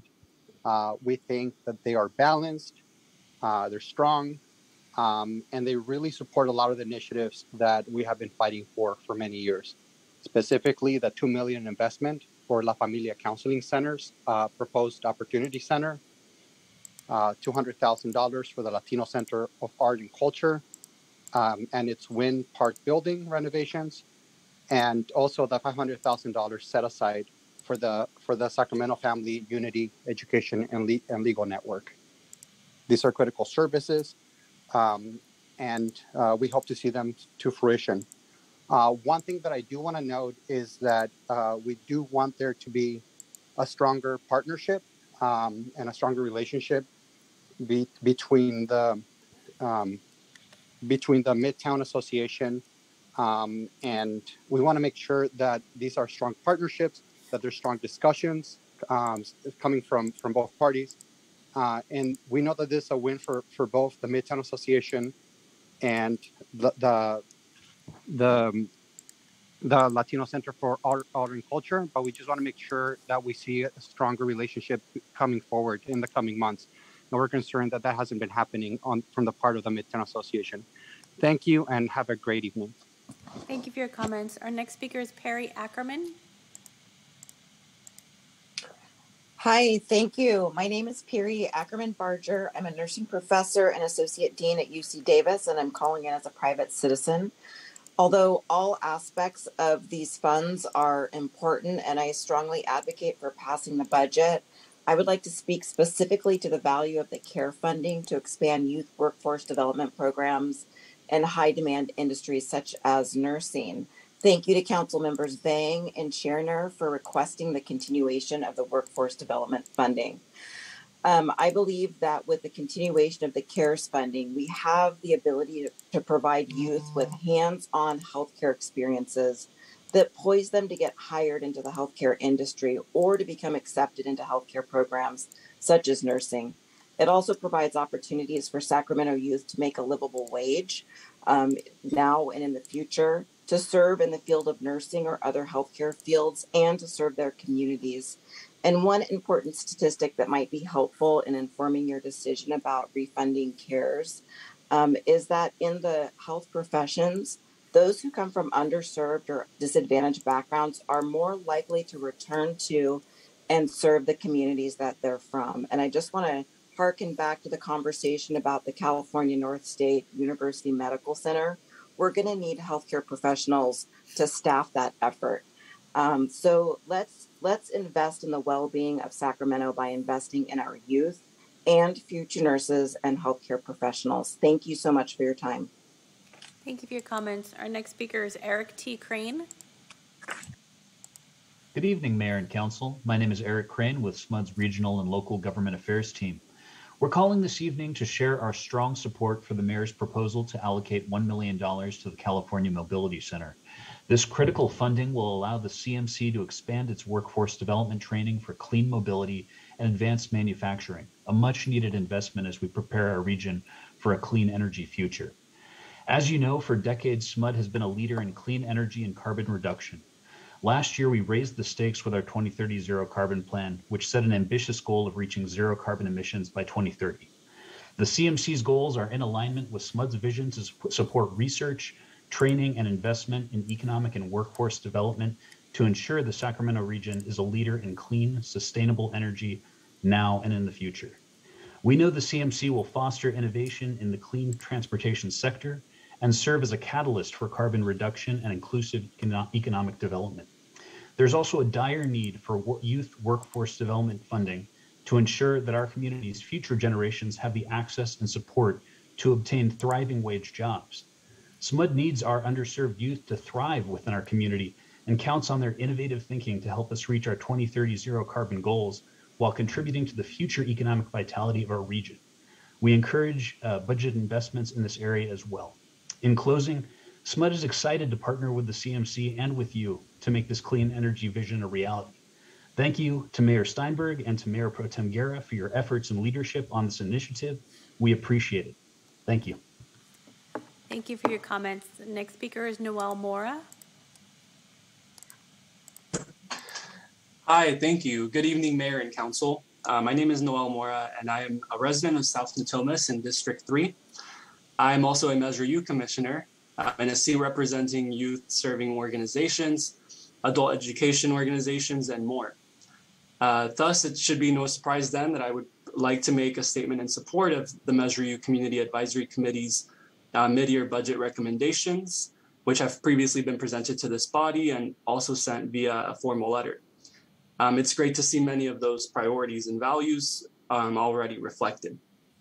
I would also like to join SACKID's first ask that $5.5 million in funds go towards youth development services, which we all know are a matter of equity and are much needed. Moreover, it is critical that funding of this nature become increasingly sustainable and ongoing. I agree with the previous speakers on this matter.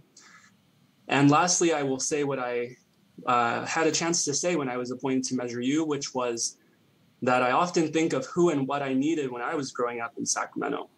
My hope now is that you all do as well. And being a lifelong Hornet, I also want to throw in support for the California Mobility Center based out of Sacramento State. Thank you.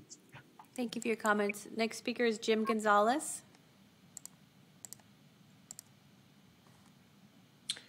Yes, thank you very much. Just want to thank very much the mayor and also Mayor Pro Tem Eric Guerra for over the years listening to the need for investments in the Latino community, especially this package featuring La Familia Counseling Center, the Latino Center for the Arts, and the Fuel Network. Also want to thank the mayor's staff person, Scott White, who has been very much able to convey our concerns throughout this process. This is a very responsible and financially sound package that has been elaborated by the mayor, voted unanimously by the Budget Committee. So thanks again to Councilman Jennings, Councilmember Vang, and Councilman Guerra for their shepherding this through. And it was a unanimous vote at Budget Committee. I hope it's a unanimous vote, but we'll take a solid majority of the vote tonight. Thank you very much, Mr. Mayor and council members, for your diligent due diligence in this package. Thank you. Thank you for your comments. The next speaker is Carolyn Cabayas.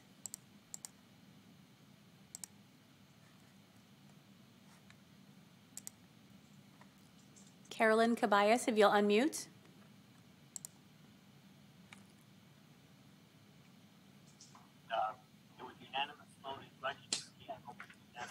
Carolyn Cabayas. Yes.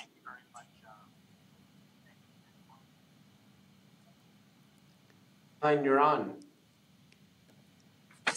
Carolyn, please turn down the device that you're watching the meeting on. It's your turn to present to the council. Council and staff, I'm Caroline Cabillas, a Pocket resident. I'm in support of the mayor's vision and budget proposal, and thank the mayor and council member Eric Guerra for standing up and boldly proposing essential and sustainable opportunities for many of our diverse and underserved communities. This is critical as part of the city's inclusive economic development and youth and community investments, and reflects a balance in addressing all community needs. In particular, I support the following investments.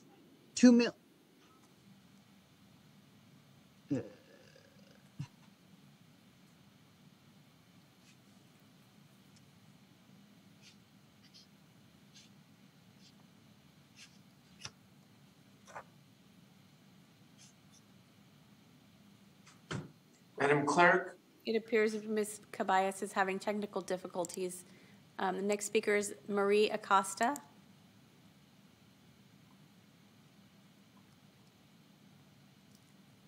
Marie Acosta. Hello, can you hear me? We can, please proceed.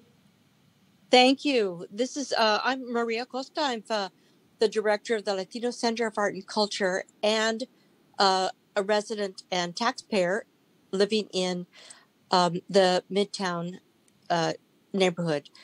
I would like to support the mayor's vision for the one-time allocation that is going to reap benefits for the city for decades to come. For an investment of this kind and a one-time shot at improving the city to such a tremendous height, we can only proceed with this vision with great hope and certainty that it will bring benefits to the entire city.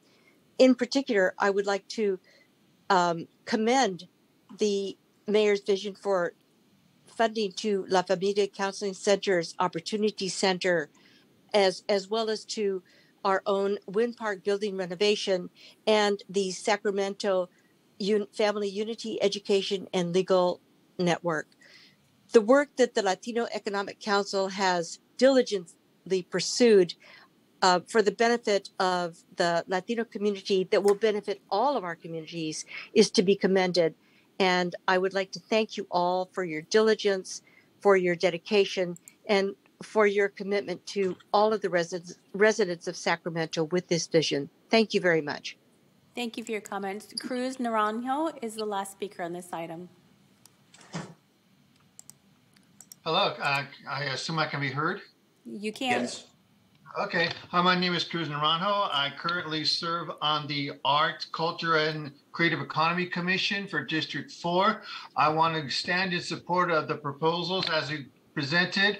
I think these proposals will help to enable what have been historically underserved communities, which is what we are striving for in terms of reviving our creative economy and coming back from the pandemic that has crippled our community. And I would also hope that it would be an opportunity to establish new partnerships so that we can be in like standing with other mainstream entities and forge a new path where our community comes out in force to bring back our economy and to enable our creative workforce, and most importantly, to invest wisely in our youth that have been so crippled with the restrictions that have been imposed upon us by our concerns for our own health and safety. And I also want to thank the mayor for his vision and sensitivity to those greater needs.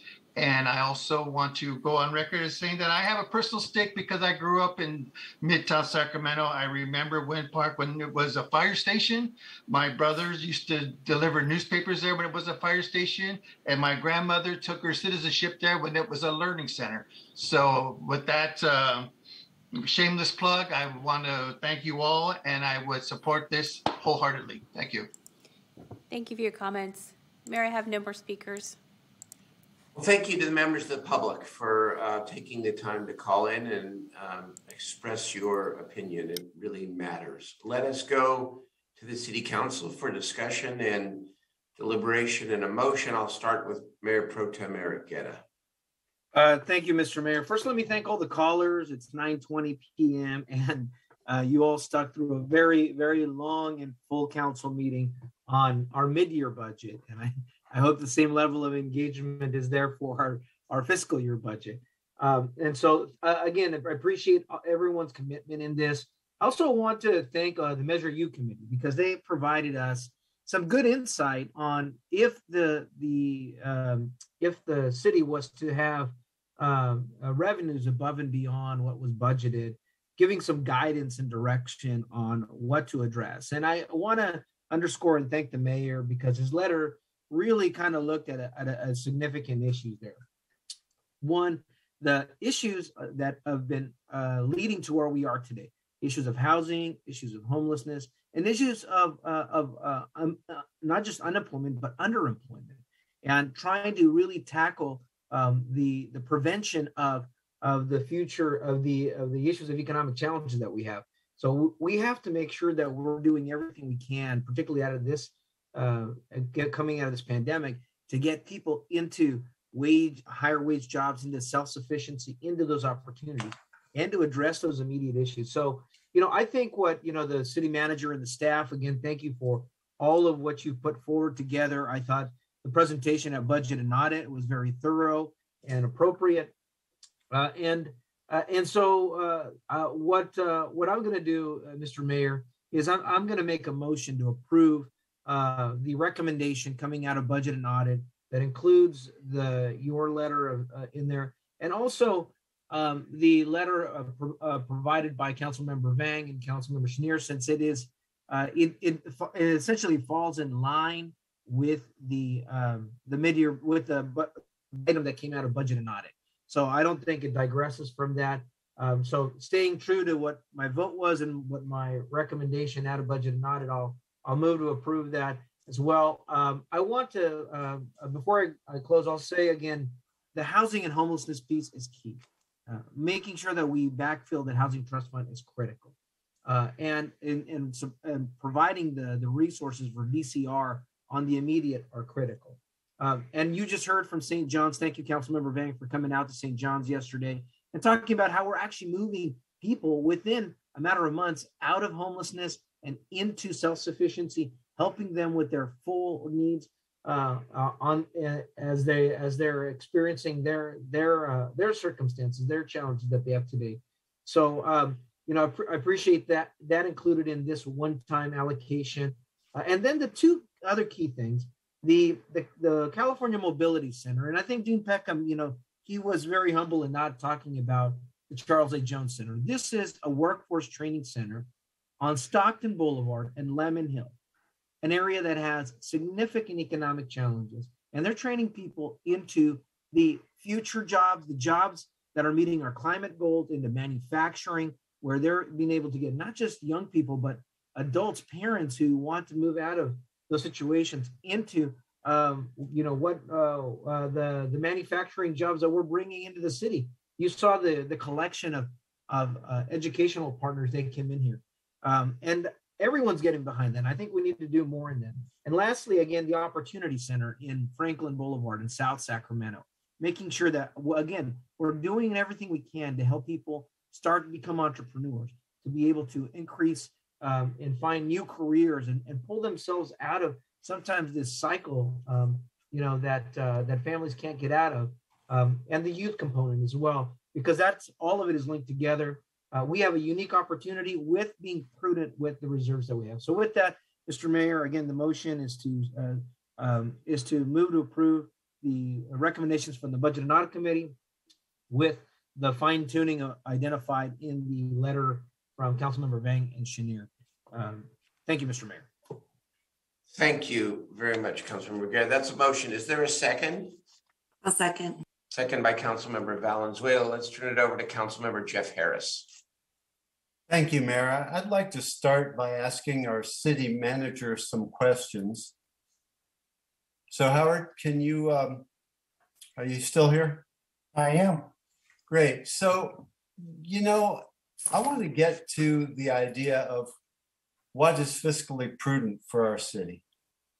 So first, I'd like to start by asking you exactly what your recommendation is, because certainly for most people who listen to the report from the finance staff, they can't make heads or tails of it. So what is your recommendation with this $27 million that seems to be excess mid-year money? Thank you, Councilmember Harris. Let me start by answering all three of the memos that were submitted as supplemental to this budget item, and my recommendation are all worthy of funding. They all are. That being said, my recommendation stands in that to cover the fiscal year 23 budget with $23 million and setting aside the $27 million in reserve for a couple reasons. One of them Emily covered earlier, and that is some uncertainty around the labor negotiations that we're in the midst of right now. So they're likely going to come in a little bit higher than what we're anticipating. So you'll see those agreements come through to the council as we get tentative agreements and ratification by the various unions. That's one. Second is we have a very robust comprehensive siting plan that, you know, we're relying upon state, federal, and even our county partners funding that have not been solidified yet. Very optimistic that it will get here, but that's, you know, the conservative nature in me. And then finally, and more recently, there's a ballot measure hanging out there that could have some significant impacts to our finances. My recommendation is that we hold the $27 million in reserve until the end of this fiscal year and revisit it and see where we are then. If the taxes, property tax, sales tax come in as strong, if not stronger than projected, and then letting the dust settle on some of these other things. So that, you know, that is my recommendation, is just to hold off on some of these programs and services until we have more certainty. So I agree with you that everything in the mayor's memo is worthy of funding. There are also a lot of other things that are worthy of funding. And so we all have different priorities. And these were the mayor's. Mine are a little different. You know, it really comes down to a discussion of whether holding that money aside for unknowns in the future, potential deficits that your financial staff has projected, or whether we miss opportunity by not investing in the community and in projects now. And you know, those are tough decisions to make. I tend to lean, you know, to the side of fiscal prudence.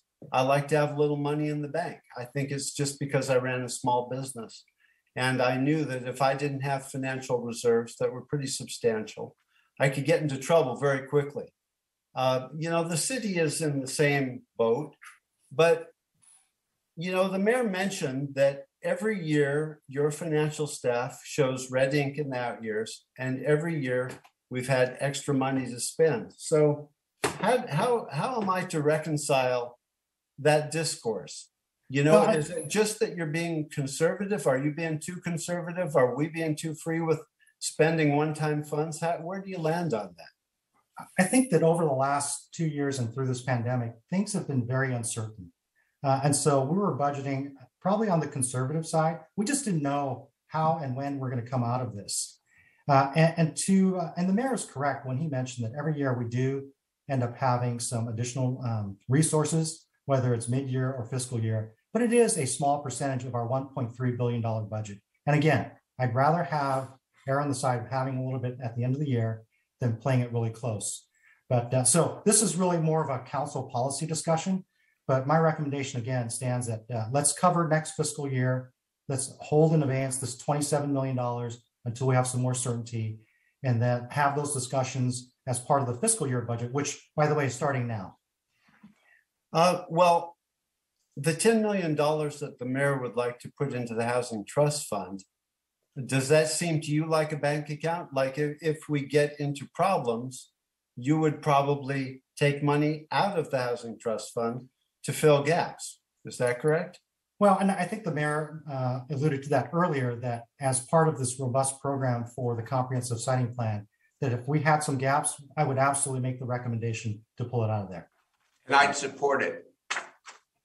So, okay, thank you, Howard. I appreciate you answering those questions. I think it might help people understand a little bit more about these budget discussions. Okay. You know, we have used the Housing Trust Fund as more or less a revolving fund. So, you know, it's not an unreasonable place to park money. You know, I fall somewhere in between. I would like to spend some of this money, but save some of this money, as outlined in my letter. But what really troubles me, well, before I get to that, first I'd like to say that I absolutely support the Mobility Center in La Familia and virtually everything that's been discussed here. Although, as ever, I think that the spending on youth is a little too high. You know, Councilmember Chenier has been a fierce fighter for youth spending.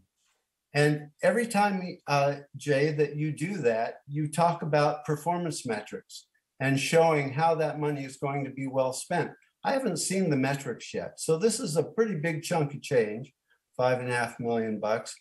I sure am waiting for you to show me how that money is spent on CBOs and what is being achieved. And, you know, thus far, frankly, you haven't convinced me that that's the proper place to spend that level of funding. But hey, I'm waiting and I'm eager to see what you come up with.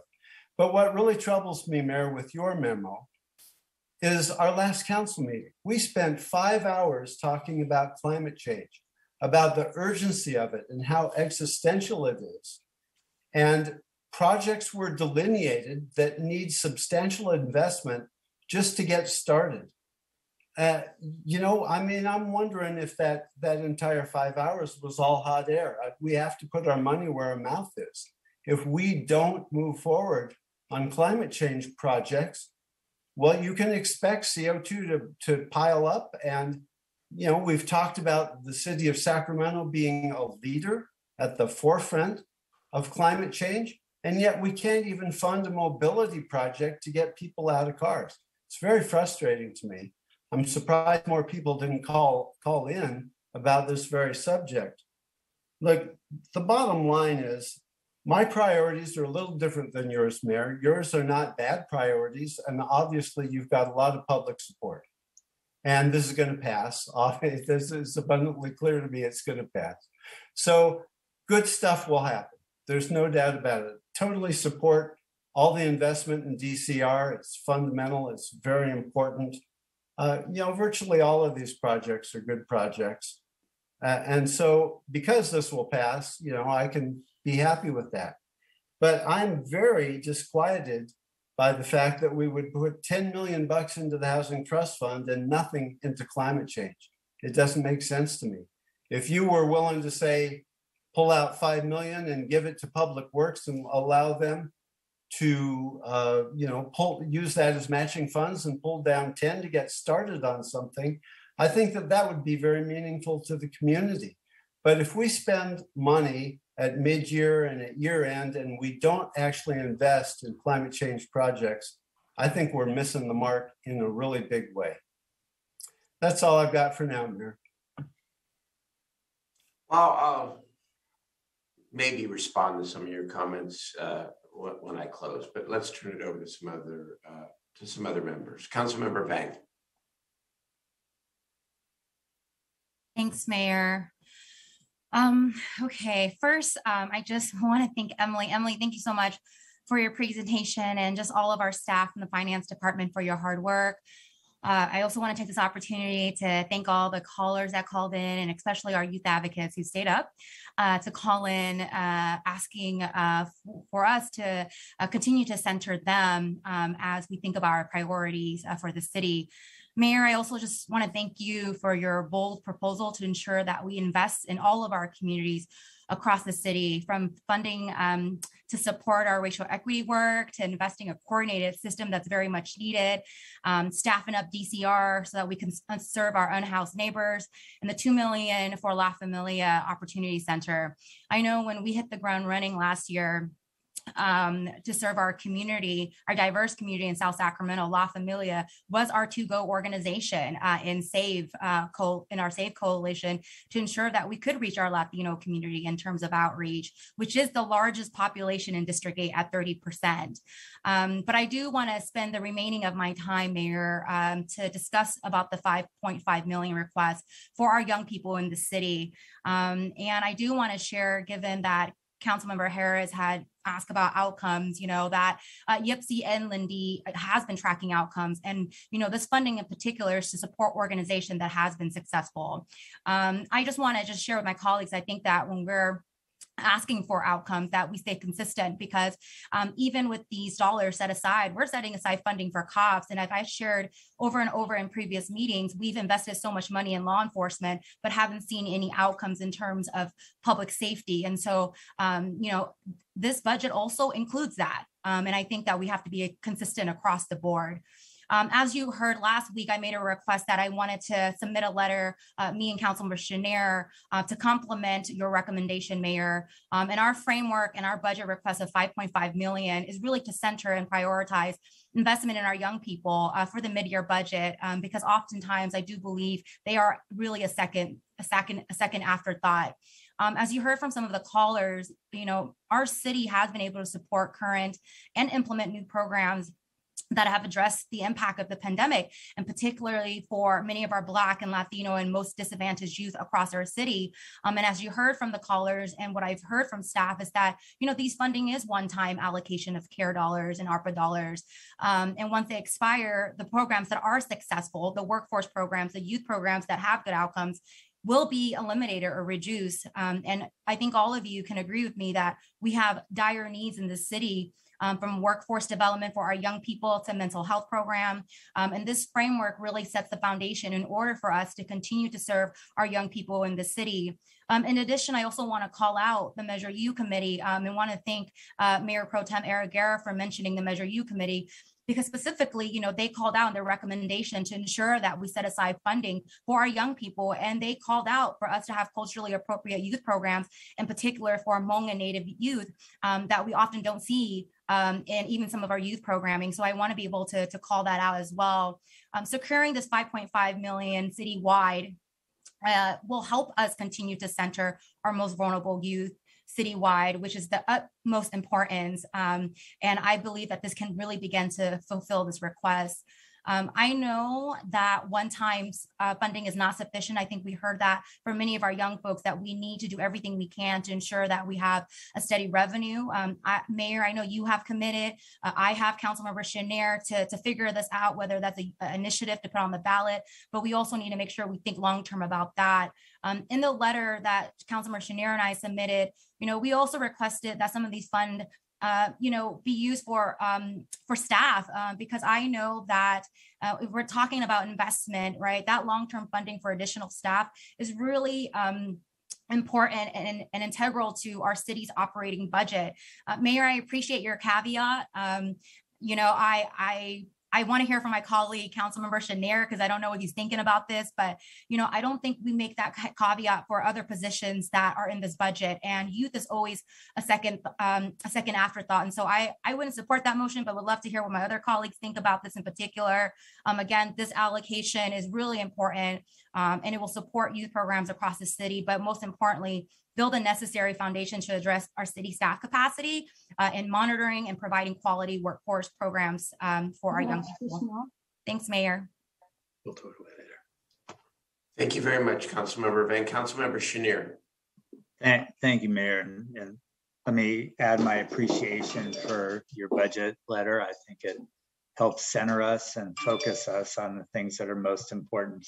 And I've been on for 11 years, and I think every year we've had a surplus at mid-year. So I feel pretty comfortable about that. It's a very small percentage of our budget that we're spending, and with a big bang getting out of it. And we do have a reserve for economic uncertainties that we have been putting money into every year, and 3.4 million this year going into it to keep us, I guess, at the 10%.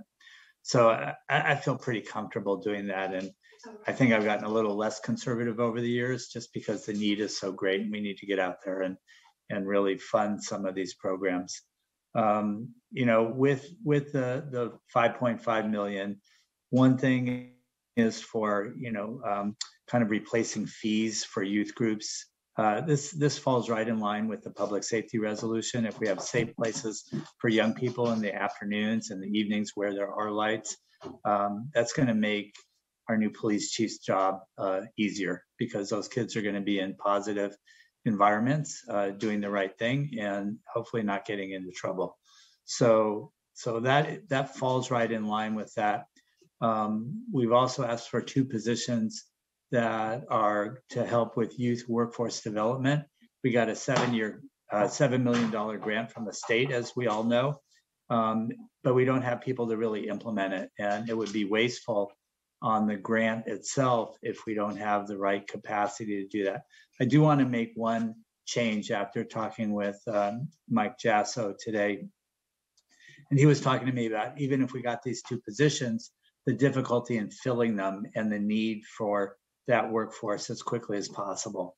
So what I'd like to do is keep the 2 positions, or at least a similar amount of money, and give the flexibility to city manager and Mr. Jasso to figure out the best way to do it so we can get people on board to help implement the $7 million. So same dollar amount. You know, and then the other funds are for some continuation of programs that we know are important, that we know have been successful. And we'll ask Lindy, Jeff to send you some information on the metrics, because everything we're doing now throughout our youth programming does have metrics, particularly with the CBOs, because we want to make sure that we're doing the right things there. I do want to point, so all of that is good. Couple of comments overall. One is, I think La Familia has done just a fabulous job. I'm really excited to support the Opportunity Center.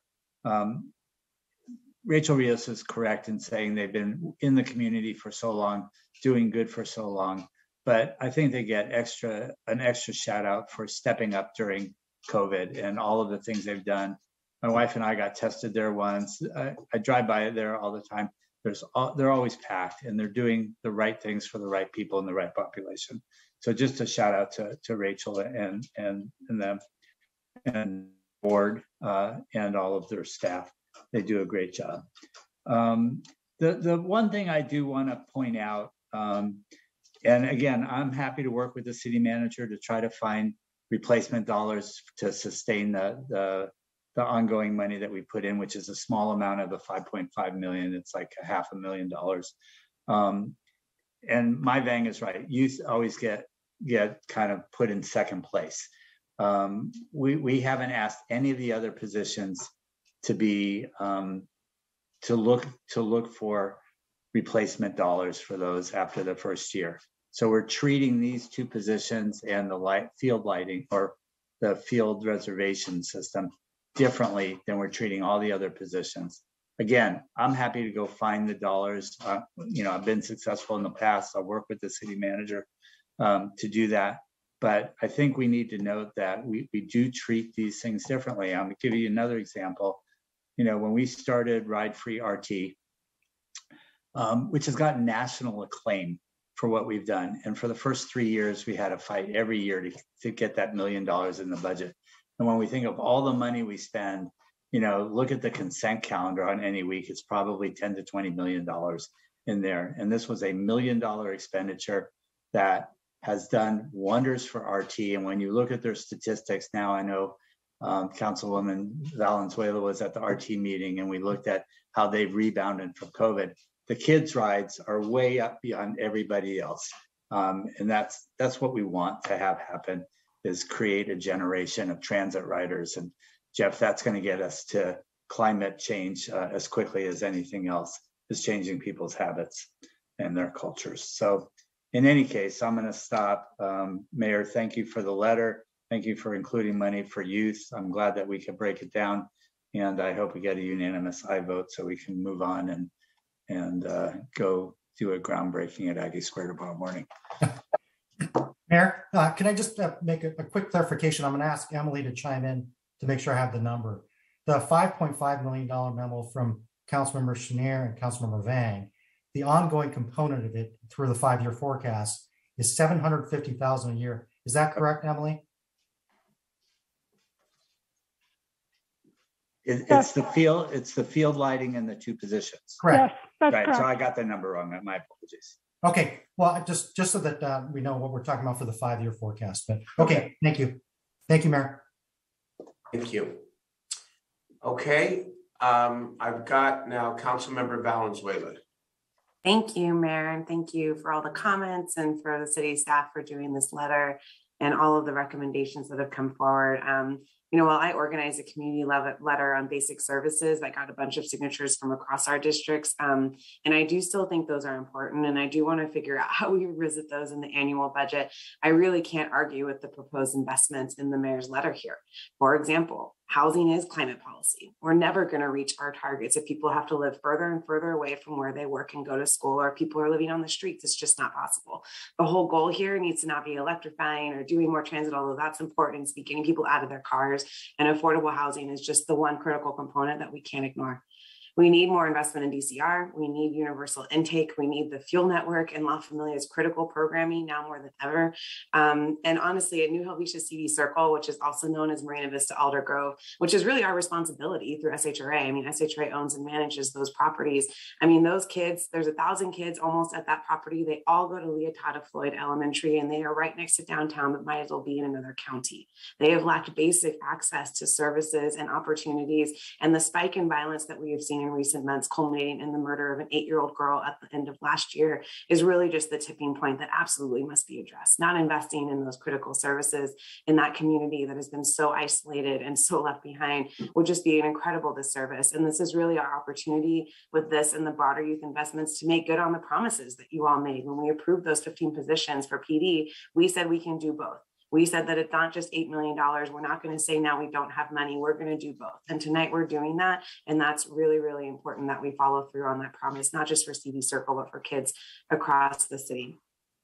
I'm going to take a slight digression to address comments by the Midtown Association about the Wind Park improvements. And I want to preface this by saying that it really pains me to say anything because I feel like I've given the association numerous opportunities to stop trying to force changes on this project and to work with Latino Center to reach a mutually agreeable solution. So Midtown Association, let me be super clear. This is not the way. You do not go around the leadership of a respected community organization to get what you want. You do not impose conditions on a BIPEC-led organization that you would never impose on a white-led organization that has received way more funding from the city and state, as many of the arts organizations in our city have. We have indulged your requests. We have analyzed your designs. We have told you that this would add not only $200,000 in direct one-time costs, but an unknown amount of money for additional building improvements, for maintenance, for security, for operations of this bathroom that you cannot expect Latino Center to provide on their own. Latino Center is willing to be creative. Nobody wanted this building. You can't make this work for a restaurant. You can't make this work for a business. The Wind Park building was just going to sit there and rot. And Latino Center stepped in and they were creative. They put their political capital on the line to get $1 million from the state. They are working with us to figure out how to bring critical community resources to our community to make sure that the Chicano Latino art culture in the city is not erased as Midtown and downtown continue to change. Because as you've heard from many callers tonight, that is a critical part of the Midtown history. And it is quickly being erased from our buildings and from our culture, and it's not okay. And Latino Center is making a stand and putting in this investment so that they can have an institutional presence in a community that used to be so alive and vibrant with Chicano Latino artists and so many people who are trying to keep that legacy alive.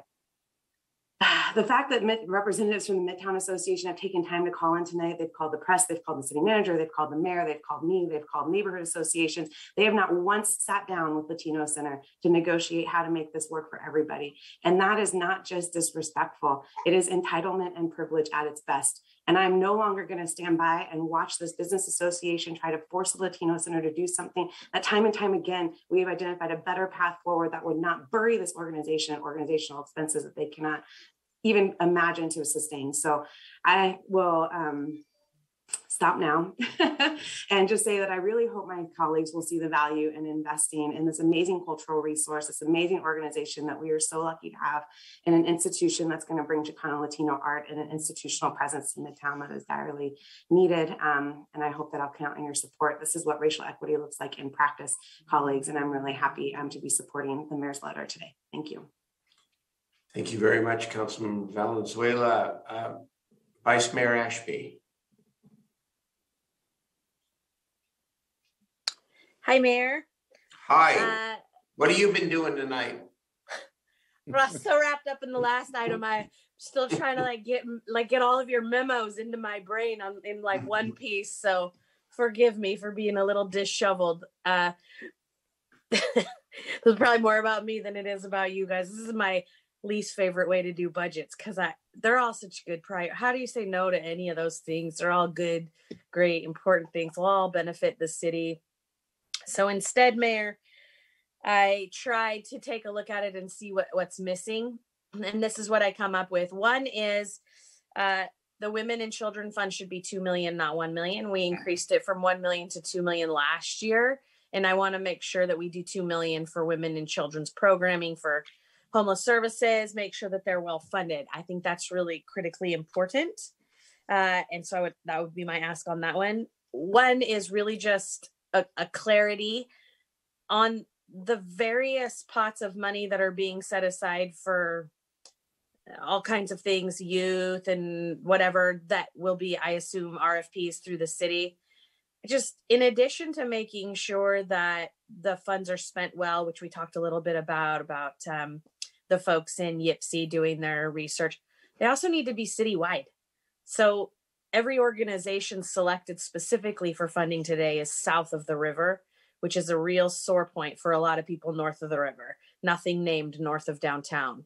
So doesn't mean people north of downtown aren't going to get things, but we need to make sure that they do. That's part of our role. So on these youth funds and on the variety of funds that'll be kind of going out to folks to do all different things, we need to make sure that they hit all the council districts and that everybody gets things. And on that front, Mayor, in redistricting, I have a new section in my council area that is shared with Councilmember Loloe.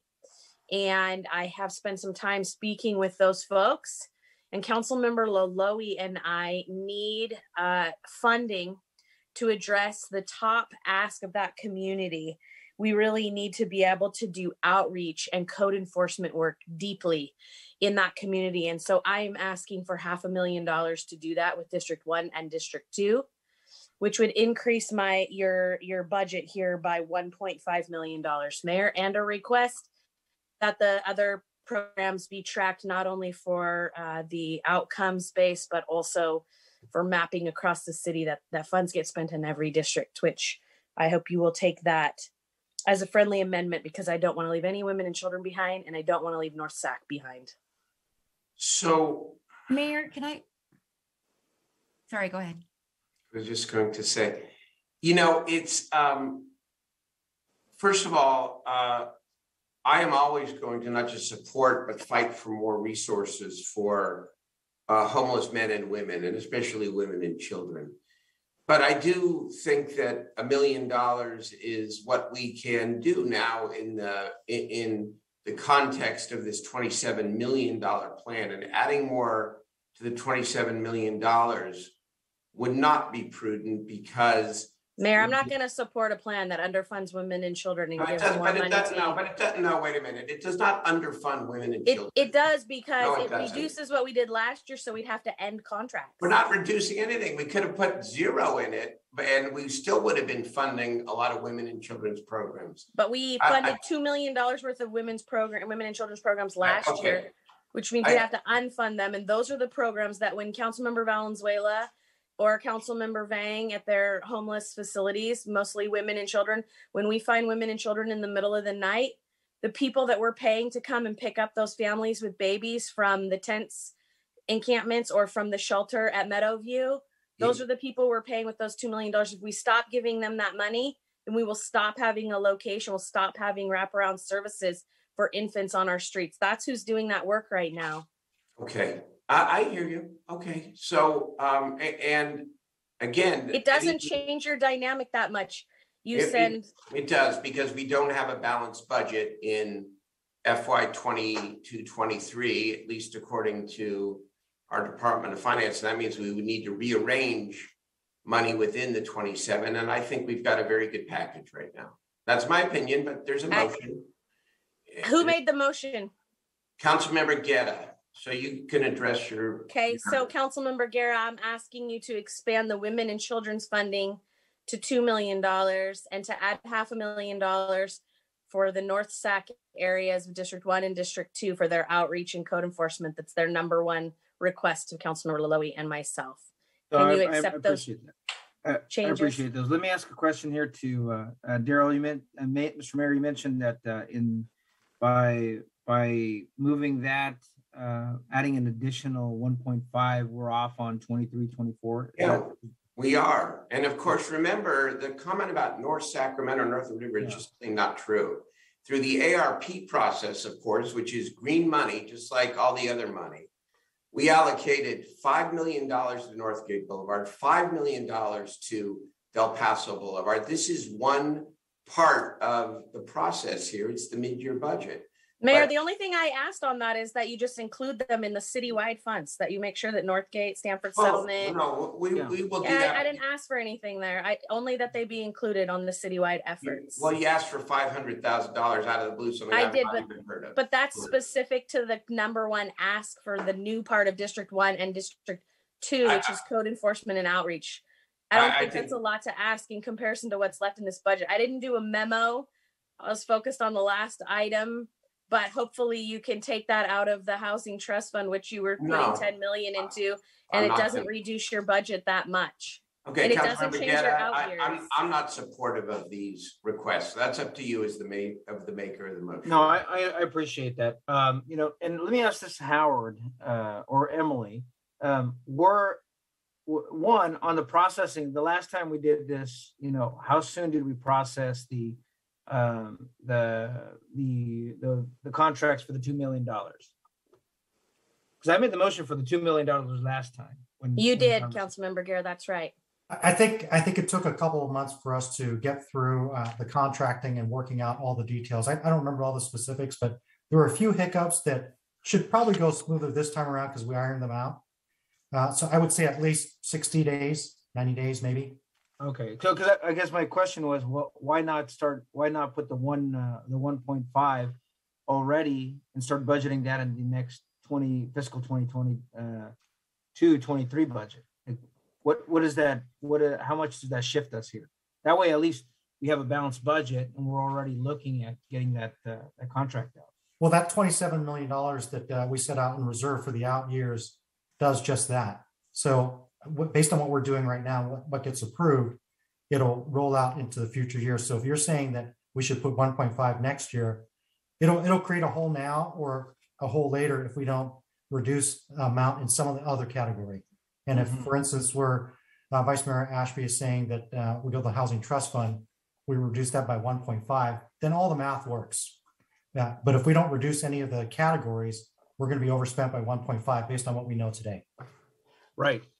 Well, I mean, look, I'm sensitive to that because I want to make sure that, again, this was my concern last time with the Housing Trust Fund, was that it started becoming a slush fund. And I don't want that to become a pattern of practice. And don't get me wrong. I mean, I think, St. John's got a big chunk of that contract last time. We put that money to use. So we will put that money to use. So, again, so my concern here is we have to try to keep at least our budget, so at least some level of fiscal prudence there. So I don't know. I mean 1.5 doesn't seem like a lot, but that's where my concern is. I see Councilmember Harris's hands up here, but at this moment, I'm not ready to change the motion because we're trying to keep this budget balanced here. And 1.5 is not that much in the grand scheme of things. Councilmember Guerra, I'm not asking to go over budget. I'm asking to reduce that housing trust fund so that we can continue to do what you started out with last year on the Women and Children's Fund. Just to be Well, clear. I could do it. I would be, well, let me think this through, but I could do it for the 1 million for that aspect, but the 0.5, I think we should budget that and address that issue in the code enforcement budget for fiscal 2022. One thing we could do on that, Councilmember Guerra, maybe city manager can help me, is that doesn't need to be ongoing. So we could probably do that as one-time funds. I just would like to start it sooner rather than later, but maybe city manager could help us figure out how to do that inside of one of these categories. Are you talking about the 500,000 for code enforcement? Yeah. Mm-hmm. Yeah, well, I mean, we could explore it to be sure. I don't have an answer for you right now. But... Well, if we did it as one-time funds, Howard, how could we take it out so that it's not ongoing to the mayor's effort here? Just the problem here, I would love to do it all. Love to do 5 million for women and children for homelessness. I'm trying to work with the city manager actually, and the city budget staff to make sure that we've got at least $23 million in reserves set aside so that we have a balanced budget by the end of 22-23. I understand what you're doing, Mayor. It's one-time funds, and we just had redistricting, and I'm trying to advocate. You're doing your job, and I'm doing mine. Trying to advocate for a new part of my district that Councilmember Maloney has too, that really has some deep, deep needs. But and so I can't do it without any resources. It's a one-time ask. And we're spending more than that in far other areas for every member of this dais. I don't think it's a big ask. I appreciate Councilmember Guerra adding the 1 million. I'd like to ask the city manager he has not done that yet. Hold on. I've got the floor here. Excuse me. Councilmember Guerra. I haven't changed my motion yet. You haven't changed the motion. No, I haven't changed my motion yet. But I see Councilmember Harris's hand up here, and I want to see if he's got any. There's a current motion on the floor which does not include the 1.5 that you're talking about. So that's the current motion. That's correct. Okay, Councilmember Harris. Yeah, thank you, Mayor. There's just a couple of comments that I didn't manage to get out before. You know, in my letter, I said that we chronically underfund our parks. Funding our parks is investing in youth. There hasn't been an investment in our park department since Steve Hansen was on the council, who managed to get $3 million for maintenance several years ago. A year ago, I got money for the Department of Public Works, which was unheard of in council history, I think. You know what? This council does not deal with the basics of keeping our city actually running properly. I mean, we neglect the fundamentals regularly, like code enforcement and infrastructure and parks. All of the expenditures that you brought forth are good and noble, but I can tell you that my constituents regularly write me and say, you're not getting this right. Our city is falling apart. You know, for me to support this thing tonight, I'm just beside myself that we don't put any money into parks or code enforcement like Angelique is asking for. These are small amounts of money, but really fundamental to our constituents. Yes, everybody who called in is really happy because they're going to get some funding. But the bulk of our constituents want this city to look and run better than it does. And that's the bottom line. Angelique and I both have new territory now. And these territories have different needs. And the needs they have are the fundamentals. I support what she's talking about. We need more cleanup, more code enforcement, just basics. Our code team is so overworked and so overwhelmed with the amount that we put on their plate, they can't even tread water. It's the same with DCR. They're just absolutely overwhelmed. I'm vacillating between a protest vote or going with you because I know these projects are good projects. But this is a tough one. I am consistently frustrated with this council that just doesn't look at the basics. We all have new territories in our districts. I mean, half of my district is brand new. So, and someone represented them before, which was Councilmember Vang or someone else, depending, or Councilmember Guerra. So, these are budget discussions. we should be having. Mayor, I have a suggestion if you don't mind. Okay. Emily, can you please pull up that slide on the ARP funding? Because I think we have a balance in the council priorities piece. So should Mayor Pro Tem Guerra agree to the million, I think we have some, I can't remember the amount. Can you pull up that slide for me, Emily? I think we have like 400,000 or 450,000 in council priorities that we set aside $1 million for. And we spent down, I think, everything except for 400, I'm doing about from memory here, 4 to 450. Okay, let me think about where that might be.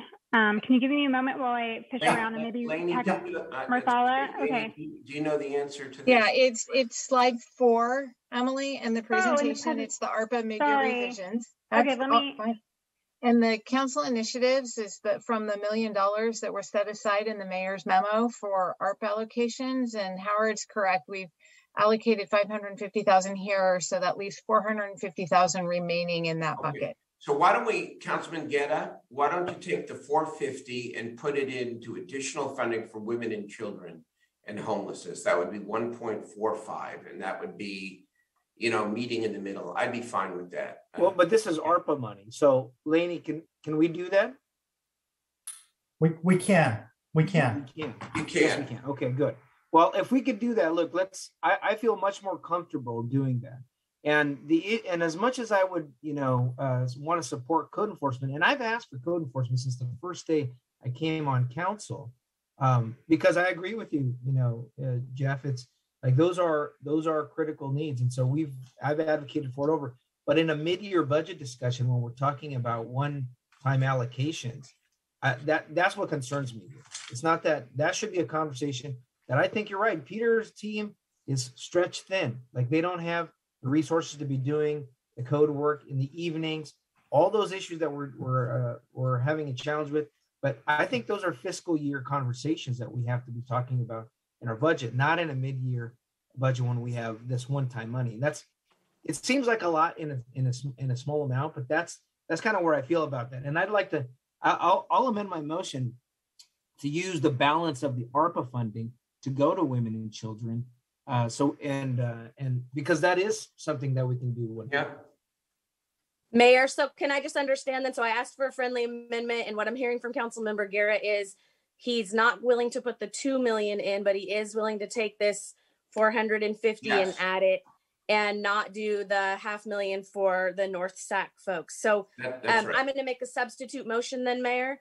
And my substitute motion will be to move everything forward as everyone has asked for, including everybody's projects and priorities, including the memo that Councilmember Councilmember Chenier and Vang put together, and your priorities, Mayor, and everything that everyone's mentioned, and Councilmember Guerra's priorities and Councilmember Valenzuela's priorities. But I'm going to ask that we do 2 million to women and children, that extra million would come from the Housing Trust Fund, because I think it's critically important. And then I'm going to ask that this 450,000 that the budget team here and city manager have identified would go to North Sac for code enforcement and community outreach for their deep needs. So, and I think you could take down this slide too if you need staff, but that's my substitute motion, Mayor.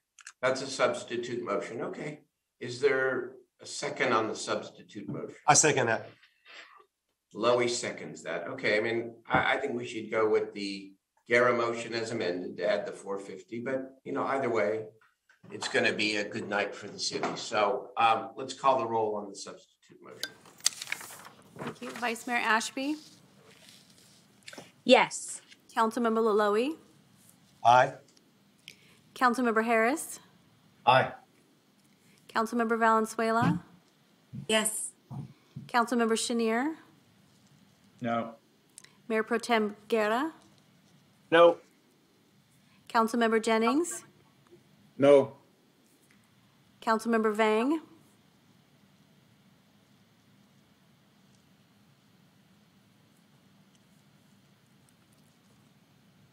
Councilmember Vang? Yes. And Mayor Steinberg? I'm voting no. That passes 5-4. Good. More money for women and children and for code enforcement. All right. that ends the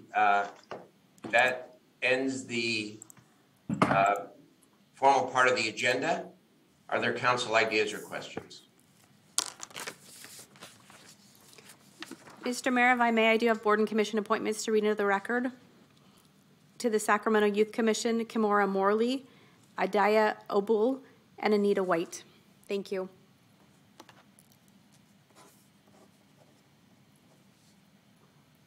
Okay.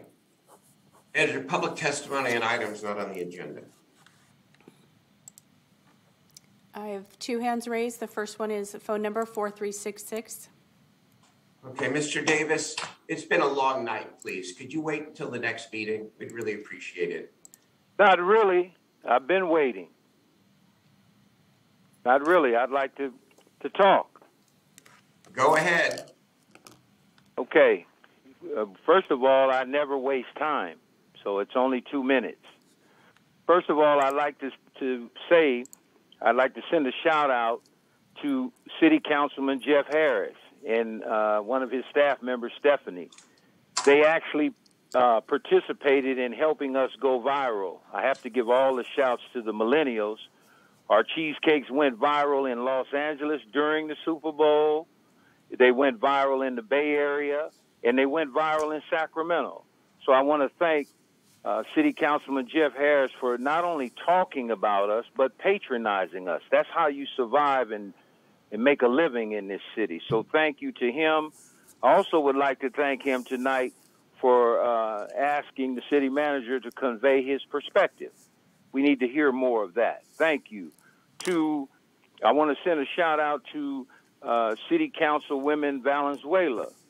I didn't know that type of situation was happening down there with the Midtown Association. I'm glad to hear you convey that. You need to hear more things like that because that's what I'm experiencing down at City Hall. To Mai Vang, thank you for mentioning Grant High School Black and Hmong youth. I mean, that's not your district, and you still put highlight on it. Thank you for that. And I would like to end by saying that I'm not very comfortable with other district members speaking on other people's districts. I heard some comments about District 2, but it talks about women and children. I understand that. But there was like almost $30 million spent in one hotel in District 1. If you really are concerned about District 2, take half of that money and help Mr. Laloli. And I'll end by saying, Mr. Laloli, we've done everything we can to inspire you to help us. We look forward to you reaching out to us.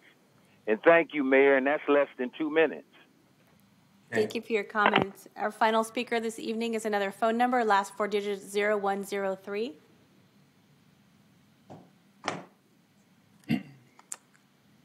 Hi, can you hear me? We can. Please proceed. Good evening, Mayor, Council, and City Manager. My name is Sasha Vogt, and I'm a member of the D2 community.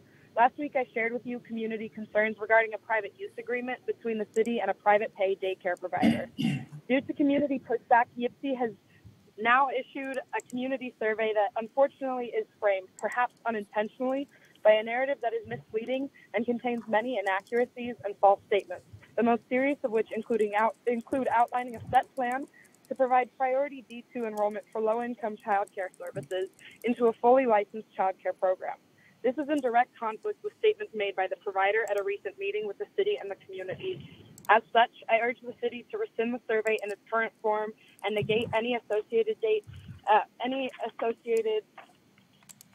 data in the interest of transparency and accuracy, and to avoid making any false promises to our most vulnerable D2 residents. Our struggling D2 families deserve better. Thank you for your time. Have a good evening.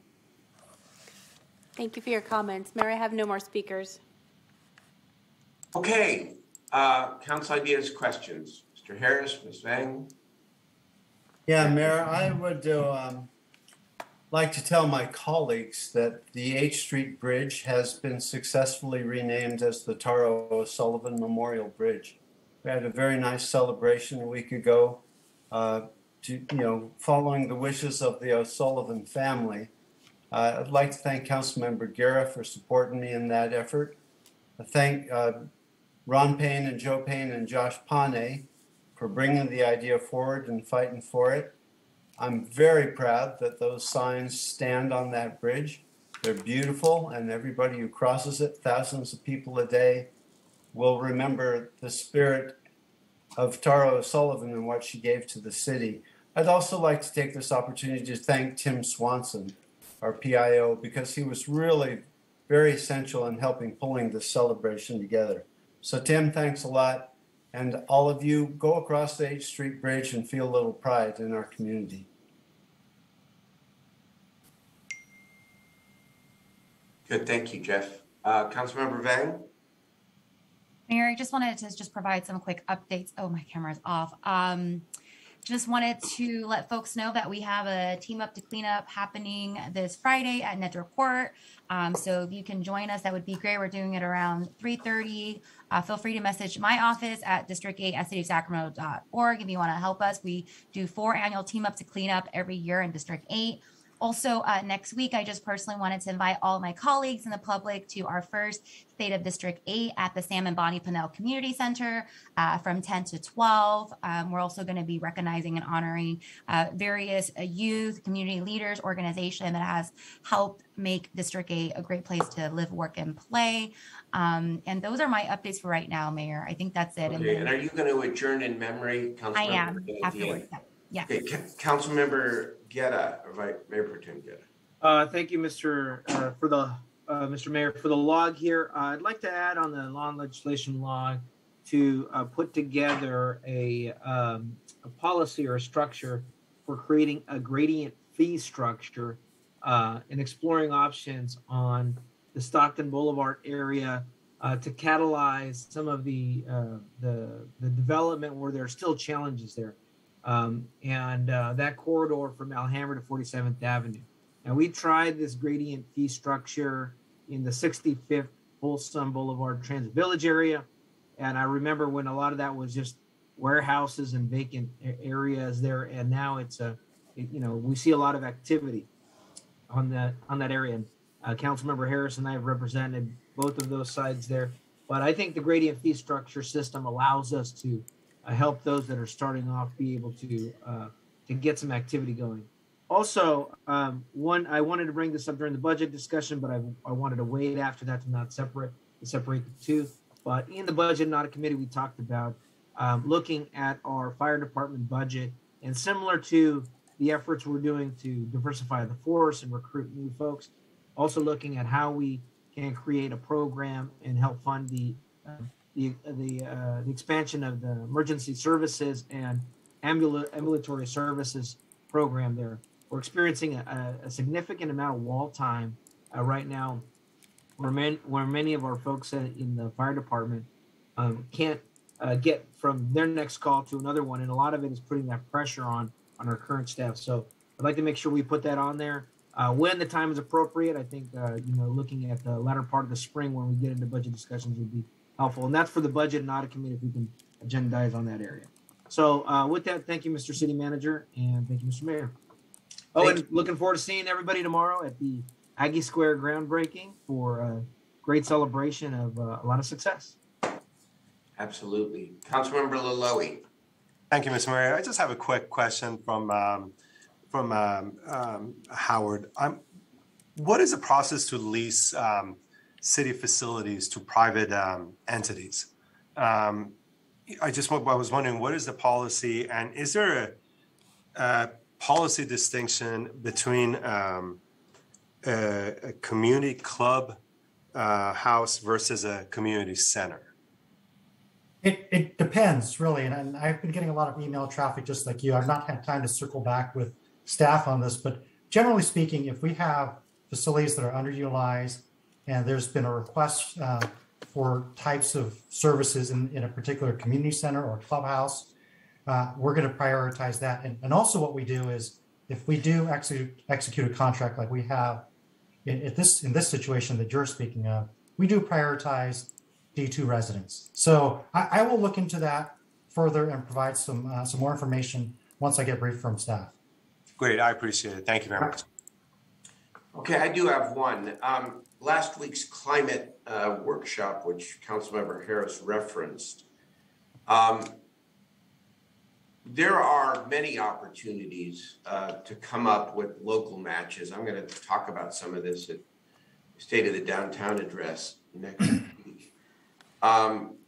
And we know that all the federal resources that we talked about last week will require a local match. And so I want to ask the staff to please bring back, as we talked about last time, some specific scenarios and proposals for the 7 big ideas, with some options for how we might come up with local matches, and to try to do this before we consider the 22-23 budget. Again, we don't know what exactly we will have in terms of resources, but I'd like the local match for the climate agenda to at least be considered and be in play at the time we consider the 22-23 budget. Look, Mayor, you're talking about the big 7 ideas that we. Yeah, the big 7 ideas that we talked about this time. Yep. Okay. Good. Thank you. Thank you very much. Okay, Councilmember Vang, you have an adjourn in memory. Thank you, Mayor. Tonight, I like to adjourn in memory of Mr. Tommy Lee Thompson Sr., who is the husband of Miss Sequita Thompson. She is our fierce leader in South Sacramento, Meadowview of the Blessed Child Association, and the grandfather of Stephon Clark. Mr. Thompson passed away earlier this week, and he left us at the age of 78 years old. He was a pillar in our South Sacramento community. Mr. Thompson actually moved to Sacramento in 1972 and has been a Meadowview resident ever since, 50 years to be exact, actually. During his early years, he was an engineer for the Southern Pacific Railroad Company. And one thing that Ms. Sequita and Savante wanted me to share about Mr. Thompson is really about his love for this community. He actually coached the Sacramento Vikings in our community and was a mentor to many. I know that he will be dearly missed in South Sacramento and just in our city overall. Our office will also be presenting an obit resolution to celebrate and honor his life. And Mayor, I just want to say thank you to you and the council for allowing us to adjourn in memory of Mr. Tommy Lee Thompson Sr. tonight. Thank you so much. Thank you, Councilor Reg. In memory of Mr. Thompson and with sympathies to his family, if there's nothing else to come before the council, thank you, everybody, for a very productive evening. We are adjourned. All right, let's go home, Ephraim.